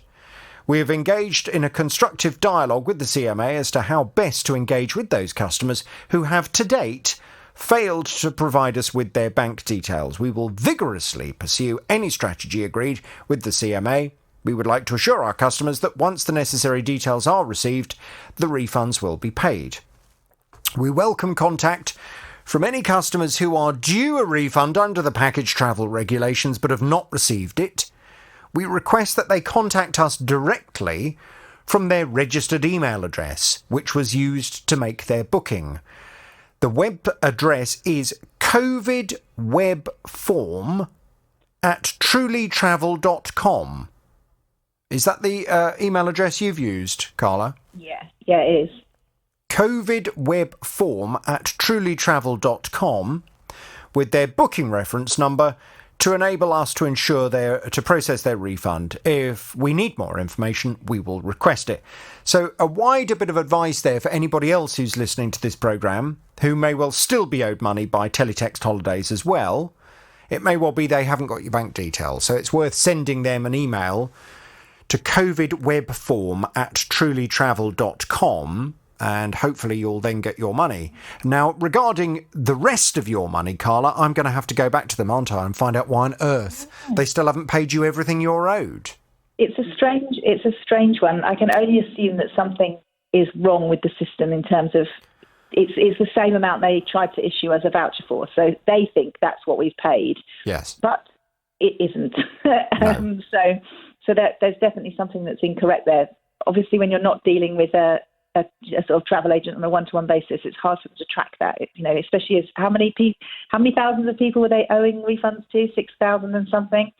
So I'm yes, sure they did owe 6,431. They've paid. They say five. How many was it? Refunded 5,790. So I'm sure with all those lines of people to refund, they wouldn't be able to necessarily know whether what they're refunding is correct, but it still leaves me short, which is hugely problematic. So exactly, your help would be really appreciated. Okay. Can you leave it with me? I will drop them a line this afternoon and ask them for the rest of your money, nearly £3,000. It's a lot of money. It's a lot of money for anyone, but I would imagine it would come in very handy for you. Oh, certainly. You know, the children have just gone back to school. We've spent nearly £1,000 on school uniform for the 3 children. It's a very, very big amount of money that we need to have back because legally it's ours. They couldn't provide the service, which was beyond their control, but they didn't give us what we paid for, so we should have it back. Carla, leave it with me. I'll go and talk to them and we'll chat next week. Back in February of this year, Gary ordered a sofa. It was an expensive sofa, £5,000. In June, it was delivered. But Gary noticed a couple of problems. One of the panels at the bottom of the sofa wasn't lined up properly, so it ruined the whole sleek look of this furniture. And he said there was also a broken rivet with part of the recliner section of it. Well, the company sent someone out to try and fix it, but Gary's not happy. They sent 2 engineers out, basically to have an assess the problem. They turned around to the wife and said, I know, how about if we put a bolt through the hole, to the wife? And she said, no, in a nutshell, because it's brand new. Why would we want a bolt replacing a rivet that it's supposed to be? So then they said, OK, it's a new whole mechanism.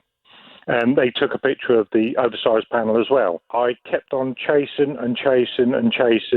And finally, they did come out to replace the mechanism. When they did, there is a big zip panel at the bottom to get to all the screws on the panel, and which they'd undone most of the screws, and one screw, it meant they would have had to go to their van and get a little hand screwdriver just to get in there. Instead of doing that, they just put their battery drill straight through the bottom of the dust panel, causing the hole to undo the screw.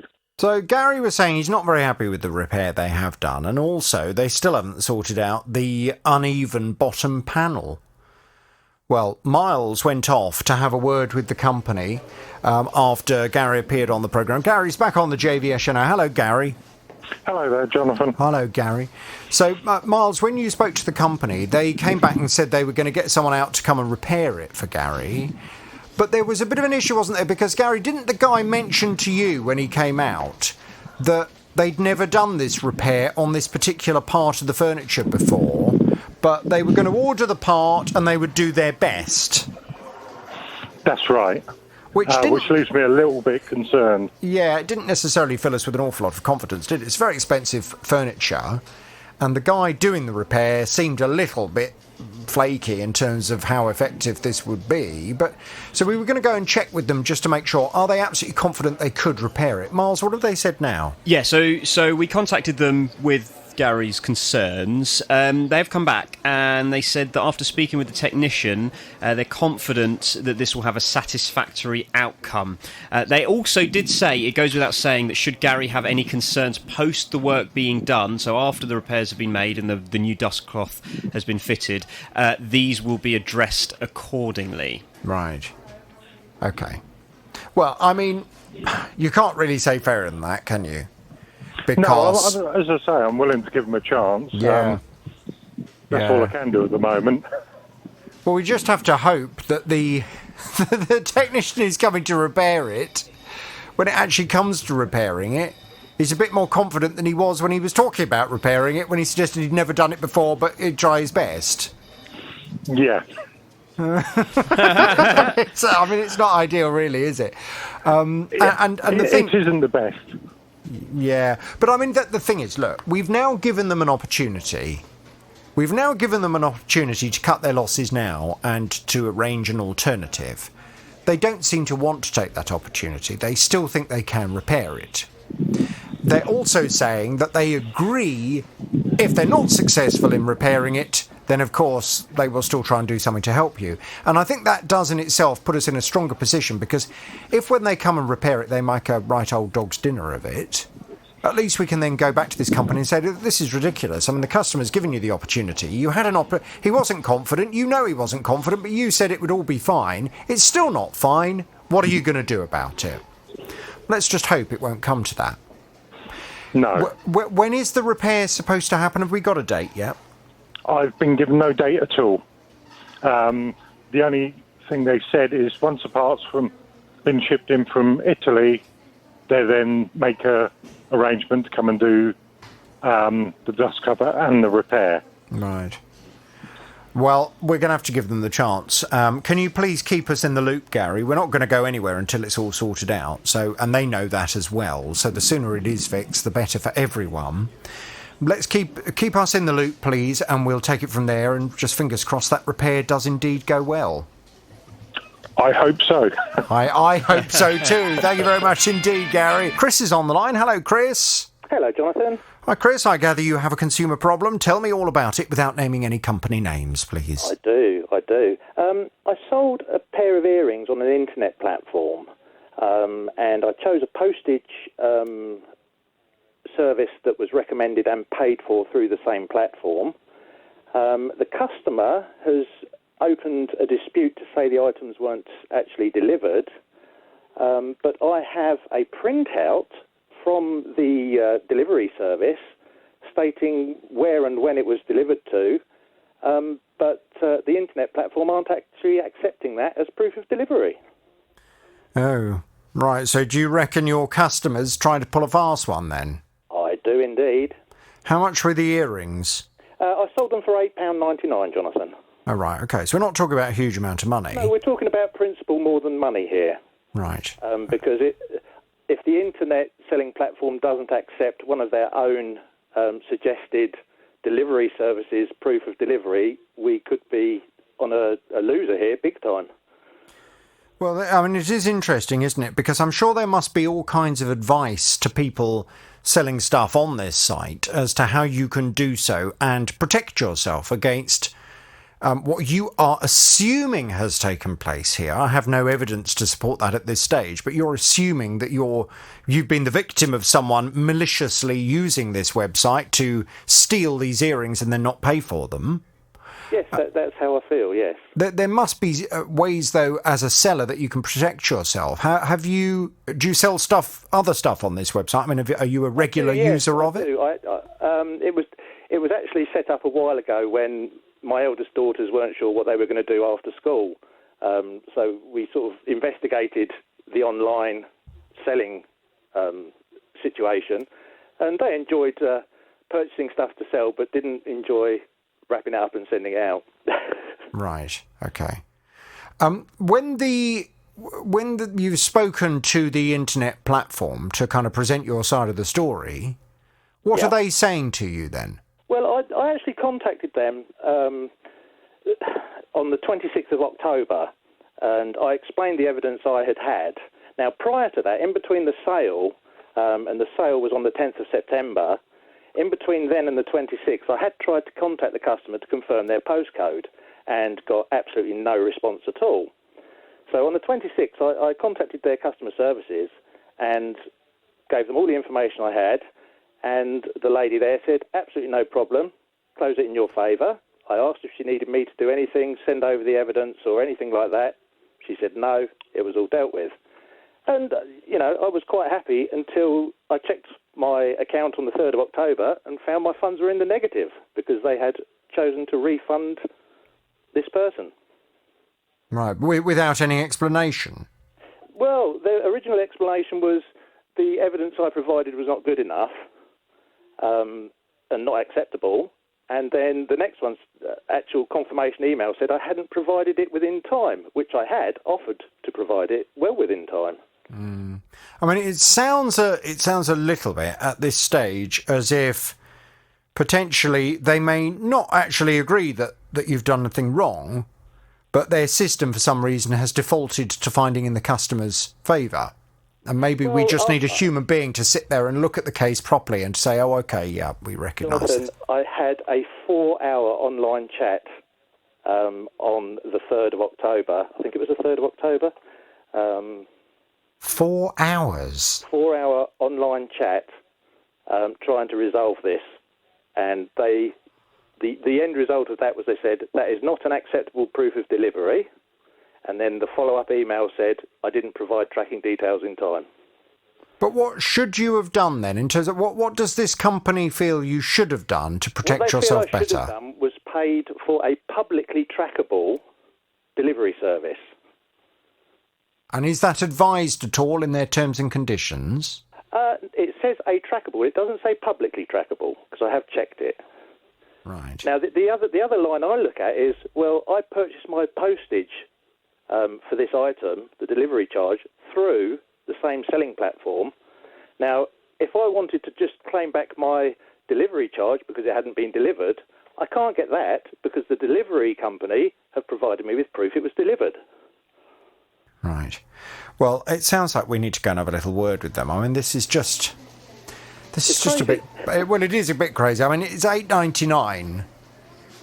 Which makes you kind of wonder, I mean, if the customer has tried to pull a fast one, I mean, to pull a fast one over something costing $8.99 is a bit pathetic, isn't it? Let's be honest. It is, but if they're doing it all the time... Well, that's true. ...making a good living out of it. That's true. They get Christmas for nothing. Christmas for nothing, absolutely. OK, let's go and have a word with this company. Miles, can I pass Chris back? Let's get some detail. Of course you can. Now to a very interesting case. Peter came to me. He was telling me that he has a classic car. He's had it for a number of years, but the interior needed some attention. He'd arranged for a local company to fit some new chocolate brown leather interior.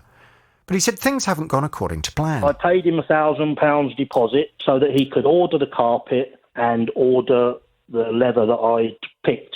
It's just gone on and on. It's an absolute nightmare. He just come up with loads and loads of excuses from that day onwards, for not turning up. He's missed 18 visits at the moment. He's made appointments to turn up 18 times. I've waited and waited. He's ignored my calls. Well, Peter has, to put it frankly, he's had enough. He's absolutely had enough of the whole thing. It's so frustrating to him. He feels as if he's constantly trying to chase this guy. And to be honest with you, I kind of know how he feels. Peter's back on the JVS show now. Hello, Peter. Hello, Jonathan. As you know, I made contact with this company. I tried leaving messages on the answer phone. At no point has anyone ever returned my calls. So I emailed, and I finally received an email, but this was where it was a bit weird, because the email I received, it said, Dear JVS, thank you for your email. I have not been made aware of this matter and therefore need more information from you. Although I am a director of the company, I have been retired for a number of years. Nevertheless, I do bear responsibility for its actions.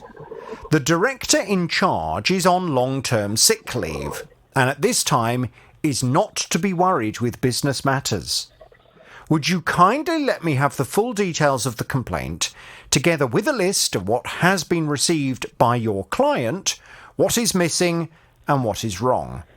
I also need to be given authority to speak to you and confirmation that discussing this matter with you will not infringe any potential legal matters that might follow. I look forward to settling this matter amicably. Now, the man that had written to me was Mr. Fettes, F-E-T-T-E-S, Robert Fettes.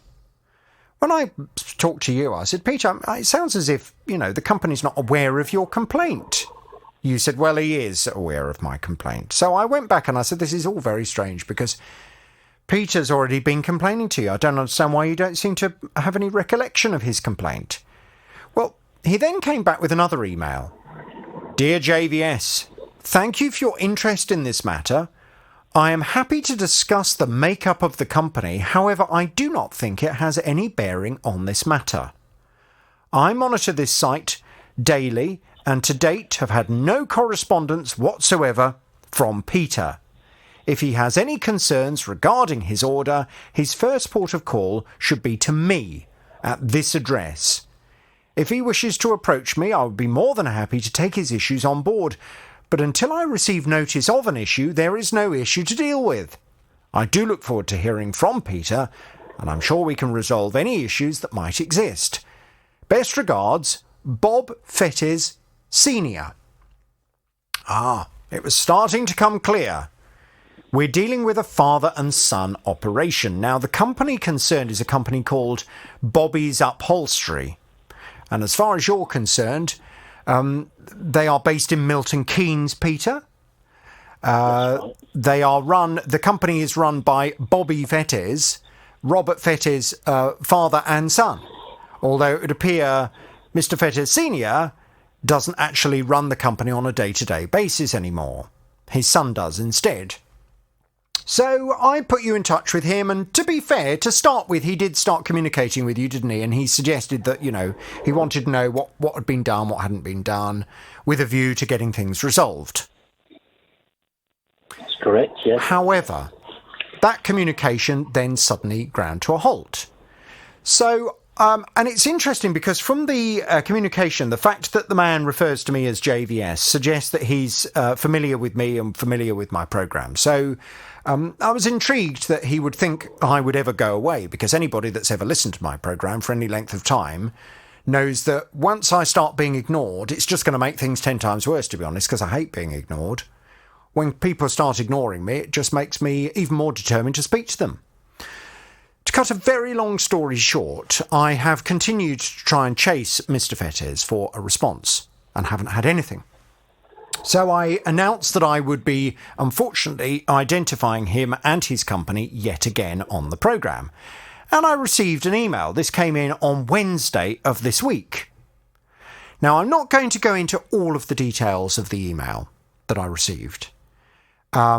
He began the email by saying, "This is a personal communication, purposefully posted after your show. It is not intended for broadcast, communication or interpretation with others, in full or in part." Well, Mr. Fettes, can I just advise you, you do not tell me what I can and cannot do with information that I receive. At no point have I ever agreed to receive information off the record from you. Therefore, I consider any information that I receive from you perfectly valid for me to reveal to my audience. And that's exactly what I'm prepared to do now. However, I will not go into all of the finer details of the email, because I try to be a reasonable person. He says, "Thank you for your communication. However, I am not your employer. Peter is your employer. I mean, you're not my employer. I'm not quite sure why. Does he think you're paying me to deal with your consumer problem? Maybe he does. You should turn to him for ongoing information. As an exception, I will say that the pressures forced on Bobby through the unprecedented conditions of not being able to obtain materials, confinement, taking on work, not being aware of the consequences, the delays leading to abuse and even threats that he has had to face have taken a toll on him." I think that's the fair way of summarising the finer detail of it. He goes on to say, you, Peter, as a customer, have been made aware of the issues that Bobby is having for some time, for months. This man, who's responded to me that I assume is Mr. Fettes Senior, suggests that he's trying to get his son to deal with things, but he's not aware of the full extent of the issues. Bobby has not been made aware of your interest or broadcasts. I don't think it's wise to confront him with this, he suggests. Bobby is an honourable person with a strong sense of duty and will overcome these issues, but at this stage I consider his health to be more important than someone's hobby or indeed a talk radio show. Moreover, I will not allow someone to queue jump no matter how much pressure is applied. As soon as I have a concrete base to work off and it becomes Peter's turn, I will make sure Peter is informed. Well, I think the intention of that response was to make me think, oh, poor chap. oh, he's got a lot on his plate, I'll leave him alone. And I won't pursue him on behalf of Peter. I think that was the intention. But it just so happens that Mr. Fettes has a Facebook account. And it just so happens that it took all of a matter of seconds for me to find that Mr. Fettes had had a professional chef out to his house last week to prepare a wonderful dish for him and his family, and they'd had a super evening. So you can understand, Peter, why when I saw that, I went back to Mr. Fettes Senior and suggested it's very strange that his son is not well enough to be able to take his professional responsibilities seriously, and yet he's perfectly well enough to be able to have a professional chef round to his house to cook for him and his family. He responded with this: "Sir, you are an investigative journalist. I expect nothing from you other than for you to cherry-pick arguments that suit your story. The so-called professional chef is a friend, doing a nice thing for free, trying to better his life. This is a perfect example of why people will not open up to you. You would be better served trying to get to the truth rather than manipulating it to suit the story you're trying to portray. Try finding the truth. It would be much more interesting to your public than twisted stories. Or would it? I dare you to broadcast this at the same time, in full for a change," says Robert Fettes Senior. Well, that's amazing. Them responses are amazing. So I'm afraid, Peter, I'm not quite sure who on earth you have decided to do business with, but I mean, this is the level of professional response that I'm getting. I'm getting excuses. I'm getting promises of action to begin with, then excuses, then suggestions that it was perfectly, if you have got issues in life, and those issues mean that you cannot take your professional responsibilities seriously, then you need to find someone else who can help you. Now, this man says that he's his father, and he suggested to begin with that he was going to take responsibility for the problems his son was having. He knows the issues you're having, so why hasn't he got it sorted? Exactly. He told me and yourself that he was coming back from France and he was going to contact me. And he's come back from France, didn't contact me, and he's gone back to France now. And he didn't bother to contact me like he told me and you in the email. No. And, I mean, I've gone to the fraud department now and reported him and his son for fraud because this is not just an issue with me. It's, listen. What you now decide to do in terms of taking further action is entirely down to you. I don't have any evidence to support the use of the word fraud. What I do have evidence of is that there was an initial agreement that he was going to try and resolve the matter for you, then no action really, and now excuses as to why there is no action. And when he was confronted with why I have a problem accepting the excuse, he seems to suggest that I'm just cherry-picking parts of the story rather than demonstrating to people accurately what's going on here. I mean, what I would advise you to do, if you have not done it already, is to put Mr. Fettes of Bobby's Upholstery, based in Milton Keynes, on notice that you're now going to sue him. I'd done that about 2 weeks ago, and I gave them one more attempt to contact me. I said I'd sent a recorded letter. Right. Give them one more attempt to contact me to resolve things, or I'm taking things further. Didn't hear anything. I mean, I've kind of got in trouble here now because I visited his property every day of the week this week, and I couldn't find anyone home. And I went there yesterday, and as I pulled up, he was in the front garden. And he saw me and he ran. He ran back into the house, and I went to his door and was trying to confront him, and then the police were called. Right. So I don't think that was very advisable, Peter. I know, exactly. And now I've got like a Section 4 public order against. So the police have now decided that they're taking action against you for having turned up at his house? Well, it depends on what the person higher up in the police force decides to do to me. But the police that were there got Bobby to go into his workshop, find some of my property that was there, and the police brought it out to me. It's not everything, right? But some of my property that was in his workshop, I managed to get back, and the police are going back today. And if Bobby's managed to find any more of my stuff, the police will take it to the police station for me to collect. Right. And this is where I am at the moment.